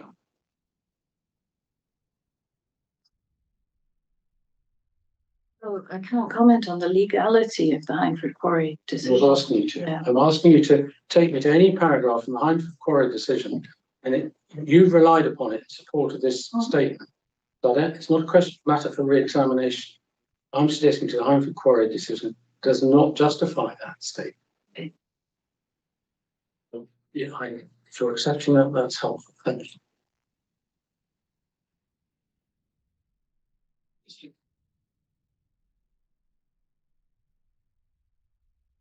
You know, getting very close to the end. If we could take your recognition, that is CD 15110.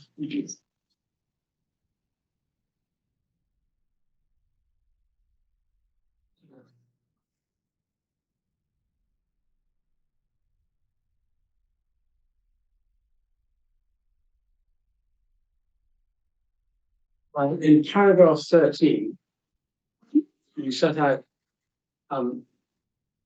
what you think might be helpful, which is a chronological summary of matters. So you're setting the context. And in paragraph 21, you then take us to the Merriam-Blade decision, which Mr. Lufkin was taken to yesterday. And you make reference here to the references to attributes in section 9 of that report. Not going to take you too long, but there's no suggestion in here that Mr. Lufkin should have been aware of that. Is there? I would have, I mean, this isn't really a policy or guidance question. Well, it's part of it. I'm asking you whether you were making, when you were retailing or giving the history, whether you were in fact making a criticism of Mr. Lufkin by not being aware of that with him. So that's a very fair question to ask you, because it doesn't appear from paragraphs 21 and 22 that you were doing so.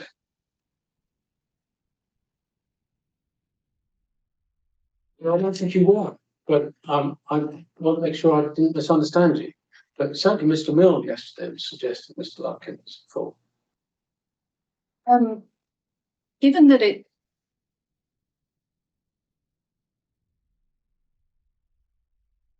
this is a difficult question because I don't want to criticize. However, it is very important to the understanding. The Merriam-Blade report is very important to the understanding of the management of the World Heritage Site in Orkney. That's not the question I asked you, Dr. McCarthy. Yes. As you well know, were you intending a criticism of Mr. Lufkin? You're free with your criticisms further on in this recognition, but this is not one of them. Yes, I think I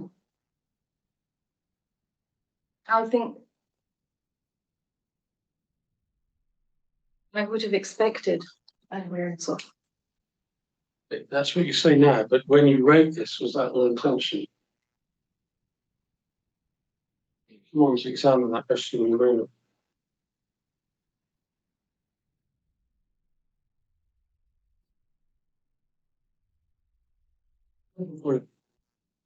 Do you want to answer that question or not? To be honest, I didn't intend any particular things that I wrote to be a criticism of Mr. Lufkin. Okay. I intended to consider the report and the materials that we were dealing with, and the and as I said, I would have thought that it would be. Dr. McClaren really goes beyond paragraph 68. Yes. You say both Ms. Sidgwick and Mr. Bradley Lumpkins have incorrectly applied policies and guidance. Yeah. Are you seriously suggesting you didn't intend to criticise them? I intended to point out that they had misunderstood the policies and the guidance in relation to the World Heritage Site. Your landing worse with which fellow. In terms of the extracts you took from ICOMOS, as far as you're aware, were ICOMOS referring to any underlying document? They were referring to the statement of outstanding universal value. Which has been updated since. So, Lauren Lowe, where are we? 2008. The statement of outstanding universal value was retrospectively adopted in, not sure about the date, but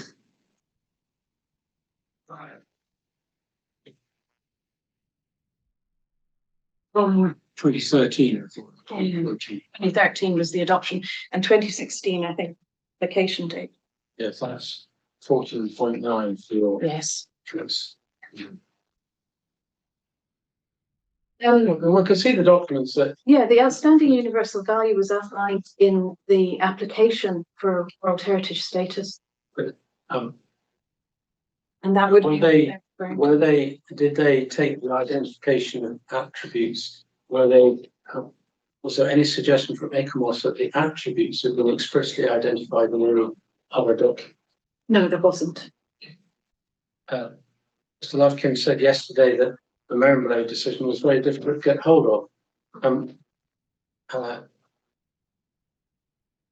you suggesting that otherwise? I can't comment. I have no idea. I didn't find it difficult to get. Paragraph 32 of your recognition. Is that the way you think the local development plan should be read, policy 8B?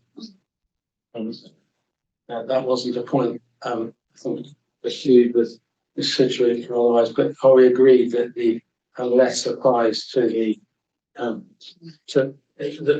that policy can be applied as you set it out there? So there's no disagreement between you and Mr. Sidgwick. Okay. Grateful, thank you.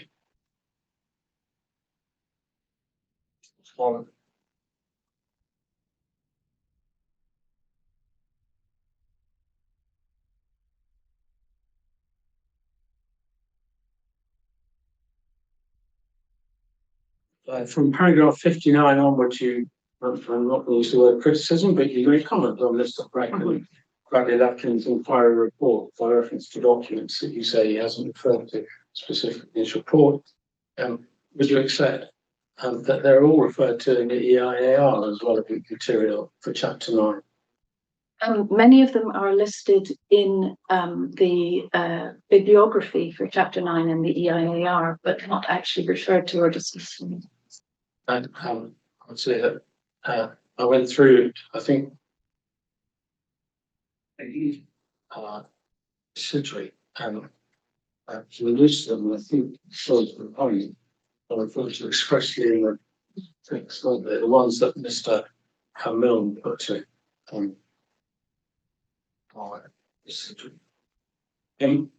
lastly, can I take you to paragraph 66 in the draft management? We haven't given any evidence of the current status of that. Currently in draft. So the management plan, which is currently relevant and valid, is the one that runs from 2014 to 2019. So I just want to take it slowly. So this is an important one. So your advice to the court is the current management plan that is relevant and valid is the 2014 to 19. It is. May I make further yes, comments? Of course, absolutely. We included the 2025 to 35 management plan because it is the first time that the attributes have been published specifically and made public, and it has been out to consultation, so they are available online. And once they were out in the public domain, we used them. Colleague Mr. Jarman used them to assess the impacts on the OU. Absolutely. Now that the results of that consultation exercise and the conclusions to be drawn for it are as yet unknown. They are, and it could change. Absolutely, which is no doubt why you say the current management plan is the valid. Yes. I just have to follow up next. Like, one of my questions, but I think it was read to somewhere that there was intention that it was to be published in 2025, and I think the applicant said at some point we would be happy to give evidence on that if it appeared before I finish my report. Is there an indication of when it's likely to be? I don't know yet, I'm afraid, but we can check that. Yes, but If we know what's coming within the next couple of weeks, then I may need a further information request. also, if it comes before ministers make their decision, it would be a new matter upon which further evidence would indeed potentially be required. Be for them to decide whether they need it. Absolutely. But I think it seems to me, yeah, we're agreed that the current valid document is the existing plan, which doesn't have attributes in it. Forest Environment School had probably drawn attention to a consultation draft. The results of consultation come out, the attributes may change, and as long as the applicant has the opportunity to come on to any final document or decision is made, then I think that says so. Thank you. Those are all my questions. Thank you very much.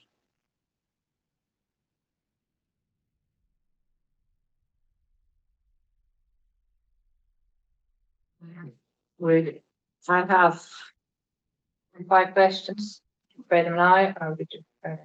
I'm going to need to now, but it depends on Will we take a break? How long is you want to take and raise? I have no questions. Okay, well, we'll do these now and then you can relax. We'll have a quick break after that. There's no cross-examination because there's no forcing. No other party is in terms of doing all.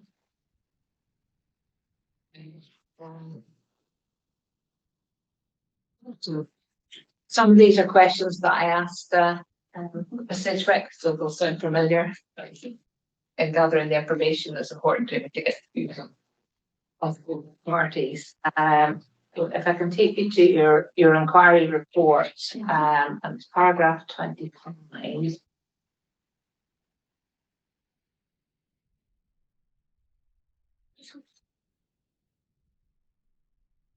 Into that, we said Starting Bank of Scotland is a national body that applies policies to the development plan. Those should make comments on this where they're inappropriate. So similar to the context that I asked, I said obviously in my decision I need to take the proposal within the context of the development plan, which is obviously MPF4 and the local development plan. It's whether you want to comment or give me any comment on HES's views on the term in relation to policy 7 and policy 8 in the development plan, or if you feel that's HES's role. Sure. It's fine. He answered the question about the use of the word unless from Mr. Finlay. I've got the views of both in relation to that. My second question was on the status of the draft management plan, so that's been asked as well.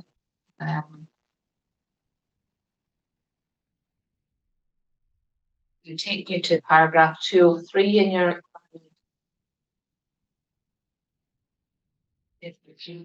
report.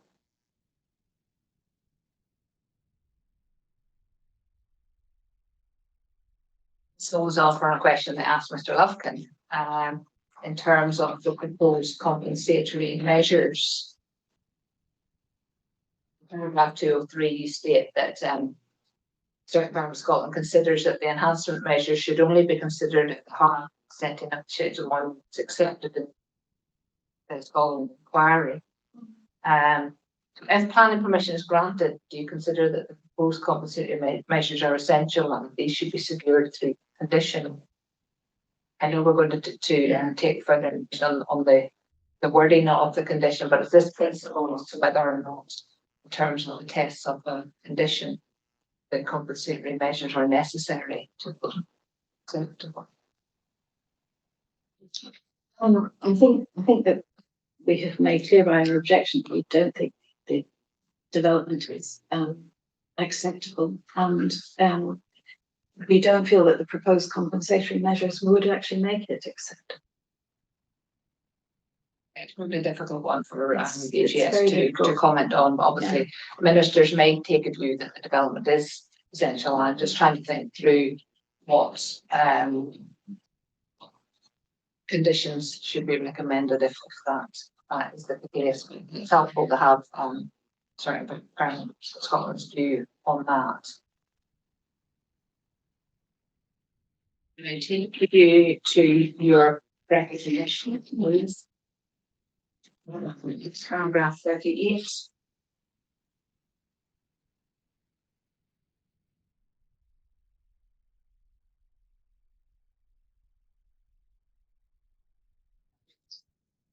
And obviously, in that paragraph, you list a number of applicable policy and guidance documents for the heritage sites. Say, in addition, other guidance should be taken into consideration. I just want to views on how I should read that within the context of section 25 of the 1997 Act, in terms of the determining the application in the context of the development plan, unless material considerations indicate otherwise.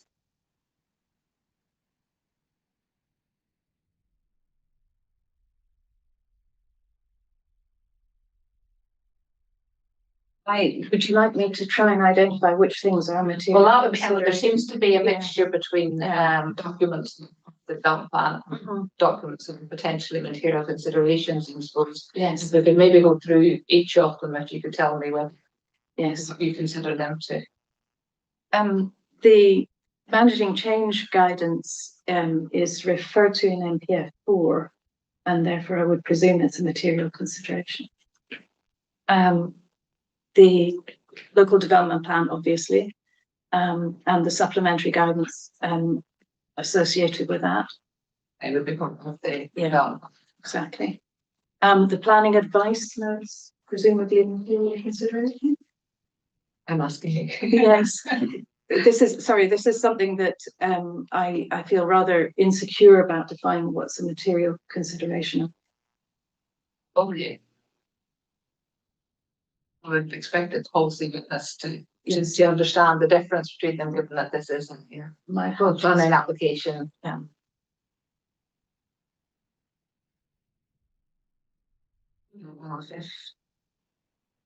You're not able to give me any further. Thank you for the comments. So, have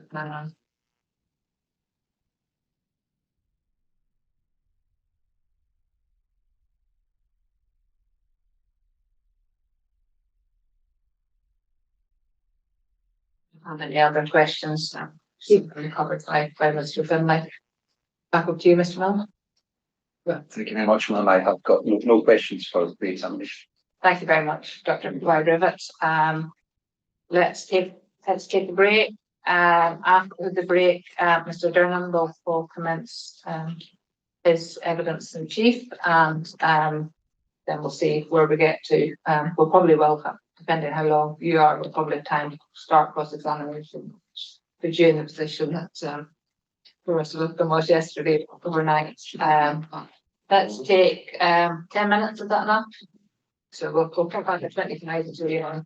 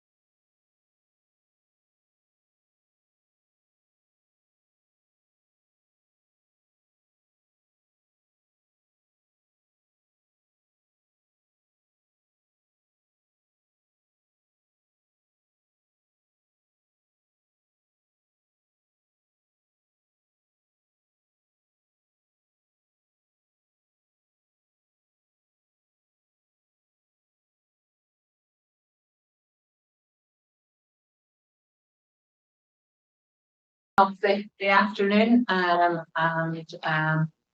have Mr. Will to introduce his heritage impact witness. I would maybe ask you the question after the examination chief in terms of how long we think cross examination. We clearly won't get it all finished today, so we will be back tomorrow. At least we should get an indication of perhaps how long we'll be here. Tomorrow, again Friday. I would very much hope we'll finish in good time before lunch. We'll keep them to that. Let's leave it. We have this a very, very late lunch. Like lunch. Okay, let's press on and see how far we get. Like yesterday, we'll certainly get to 4:30, and then we'll see how we go in terms of for that sheet to be at cross-examination. Mr. Finlay, and you can send if you've got that opportune moment to when we get to stop. Okay, Mr. Miller. Thank you very much, ma'am. Please, if I may introduce Historical Environment Scotland's second and final witness, Mr. Ross Durnan, who will speak to impact. Mr. Durnan he holds an archaeology honours degree from Glasgow University and a landscape and integrated research and practice MSc also from Glasgow University. Mr. Durnan has been employed by Historic Environment Scotland since 2017 and currently holds the post of Senior Ancient Monuments Officer within the organisation's Planning Consents and Race Service. Mr. Vernon has prepared an inquiry report and recognition which should be taken. Mr. Douglas. Sorry, Mr. Mel. I do apologise. Formal for present purposes. You have sat through the past day and today evidence, and you have heard the evidence of Mr. Luckin. If I'm to take each of the scheduled monuments and really each you on to aspects of different thing from Mr. Luckin, and starting with what Mr. Luckin had to say in respect of the Hundland Hill enclosure and Hoy being a key fact of that scheduled monument there. Yes, so what's my opinion on Mr. Luckin's perspective on that and its right significance? I would accept that Hoy is visible from Hundland Hill enclosure. Hoy does have a distinctive profile to the hills and the mountains of Hoy. It is visible in the skyline. I wouldn't ascribe any particular significance to it with regards to that monument. There's nothing that I'm aware of about that monument type or that particular monument itself that would suggest that while Hoy is visible, that the view towards it is of any significance. Mr. Luckin also referred in his evidence to the condition of this particular scheduled monument. Now, before turning on to the relevance of condition to setting, can I ask for you to just help us understand what the Hundland Hill enclosure is known to be and why it has been designated as a scheduled monument in terms of the 1979? Certainly, so it's been scheduled as a prehistoric hilltop enclosure, specifically an early prehistoric hilltop enclosure. So dating from either the Neolithic or the Bronze Age, so respectively 4,000 to 2,500 BC roughly, or 2,500 to 800 BC roughly. Hilltop enclosures, prehistoric hilltop enclosures are very unusual in the British Isles. I believe in my report I stated that in England about 25 to 30 examples are known, so you could expect that there's fewer examples. In Scotland, I think I mentioned 5 or 6 in my inquiry report. This particular hilltop enclosure, as has already been discussed, was identified through aerial reconnaissance, I think, in 2009. And survives in terms of its visible remains. It's a low circular bank. Think about 60 centimetres high, enclosing an area about 70 metres across. There's evidence of peat growth over the top of that bank, peat takes a very long time to grow. You're talking centuries, so it's at least been there for centuries. But other evidence would suggest much longer, particularly its location, its form.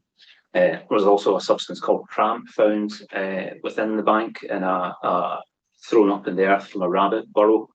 Cramp is a material that's formed through the burning of bone when it's mixed with sand and seaweed as fuel, and it forms this very distinctive black or green crystalline substance that's rest of the Bronze Age. So all these factors taken together were taken to identify that site as a prehistoric hilltop enclosure alongside comparative analysis with similar sites, parallels to it. And we described, we heard about the use of the word denuded in respect of this particular scheduled monument. Do you have comment to make on the use of that term? Is this monument denuded?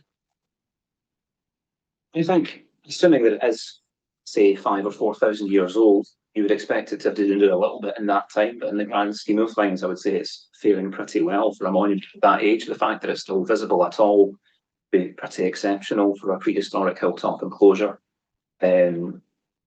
Prehistoric hilltop enclosures vary in the specifics of their form, whether they have ditches or banks.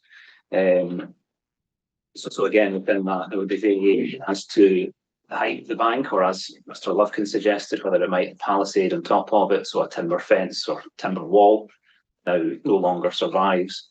It's difficult to say whether it's denuded or not, or to what extent that it's been denuded, but it's been identified as being several millennia old. So I think in terms of its levels of preservation, I would say they're very high for one of that type. And the scheduling of the monument by definition means this monument is being protected in the national interest. Yes, so it's, as you say, to be put on the schedule of monuments. It's been recognised as being of national importance and is one of around 8,000 sites that have that designation. Turning to the Nest Hill burial mound, the point I appreciate your thoughts on relate to the discussion I had with Mr. Lufkin this morning, whereby his position, as I understand it, is he disagrees with you with political views towards the Nest Hill burial mound are a key aspect of setting. I'm obviously talking about views from the southwest that you identify in your opinion. Yes. So I think there's two factors there to look at, one of which is views back towards the monument from the lower lying land in the southwest, and also reciprocal views between the monument itself and other contemporary monuments. So I'll start with that. So Mr. Lufkin identified that where the monument is located is visible from Hoy Mounds, and said that views, specifically pointed out that views from Nest House Mound to Coy Horry Mound would not be impacted by the proposals, which in my opinion suggests that that view is important, and I would accept and fully agree that views between these contemporary sites are important. What he then doesn't do is say that the reciprocal view from Coy Horry to Nest House Burial Mound is of equal importance, which is where the behind which the proposals would be located. In terms of the view into the land to the southwest, Mr. Lufkin quite rightly points out the views from that monument are important. So, or the monument that we're talking about here is a Bronze Age burial mound, earthen mound, grass covered, that will have has demonstrated that it's got evidence of cremations within it. So, like any burial from any period, you can expect that people visit that burial. So relatives of the people interred, people who the people buried there were of some importance of them, personal importance to them. Would point out that in so doing and making that journey, you have to walk to the monument and are therefore looking up at it, looking up at the hill. But more importantly, I think what the view out from that monument illustrates is that you would be able to see it and see where it's positioned from all of that lower lying land, which is where people would have been living and working during the Bronze Age, and there's evidence of Bronze Age sites in that land. So when you look out from the monument, as anyone would do when they visit a grave of their relatives, it's a moment of poignant reflection. You're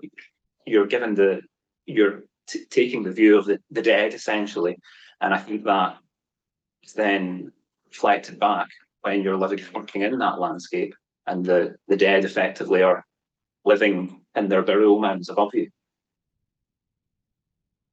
Point I raised with Dr. McLeod, again, considering Mr. Lufkin's evidence, does a monument need to be visible today to have a setting? I would completely disagree with that, I have to say. Most archaeology, by definition, is going to be buried, is not going to be visible in any way, shape, or form. Can I just intervene? I'm not sure that's a proposition that Mr. Lufkin advanced, that it needs to be visible to have a setting. Mr. Lufkin has accepted that these monuments have settlements, notwithstanding the state they're in, and also that those settings are significantly impacting. I don't recall him suggesting that a monument needs to be refuting or taking issue with the fact that a monument needs to be visible to have a setting. Well, that's the question. If the monument has been denuded, does that have an impact on its setting? No, I don't think so. Again, we'll take it to an extreme example, which is that has no visibility. That site still exists. It still had a function. It still had a use when it was in use. So regardless of its visibility or lack thereof, it still is a setting.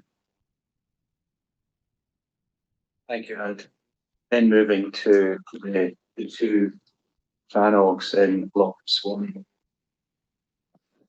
Paragraph 144 of your report, you have identified a number of key factors relating to the setting which contribute most to the cultural significance of the two Crannogs.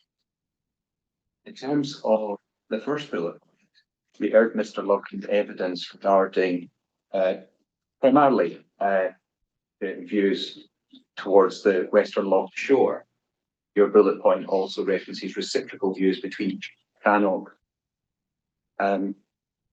Is there anything that you would like to comment on in respect of the relationship that the Crannogs have with their surroundings, bearing in mind your first bullet point and Mr. Lufkin said as well? Yes, I think there was a lot of focus on there being a core and wider setting for both of the Crannogs, with the core being defined by Mr. Lufkin as being the loch out to the shore, and further than that, effectively. In my view, I would say that's incorrect, and the concept of having a core or wider setting, as has already been discussed, is not recognised in any policy or guidance document. I think its of those monuments extends far beyond the confines of the loch, while being set in a loch is a defining feature of what Crannogs are. Well, not necessarily in a loch, in a body of water. That might be a defining feature of that type of monument, but it's not the sole defining feature of their setting. So Crannogs were dwellings. The people that lived in those dwellings would have had to sustain themselves somewhere, from food gathered from the land around about. I think it's quite obvious that the way they would be accessing that land, the causeways, which there is evidence at each of these Crannogs, and those causeways connect to the Western Loch shore. So I think it's quite reasonable to say that the view out west from both of those monuments, and also to both of those monuments over that land to the west, is of a key factor of their setting. Do you want to take through those other two bullets as well? That's fine. Unless you wish to, I'm content with that. I think it's useful to go through them. So the reciprocal views between both Crannogs. So the fact that there's two so close to each other, shows that they are either contemporary, broadly contemporary with each other, or show a continuity of building these places on water, where someone has built one, someone else has come along and said, I'm going to do the same thing, or they were built at the same time. So the visual relationship between both of them is therefore important to understanding that tradition of building on water. I won't get into the impacts of the proposals just now unless you want me to. In terms of reciprocal views between each Crannog and Vinquin Broch, Crannogs are generally identified as being Iron Age in origin, so around 800 BC to 500 AD, give or take. So Crannogs are Iron Age, Brochs are Iron Age as well. So it's reasonable to infer that these sites were broadly contemporary in their occupation, and the views between them for key factors of their setting being the types of asset from the same period in the past. Just because you mentioned impact, I wasn't going to go through each monument or your monuments and ask for impact. Because you raise impact, would you explain to us how you have gone about assessing impact and come to the conclusion that you have that in respect of each of these Crannogs, there'll be a significant adverse impact on the integrity of our settings? Yes, so I would go through the three-stage process in managing change setting guidance note, which is 12.9. It's been referred to a few times now. And that's with identifying the asset. So I would look at the scheduling document, do online research, learn as much about it as I possibly can, and then move on to understanding its setting and understanding what the impacts to that setting would be, and using the information supplied to me by the applicant.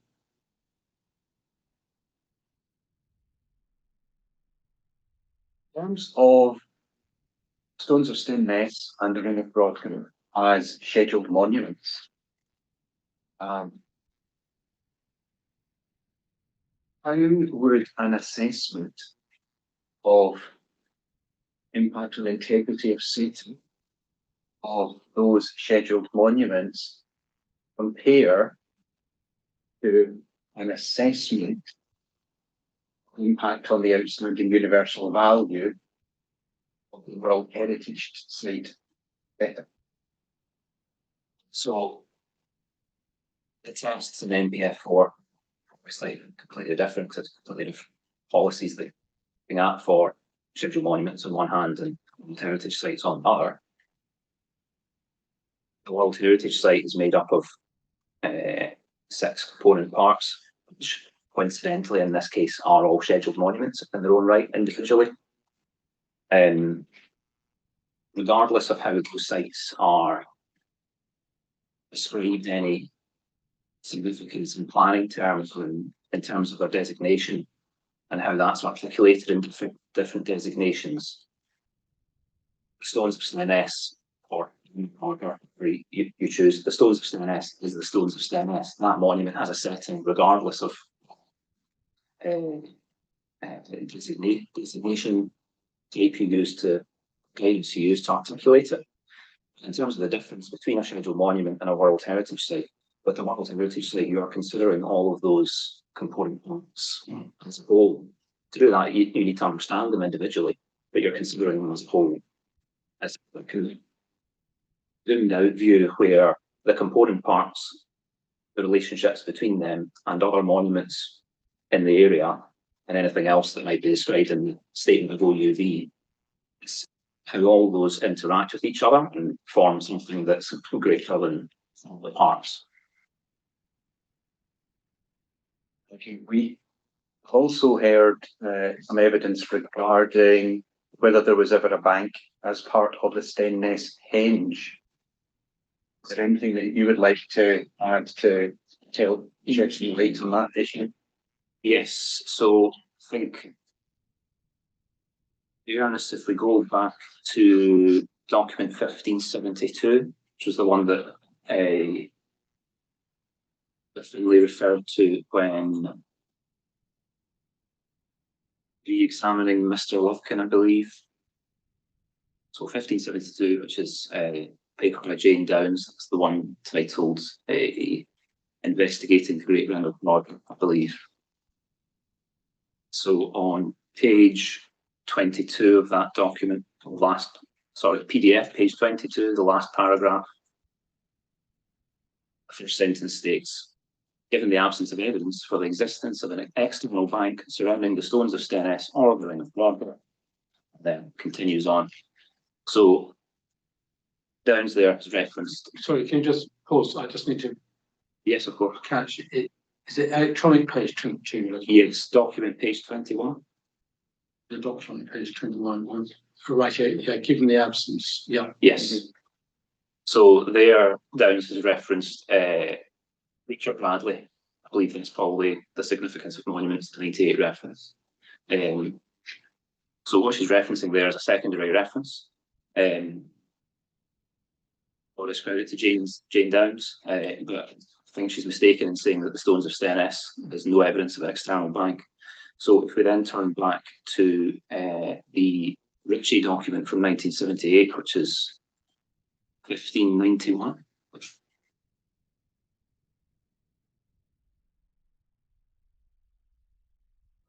Starting PDF page 12. Well, I don't know. No apologies. Okay, being well done. Which page is it? PDF page 12. What's the CD reference? 1591.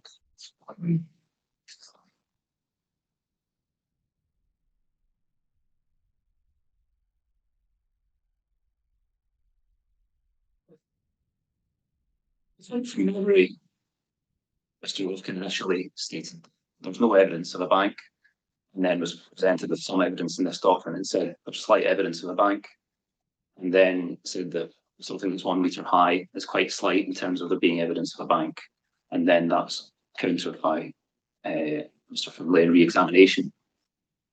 So on page 12 of this document, the first full paragraph starts the remains of the bank. You see as well here that William Ritchie, who wrote this document, I always pointed out this is a reference and construed as being outdated. Graham Ritchie is the man who excavated these trenches, so he's been on the site for trowel, opening these trenches and interpreting what he's seen with his own eyes. So in terms of being the original primary reference, I don't think you can get anything more accurate than this. So he explains in the following sentences there that the remains of a bank was visible on the southwest side and in another cutting on the north side. That did show how completely denuded it had become. It was only 0.5 metres below the turf. He then describes it on the fifth line as being 6.5 metres in width and about 0.5 metres in thickness. He then states the same further down for a different trench where it was found to be 6.5 metres wide and up to 0.4 metres in height. You think the fact that it's the same with both of those trenches in different parts of the site clearly demonstrates that there's a feature that's the same with navigating the bank of the henge. And then the very last sentence of that paragraph, he states, from the surviving bank material, it seems likely that the basal material of the bank, so the very bottom material of the bank, has come from the upper levels of the ditch. So if you think of how you would construct one of these monuments, you would start by digging your ditch, throwing up the upcast to whichever side you want to construct a bank, if that's what you're going to do. And what Ritchie is saying that he's discovered here is that when starting that digging process, the material that he has found creating the bank is that material from the very start of creating it. Then turn to page 30, PDF page 30.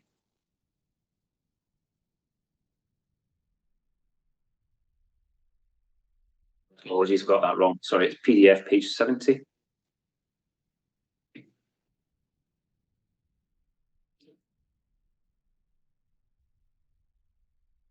bottom plate here is a sketch drawn by John Cleveley in 1772.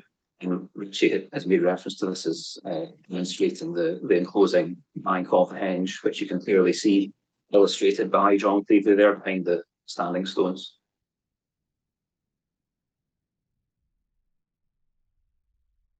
Which, as Richie had said, looks about a metre high.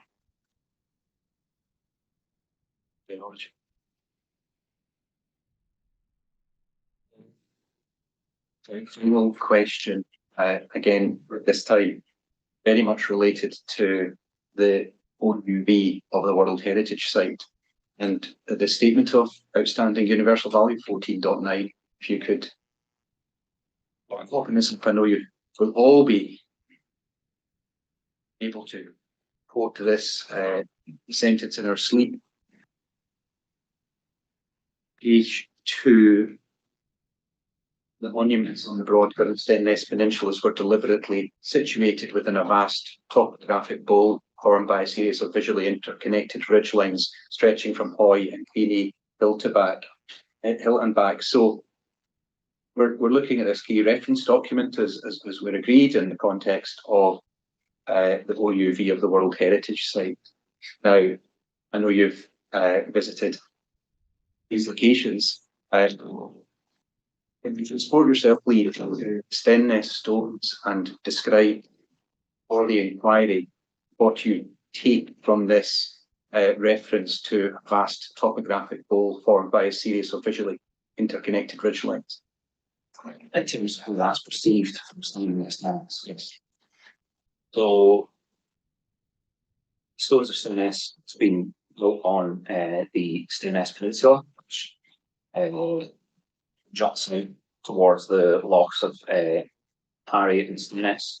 We can approach almost towards either side of the monument and start to give this sense of the division happening within the landscape around the monument, where you have the monument itself, the land it has been constructed on, and the lochs, then the land in the distance with these sensitive ridge lines that I'm sure we'll come to, and then the sky above.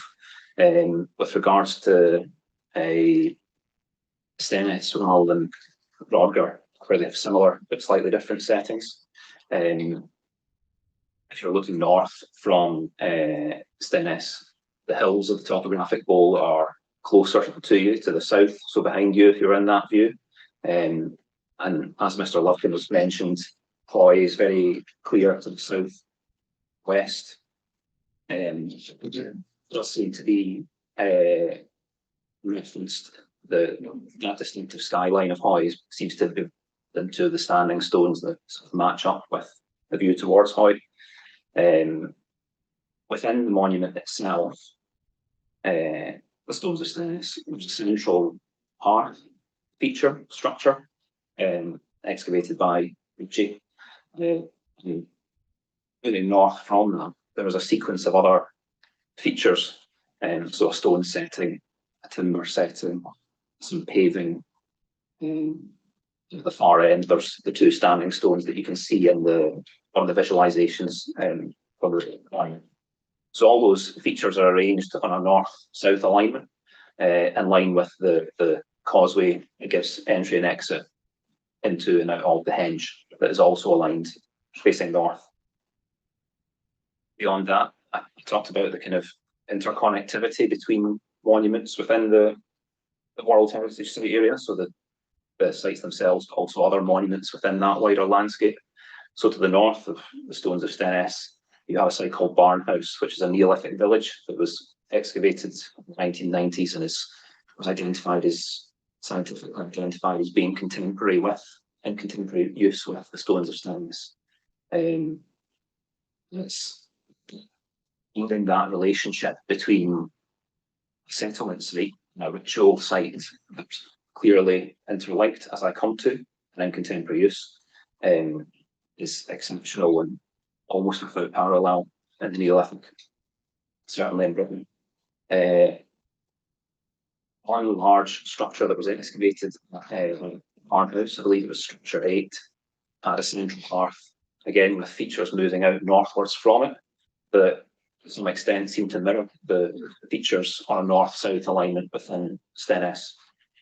But there's also lots of evidence of hearths found at structure 8, which is believed to be evidence of cooking happening at Barnhouse. But there was no evidence of the waste of this cooking, whereas at STENS, there was lots of cattle bone found. So the conclusion from that was people are preparing food at Barnhouse and then consuming it at STENS. So there's a very clear relationship with those two monuments that are on a north-south alignment. The central hearth in both of them too, when the one Barnhouse was excavated by Colin Richards in the 1990s, he found that the profile where the stones had been in this hearth were identical to the stones which were found in the hearth in the Ring of Brodgar, so the stones of Stennis. So one of the stones in particular has a peculiar L-shaped profile, and the hearth in Barnhouse was identical. And from that, he concluded that the stones from Barnhouse must have been extracted from there and reused with the stones of Stennis. So there's a very clear physical link between those sites, and several features within them point to there being a north-south alignment, and therefore that view northwards being of considerable importance for Stennis. And the reference in the SOUV to that looked at, we see deliberately situated within a vast topographic bowl. So as you're standing and picking just Stennes as an example, as we did today, what do you understand to be meant by UNESCO when they reference vast topographic? What they mean is the land you can see in the distance being defined by that horizon, that almost featureless horizon that sits a considerable distance away from the monument, and it seems to almost float there, kind of halo-like between the lochs and the sky. It's quite unusual. It's an unusual landscape form to have that, where it's so open and flat, and that you're able to see across such great distances. And I think because of that, it's clear that, particularly when they're talking Stennis and Broadlands have been constructed on these opposing peninsulas, they're really showcasing that, making the most of the sense of being in that enclosed arena of activity during the Neolithic. Thank you very much. And sensitive ridge lines referenced here again. We see not sensitive ridge lines, which we find in the local planning policy, but the topographic bowls formed by a series of visually interconnecting ridge lines stretching from Hoy to Greeny Hill and back. We heard what Miss Sidgwick had to say regarding her understanding of the reference to Greeny Hill. What's your understanding again, having heard what Miss Sidgwick to say yesterday? Yeah, I would disagree with the conclusions of Miss Sidgwick. If we could turn to the map showing the sensitive ridge lines, it's in the document number, the 2017 Supplementary Planning Guidance. Yes, that's 14.50. Thank you.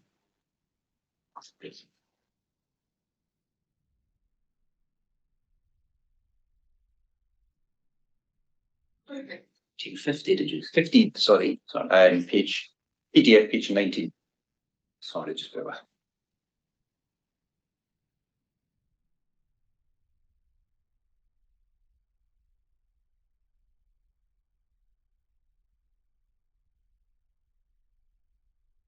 Start to catch.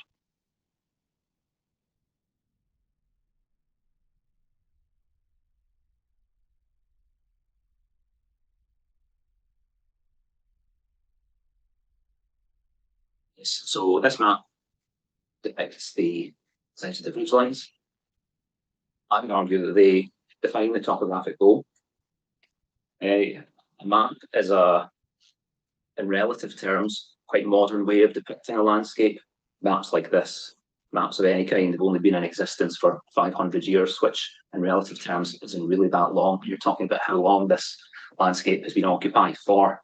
I think what this map does is intending to illustrate what you see when you are on the ground, when you perceive that landscape as a human being standing within it. And I think my own experience, it's pretty clear that when you stand in that landscape, though it is a great distance away, Hundland Hill is visible between Greeny Hill and Scaldy Hill. I think that's amply demonstrated by the Loudon Hill turbine that stands upon Hundland Hill and is quite obvious when you're looking north, for example, from both Worker and Stennis.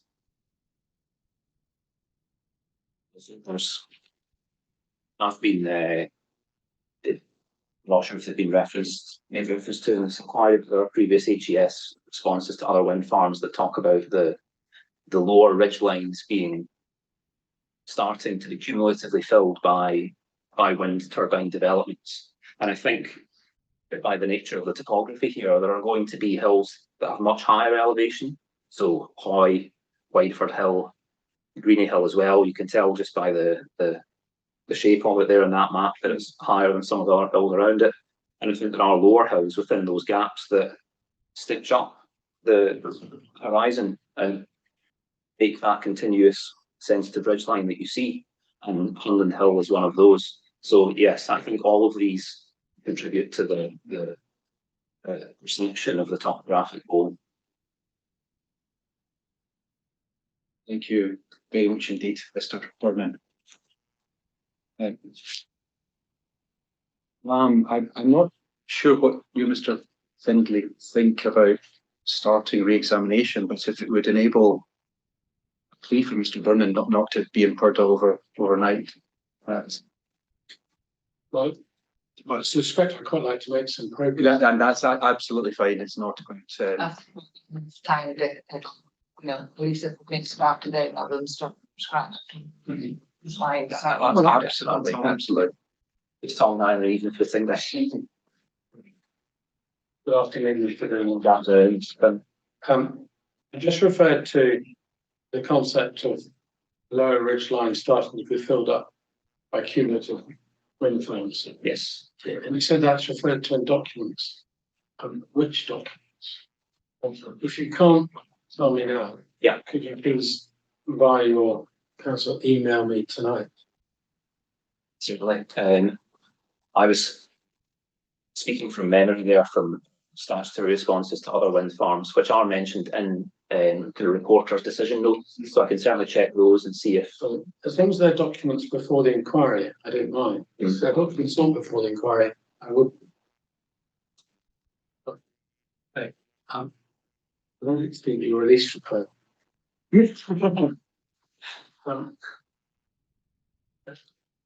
Let me make it clear when we discuss the matter with Mr. Lovkin. I don't question your actual expertise, but could you describe the process of becoming an FSA? Yes. So you need to be referred by, I think, two individuals to the society. A long ago now, I can't remember. I'm assuming there's a personal statement that has to be submitted alongside that, and then they will decide whether to make you a fellow of the society or not. As I understand it, it quite often happens when you're a student. Can do, yes. Whereas, do you understand what the process is to becoming a member of the Chartered Institute of Archaeologists? Yes, I would say it's much more rigorous than it is for the Society of Antiquaries of Scotland. Quite a few steps of assessment in that process. And you aren't a member of such a body? No. Thank you. We argue, though, that that's not of any great relevance with regards to my specific role. My role is very specialised. There are only 12 people in Scotland that currently do my job, of which I trained 4 of them from new starts to being promoted to doing it at the same level that I am at. So, very. Well, I've heard my preface to my question, which was that I didn't question your actual expertise. But you are not subject to any, as I understand it, rules of professional body. And I ask that for this reason. When you put forward documents to an inquiry, and you understand you have to put forward all the relevant material in the book. Yes. And because you've referred to very many documents, background reading material, and to an extent, we have to rely on you making sure that all the relevant material is drawn to the inquiry's attention. You accept that? Yes. That done, can I come back to what you could ask you to take Dr. McLeod Rivet's report, which is 1576.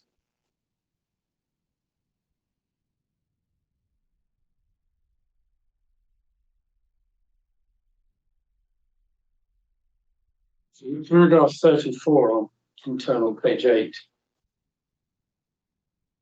Yes, I have that. She sets out that the way HES interprets integrity of setting, any adverse impact on integrity will be a significant impact. Is that the test you applied? No, I applied the test that's given in the statement of agreed matters. Well, I think she thinks that's relevant to that test. So you're saying you. Sorry, do you think she thinks what is relevant to that? Well, he says this: if the reporter accepts the way that Historic Environment Scotland interprets integrity of setting, which takes into account the definition of the statement of agreed matters, any adverse impact on integrity will be a significant impact. That was the way she clearly indicated that the GS had approached it. I want to know if that's the way you have approached it.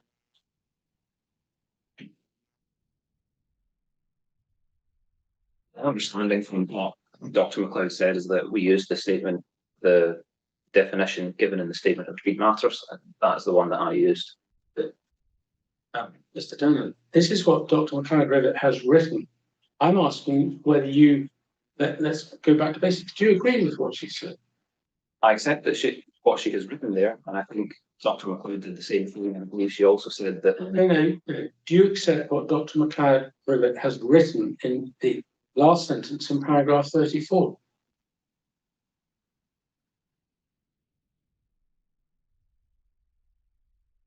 I accept that it's what she's written. No, you do. I don't know. Yeah. Maybe your lack of professional qualification may be relevant or not.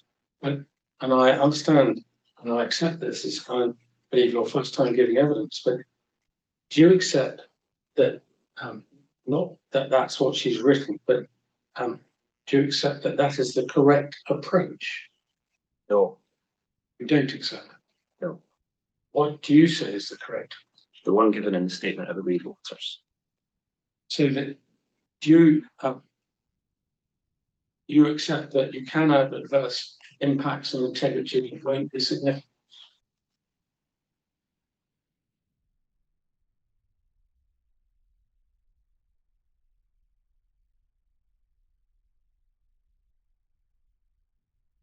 Yes. Yeah, that's interesting. There appears to be a difference of approach there. Can I ask you, that's very helpful. And then if you go to paragraph 159 in the same document and turn on page 33.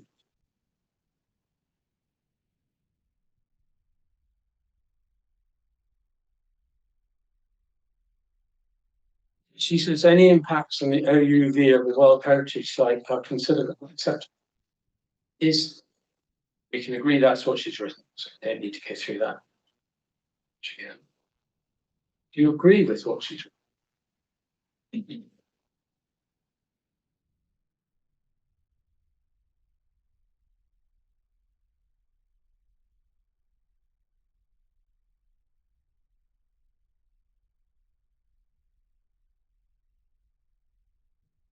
I'd like to just check what paragraph 147 of SPP states for saying anything else. Well, I'm not asking you about policy. No, I know, but I think what Mary is doing there is essentially moving to paragraph 147 SPP, so I would want to know what that says. Well, look at 1558.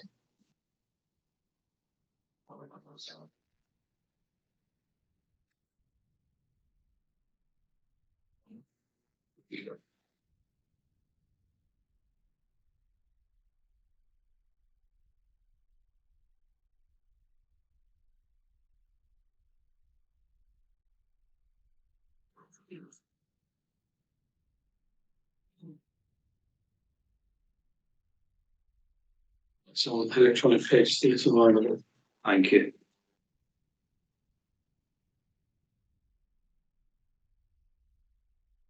Anything that likes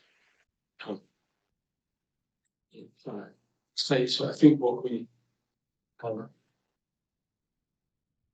already know, it's broadly equivalent to the 10th and MB F4 policy 7L, where the latter line includes the word significant. I'll come back and ask you the question, do you agree with the first sentence of paragraph 159?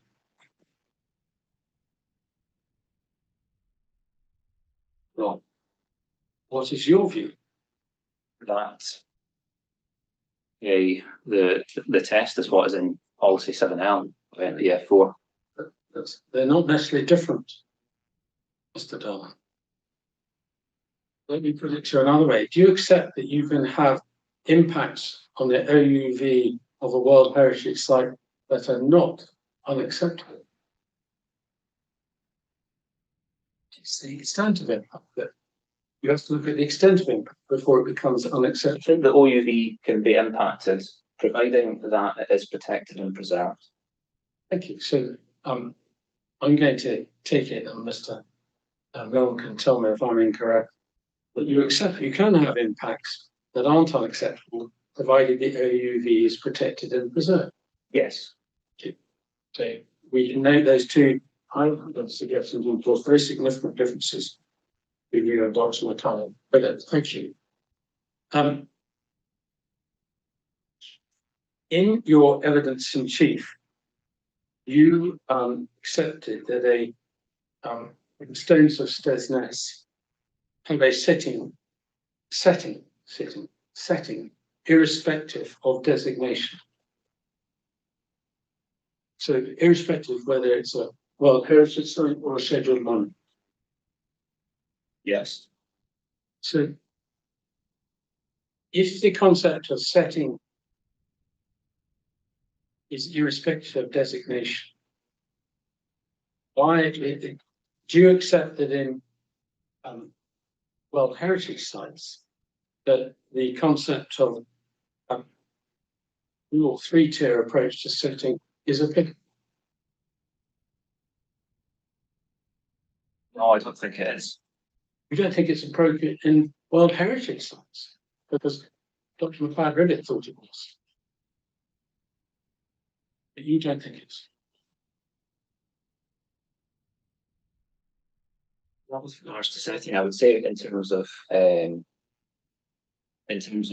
development, those areas being development management tools. So, for example, the buffer zone and the sensitive area are not. They don't define the setting of the World Heritage Site, but they're about development control. That's my understanding. It's not exactly what I was picturing. You'll have heard the conversation of the conversation, maybe a cross-examination of Dr. McLeod Ribbett, and indeed discussion of this topics with previous witnesses. That both in the Marenblow decision and in the toolkit guidelines for a World Heritage Site, there seems to be an acceptance that you can approach setting in terms of at least core and wider setting. But from what I understand, you to have said, you disagree with that. Could you take me through that as in the Marenblow? Yes, it's in the Marenblow document. 1836.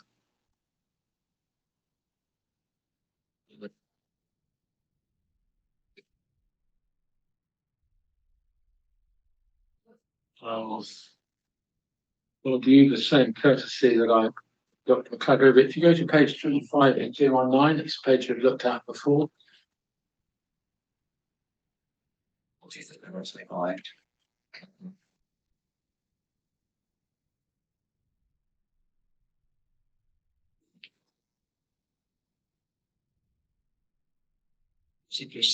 No, 225 and 219. 225 of 2. 25. Yes, so at the bottom of top of page 25, you'll see the work carried out by Tildes to identify 3 levels of setting.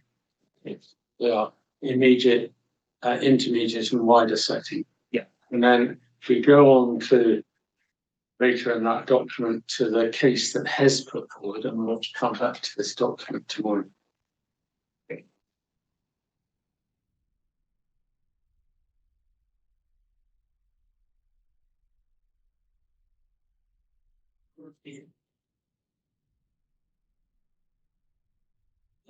In 8.54 on electronic page 97.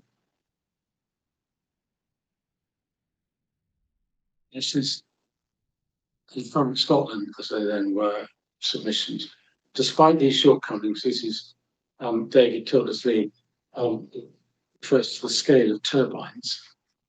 The shortcomings are referred to in the paragraph above. He usefully identified 3 levels of setting. That's the first reference I took Dr. McLeod to. The second reference, I believe, was in, I'll just check it. I think it was 14.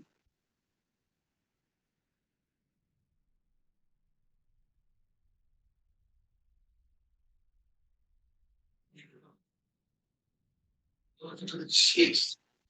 Excellent.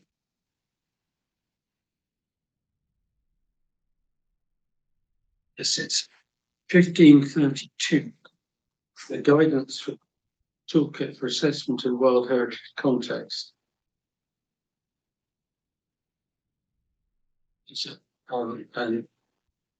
And if you look at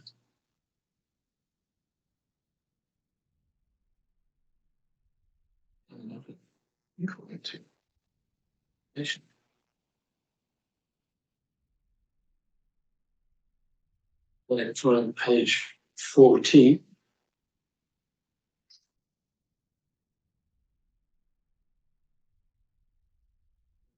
And the middle paragraph 3.2.3, the second paragraph says every World Heritage property is surrounded by a wider setting, and I think that word is in italics, and it's in italics because it's defined. If you go to electronic page 63, you'll see the definition of it. So I didn't take Dr. McLeod there because she accepted it was a useful concept for World Heritage sites.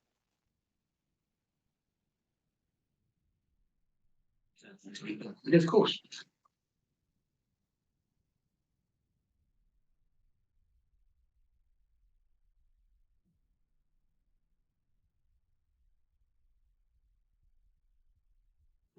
So, ask you again, in the concept of World Heritage sites, do you accept that concepts of wider setting and closer setting can be useful concepts to use? No, I don't. I think that description there says that a World Heritage site, you need to be cognizant of the fact that it has a wider setting. I'm not saying, I don't think the wider setting there is used to clearly delineate between any concept of core and wider. I don't think this document, or indeed the Merenbo document, while it references the Tildesley report, I don't think there's a mention of there being core setting in there and differentiating between core and wider. I think you put the word core to, said more immediate setting. But you're different from Dr. McLeod, who did find those useful concepts in World Heritage site, in World Heritage terms. Where she was at odds with me was whether they could be applied to in scheduled monument terms. But as I understand your answer to Mr. Milne, you wouldn't see a difference between the designation the setting of an asset is the setting of an asset. I certainly see difference between the designations and how you approach their setting. Because there's we have two different guidance documents that explain how you look at the setting of a World Heritage Site or a scheduled monument, and they're expressed in different ways. And there are different designations that cover different things. I think you may be going back in your evidence in chief, Mr. Derling, because in your evidence in chief you said stones of Stezness have a setting irrespective of designation. Now, are you clear? Hang on, let me ask the question. Are you maintaining that view? I am, but the stones of Steyness is a component part of the World Heritage Site, and you consider all of those component parts together and look at their setting as it's expressed in the statement of OUV. Well, you haven't done that, Mr. Derling, have you? Because you haven't looked at Maze Howe or Skara Brae when you're assessing the impact on OUV on the rings of Brodgar and the stones of Steyness, have you? I think I have, because in our consultation response and leading up to that point, we were content to scope out Maze Howe and Skara Brae from being impacted by them. So you therefore don't need to be assessed. Absolutely, you scoped them out. So you didn't include them in the round. You looked at individual monuments, which is what you did in the Historic Environment Scotland did in its response, to which I can take you back there again, to Dr. MacLeod Rivet to this afternoon. When you set out your own assessment of impact on OUV in terms of the Ring of Brodgar and Steyness, you did them separately. I think you consider them both together as their component parts of the World Heritage Site and how they relate to other significant monuments in their surrounding. Did you write that response? Which response are you referring to specifically, please? I'll refer, usually if you listen to the question, it's the response I referred Dr. MacLeod Rivet to this afternoon, the June 2023. June 20. Did you write that response? CD 9.2. Please give us a chance to Yeah, of course. speeding up a bit faster than my brain's going.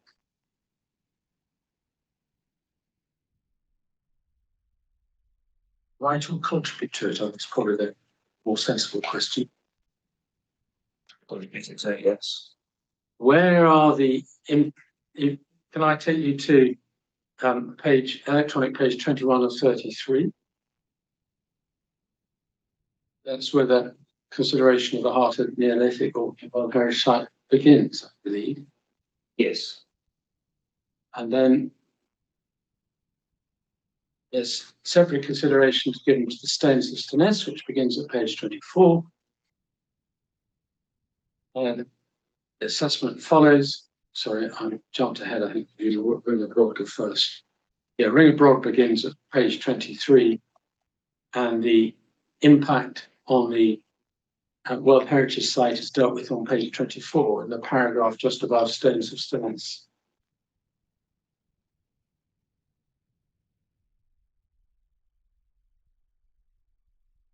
As with regards to the Ring of Brodgar, yes. Alone.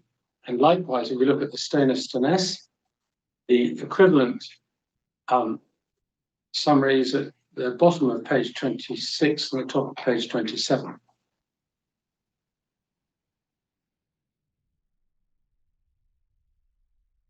Yes, I see that. And so do you accept that it hasn't been done in the way you described and they've been done individually in this letter? I would dispute that if we could go back to, please, the top of page 22. PDF 22. Yeah. So at the top of that page, start by saying, based on the information supplied with the application, alongside our own observations made on site, we are content that Skara Brae and Maze Howe would not experience significant impacts as a result of the proposal. Comments, therefore, focus on the Ring of Brodgar and the stones of Steyness. You then go on to say, both monuments were designed to mirror their surroundings. I see all of that. Where do you reach a conclusion on both monuments together in terms of World Heritage Site OUV? You don't. I think with In this letter, you point me to it, Mr. Derling. I'll accept that I do not draw both of my conclusions together, but this World Heritage Site is made up of component parts, and in this letter they are considered as component parts of the World Heritage Site. And I've considered impacts on their OUV in that letter. I do accept that those conclusions are not drawn together at the end of that letter. It's fine.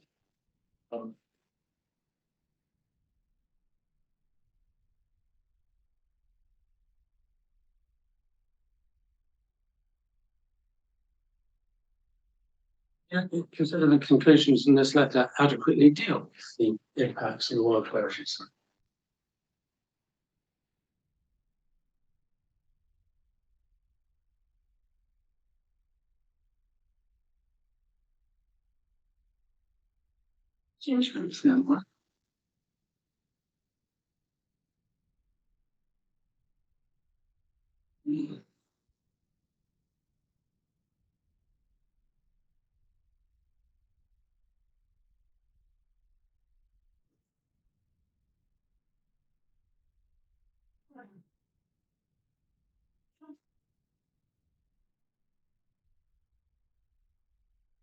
I think I've contributed to something that was set out more fully in my inquiry report.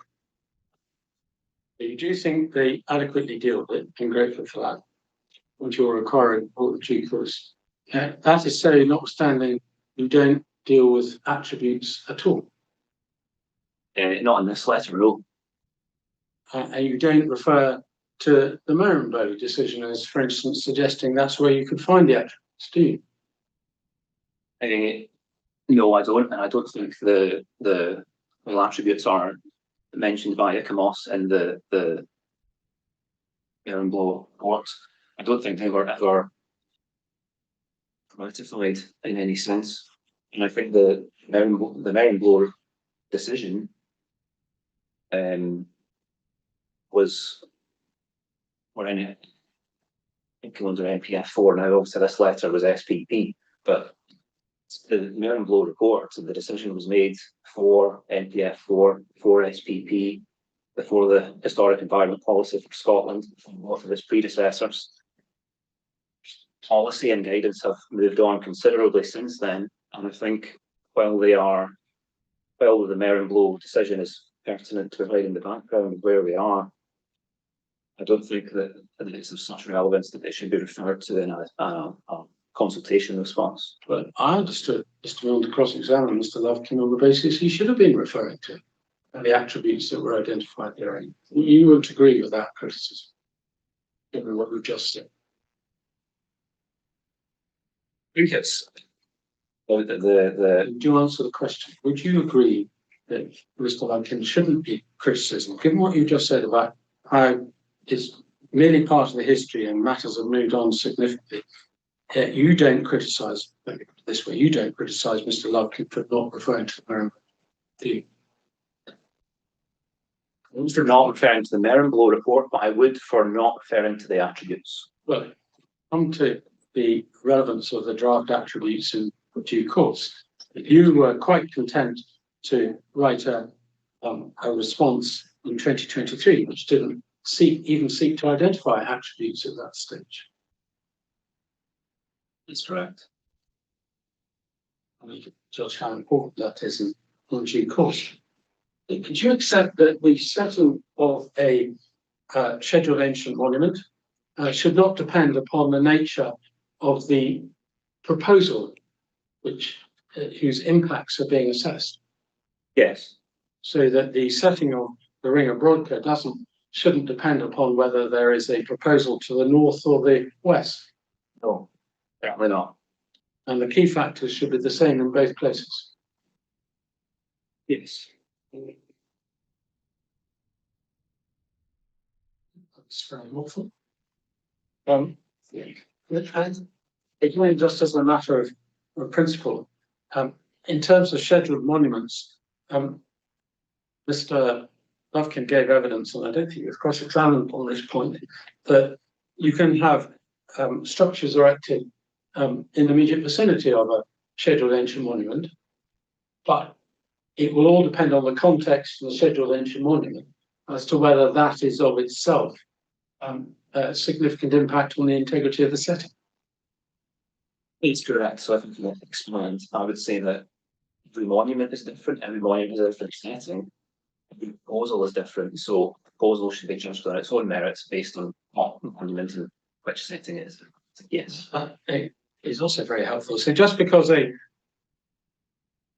structure has a visible impact on a monument doesn't itself tell you whether the setting or particularly the integrity of the setting is specifically impacted. You need to ask more questions.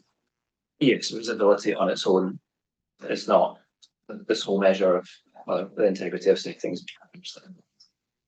Again, that's a matter of agreeing between you and Mr. Lufkin. Let's just see where we are in terms of timeline.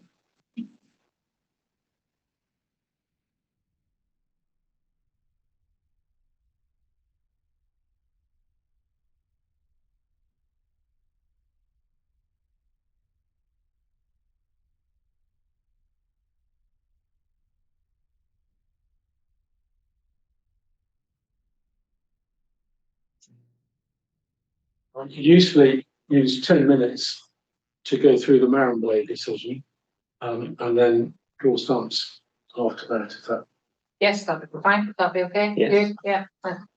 and I need to remind myself where the Marronway decision is. It's 1536.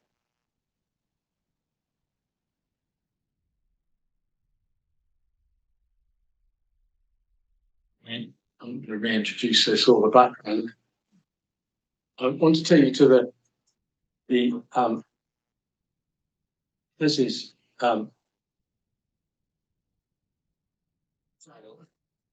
evidence as to setting of the World Heritage Site, which begins at electronic page 100 of 219.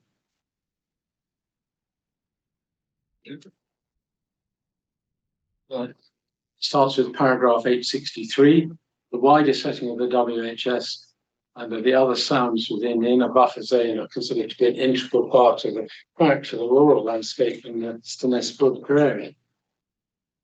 On ground so far between you and Mr. Lufkin, I need no doubt.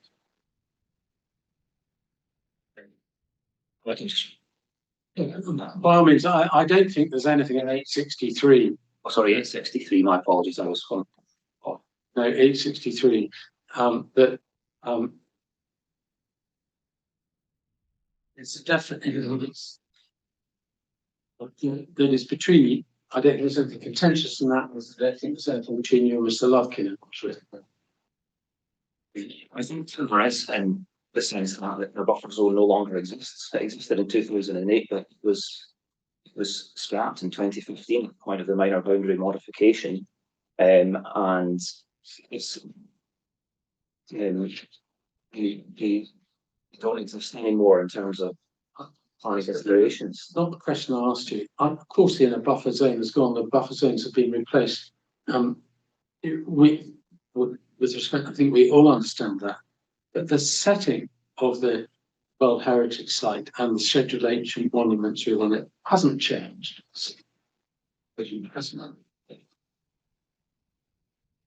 The setting of them might not have changed, but who they're expressed might have changed. So, as I said, the guidance and policy change over time, and the understanding of monuments and of their setting is a tourism process that is evolving over time. And you're talking about a decision here that was nearly 20 years ago. So things have evolved since that point. Well, bear that in mind when you examine. It says, although it's recognised the landscape has evolved and changed, obliterating many aspects of the Neolithic and Bronze Age landscape and introducing a myriad of new features, the Stennes-Brook area retained a remarkable concentration of Neolithic monuments. Do you agree with that?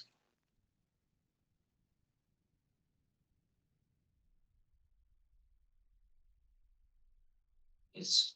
In HS's view, the survival of these monuments within a rural landscape, the topography of which had changed little, meant that there was an opportunity to understand, appreciate, and interpret a relic, although fragmentary, Neolithic landscape which had few parallels in Scotland or elsewhere in Northwest Europe. Agree with that? Yes. Well, I didn't think there was much between us in that, but thank you.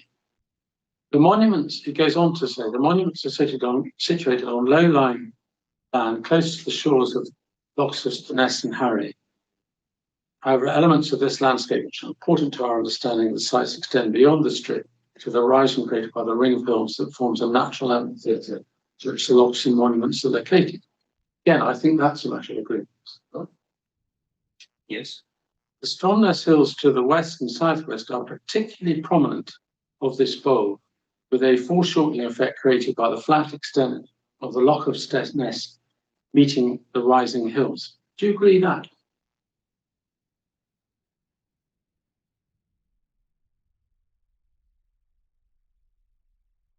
I think it's for something with regards to hills. And yes, I think I explained at the start of my the evidence in chief when I was talking about the setting of Stennis, that the hills to the south are closer to the viewer than other parts of the surrounding landscape. So the emphasis there is on particular prominent element of the bowl. And that will be particular prominent whether you're considering a wind farm on top of them or a wind farm on the appeal side, application side, I should say. And still be prominent. The prominence of those hills would be unchanged, yes. In addition, the hills of Hoy, Ward Hill, and the Culags were a dominant and brooding presence in views to the south and southwest. Do you agree that? Yes. That doesn't appear anywhere in the analysis of the setting of the World Heritage Site. No, I think this is describing the surroundings of the World Heritage Site and doing it with a view to the application that is being discussed there, which is Merrinblow, which was to, I believe, the southwest of the World Heritage Site. We just agreed that the setting doesn't change depending upon the proposal that is being considered. Clearly, Historic Scotland, in setting these points out, were identifying to the reporter what they considered to be the key elements of setting. I think they're doing that with regards to the development being proposed there. Did you see the fact that you haven't given any emphasis in your evidence to a dominant and brooding presence is a deficiency in your analysis? No, I would dispute that. I think I do make reference to the fact that so if we're talking about the hills of Hoy are believed, as I've said in my evidence in chief, that two of the standing stones at the stones of Stennis reference the horizon of Hoy. I think there's quite a compelling argument for that relationship. It's different. Can I just interrupt you there with respect to Dan? It's different between saying there's a relationship to the hills of Hoy and the standing stones of Stennis and them being dominant. Do you not accept that?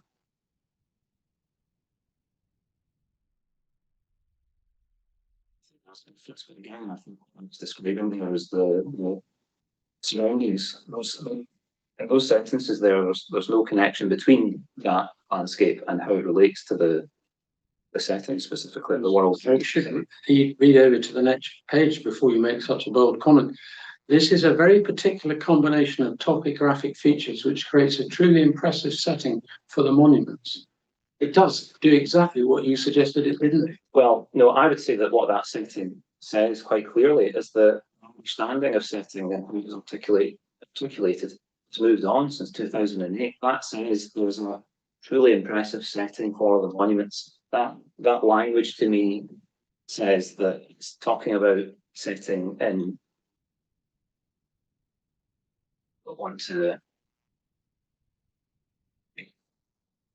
You're saying that Historic Scotland didn't understand the setting of the monument? No, I think they did. I think that our understanding of setting, there was no setting guidance at this point in time.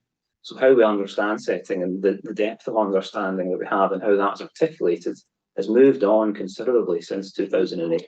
I can accept that the way you may articulate it may have changed, but what has changed about the setting of these monuments since 2008? On the ground. Nothing. Well, there might have been additional development, so. Are you able to point to any specific guidance which would make a material change to assessment of the assessment of setting in terms of what was important in that setting between 2008 and now? Managing change setting guidance. That articulates it, but are you saying that that is something that was the factors in that document maybe articulated differently weren't similar factors that were taken into account previously? As I've said, I don't think we're being considered in the same level of detail as they are set in the guidance. Yeah, on in 865, one of the features that most researchers have commented on is the bowl effect created by the surrounding hills. I'll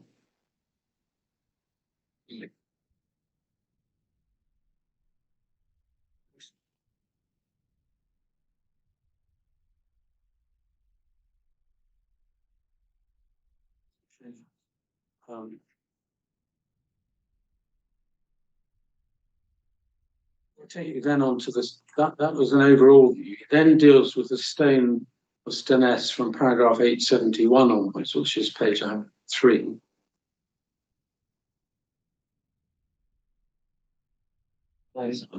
Setting is dealt with at paragraph 872. In terms of the setting, the stones at Steness are located on the southern promontory separating the lochs of Steness and Harry. Stones are situated in an area of improved land, the B9055 to the west, and the barn has settlement to the northeast. And it's explained that there are extensive views of the two lochs and the basin created by the rolling hills of West Mainland, with the hills of Hoy dominating the views to the southwest. You disagree with that as a quite appropriate assessment of setting today?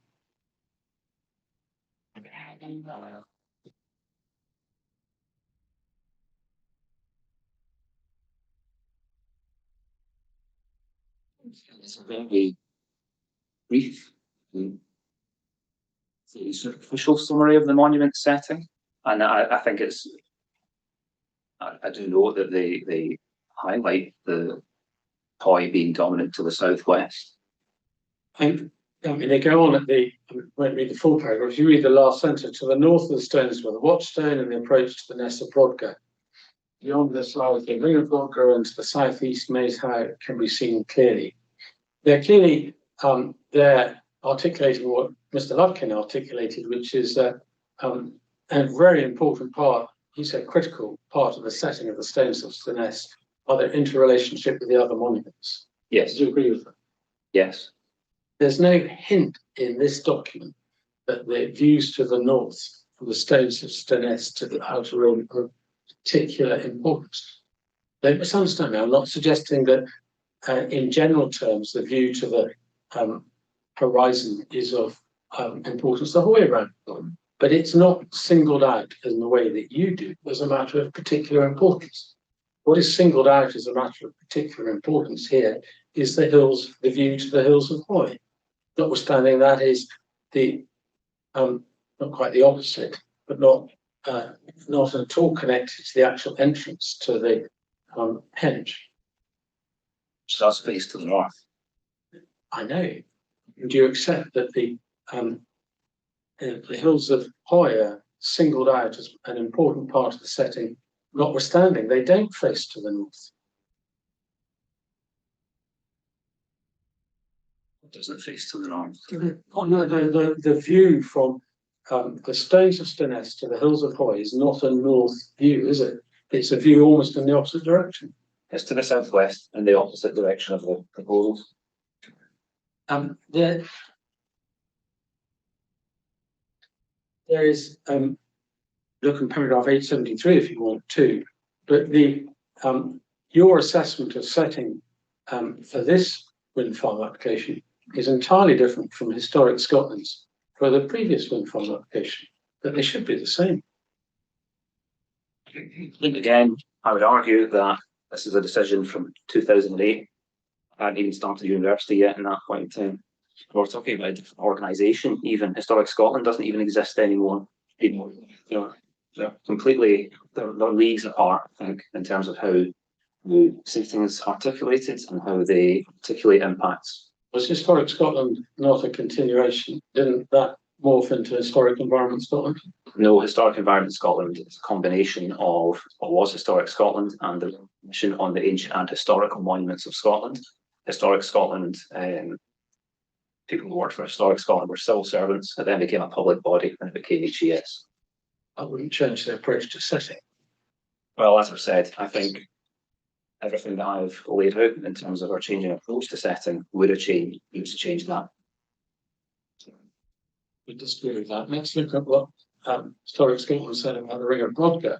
It starts at paragraph 877, electronic page 104. 870.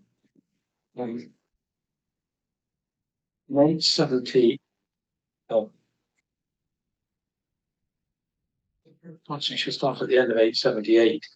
HS considered the monument was probably constructed after stones of Stoness and Mace Higher. Given the surrounding mounds and standing stones and invisibility between the rings and other monuments, the sense of a large ceremonial landscape which evolved over centuries. Again, that's a matter of significant importance, and there's no difference between you and Mr. Lutkins to that.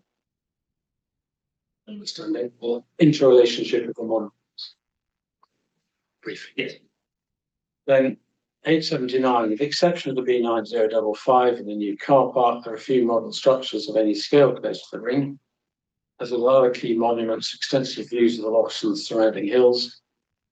However, at the ring, there was a particular sense of coming together of water and land, surrounded by a ring of enclosing hills, with the hills of Hoy also providing an imposing backdrop.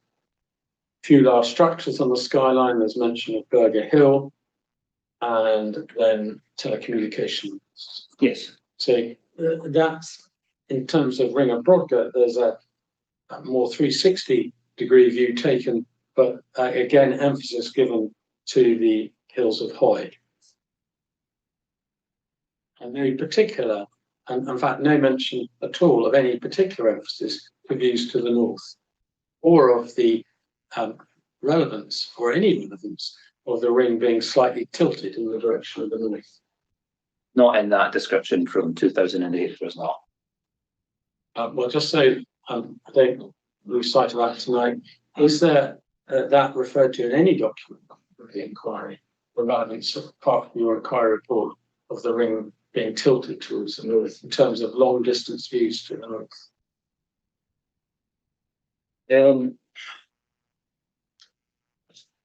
Not anything that's been lodged as evidence. Well, then, as I established with you, I had expected you to have lodged the relevant material. If you haven't lodged it, I can't cross-examine on it. So we can record that there's nothing in the evidence before this inquiry that supports your view that the tilting of the ring towards the north has any relevance at all. That's correct, isn't it? Is your perspective on it? It's not mine. No, it's not a question of perspective. Is there any evidence before this inquiry that supports your view? I can't. Not in the evidence before the inquiry, there is not. Other than what I've written in my inquiry report and probably referenced in my recognition. Yeah, absolutely. Thank you. Sorry, that's slightly overrun, but it's before 5 o'clock, and that would be a convenient room. Okay, thank you. Thank you, Mr. Darnham. Thank you. So we will close for today. Start again at 9:30 in the morning, and hopefully we'll make good progress. Thank you. Mr. Sinclair is heading back north, I think, tomorrow. So he won't be with us in person. You'll be able to view the recording of the session, so you can picture yourself sitting in your seat on the edge. Thank you very much for your input, and for coming along in person. See everybody else or to attend tomorrow at 9:30. Any other questions before we finish? There's no document, actually. So you can look documents that. It was the Notification, to the Scottish Government and when it was. and Mr. Dunnan is to say we anything. I references. Decisions. On It's filling the gap. There's Filling the gap. filling the small gap. Would, but they are. At this stage, we shouldn't be budging additional material that hasn't been prepared to, so hopefully find them in the many decisions that are already before me. I would object if they're not lodged. I mean, I would appreciate the same best I approached the last comment, is that if there is relevancy, it should be lodged. Okay, well, we'll be able to get those, so. And just. Very, they ask.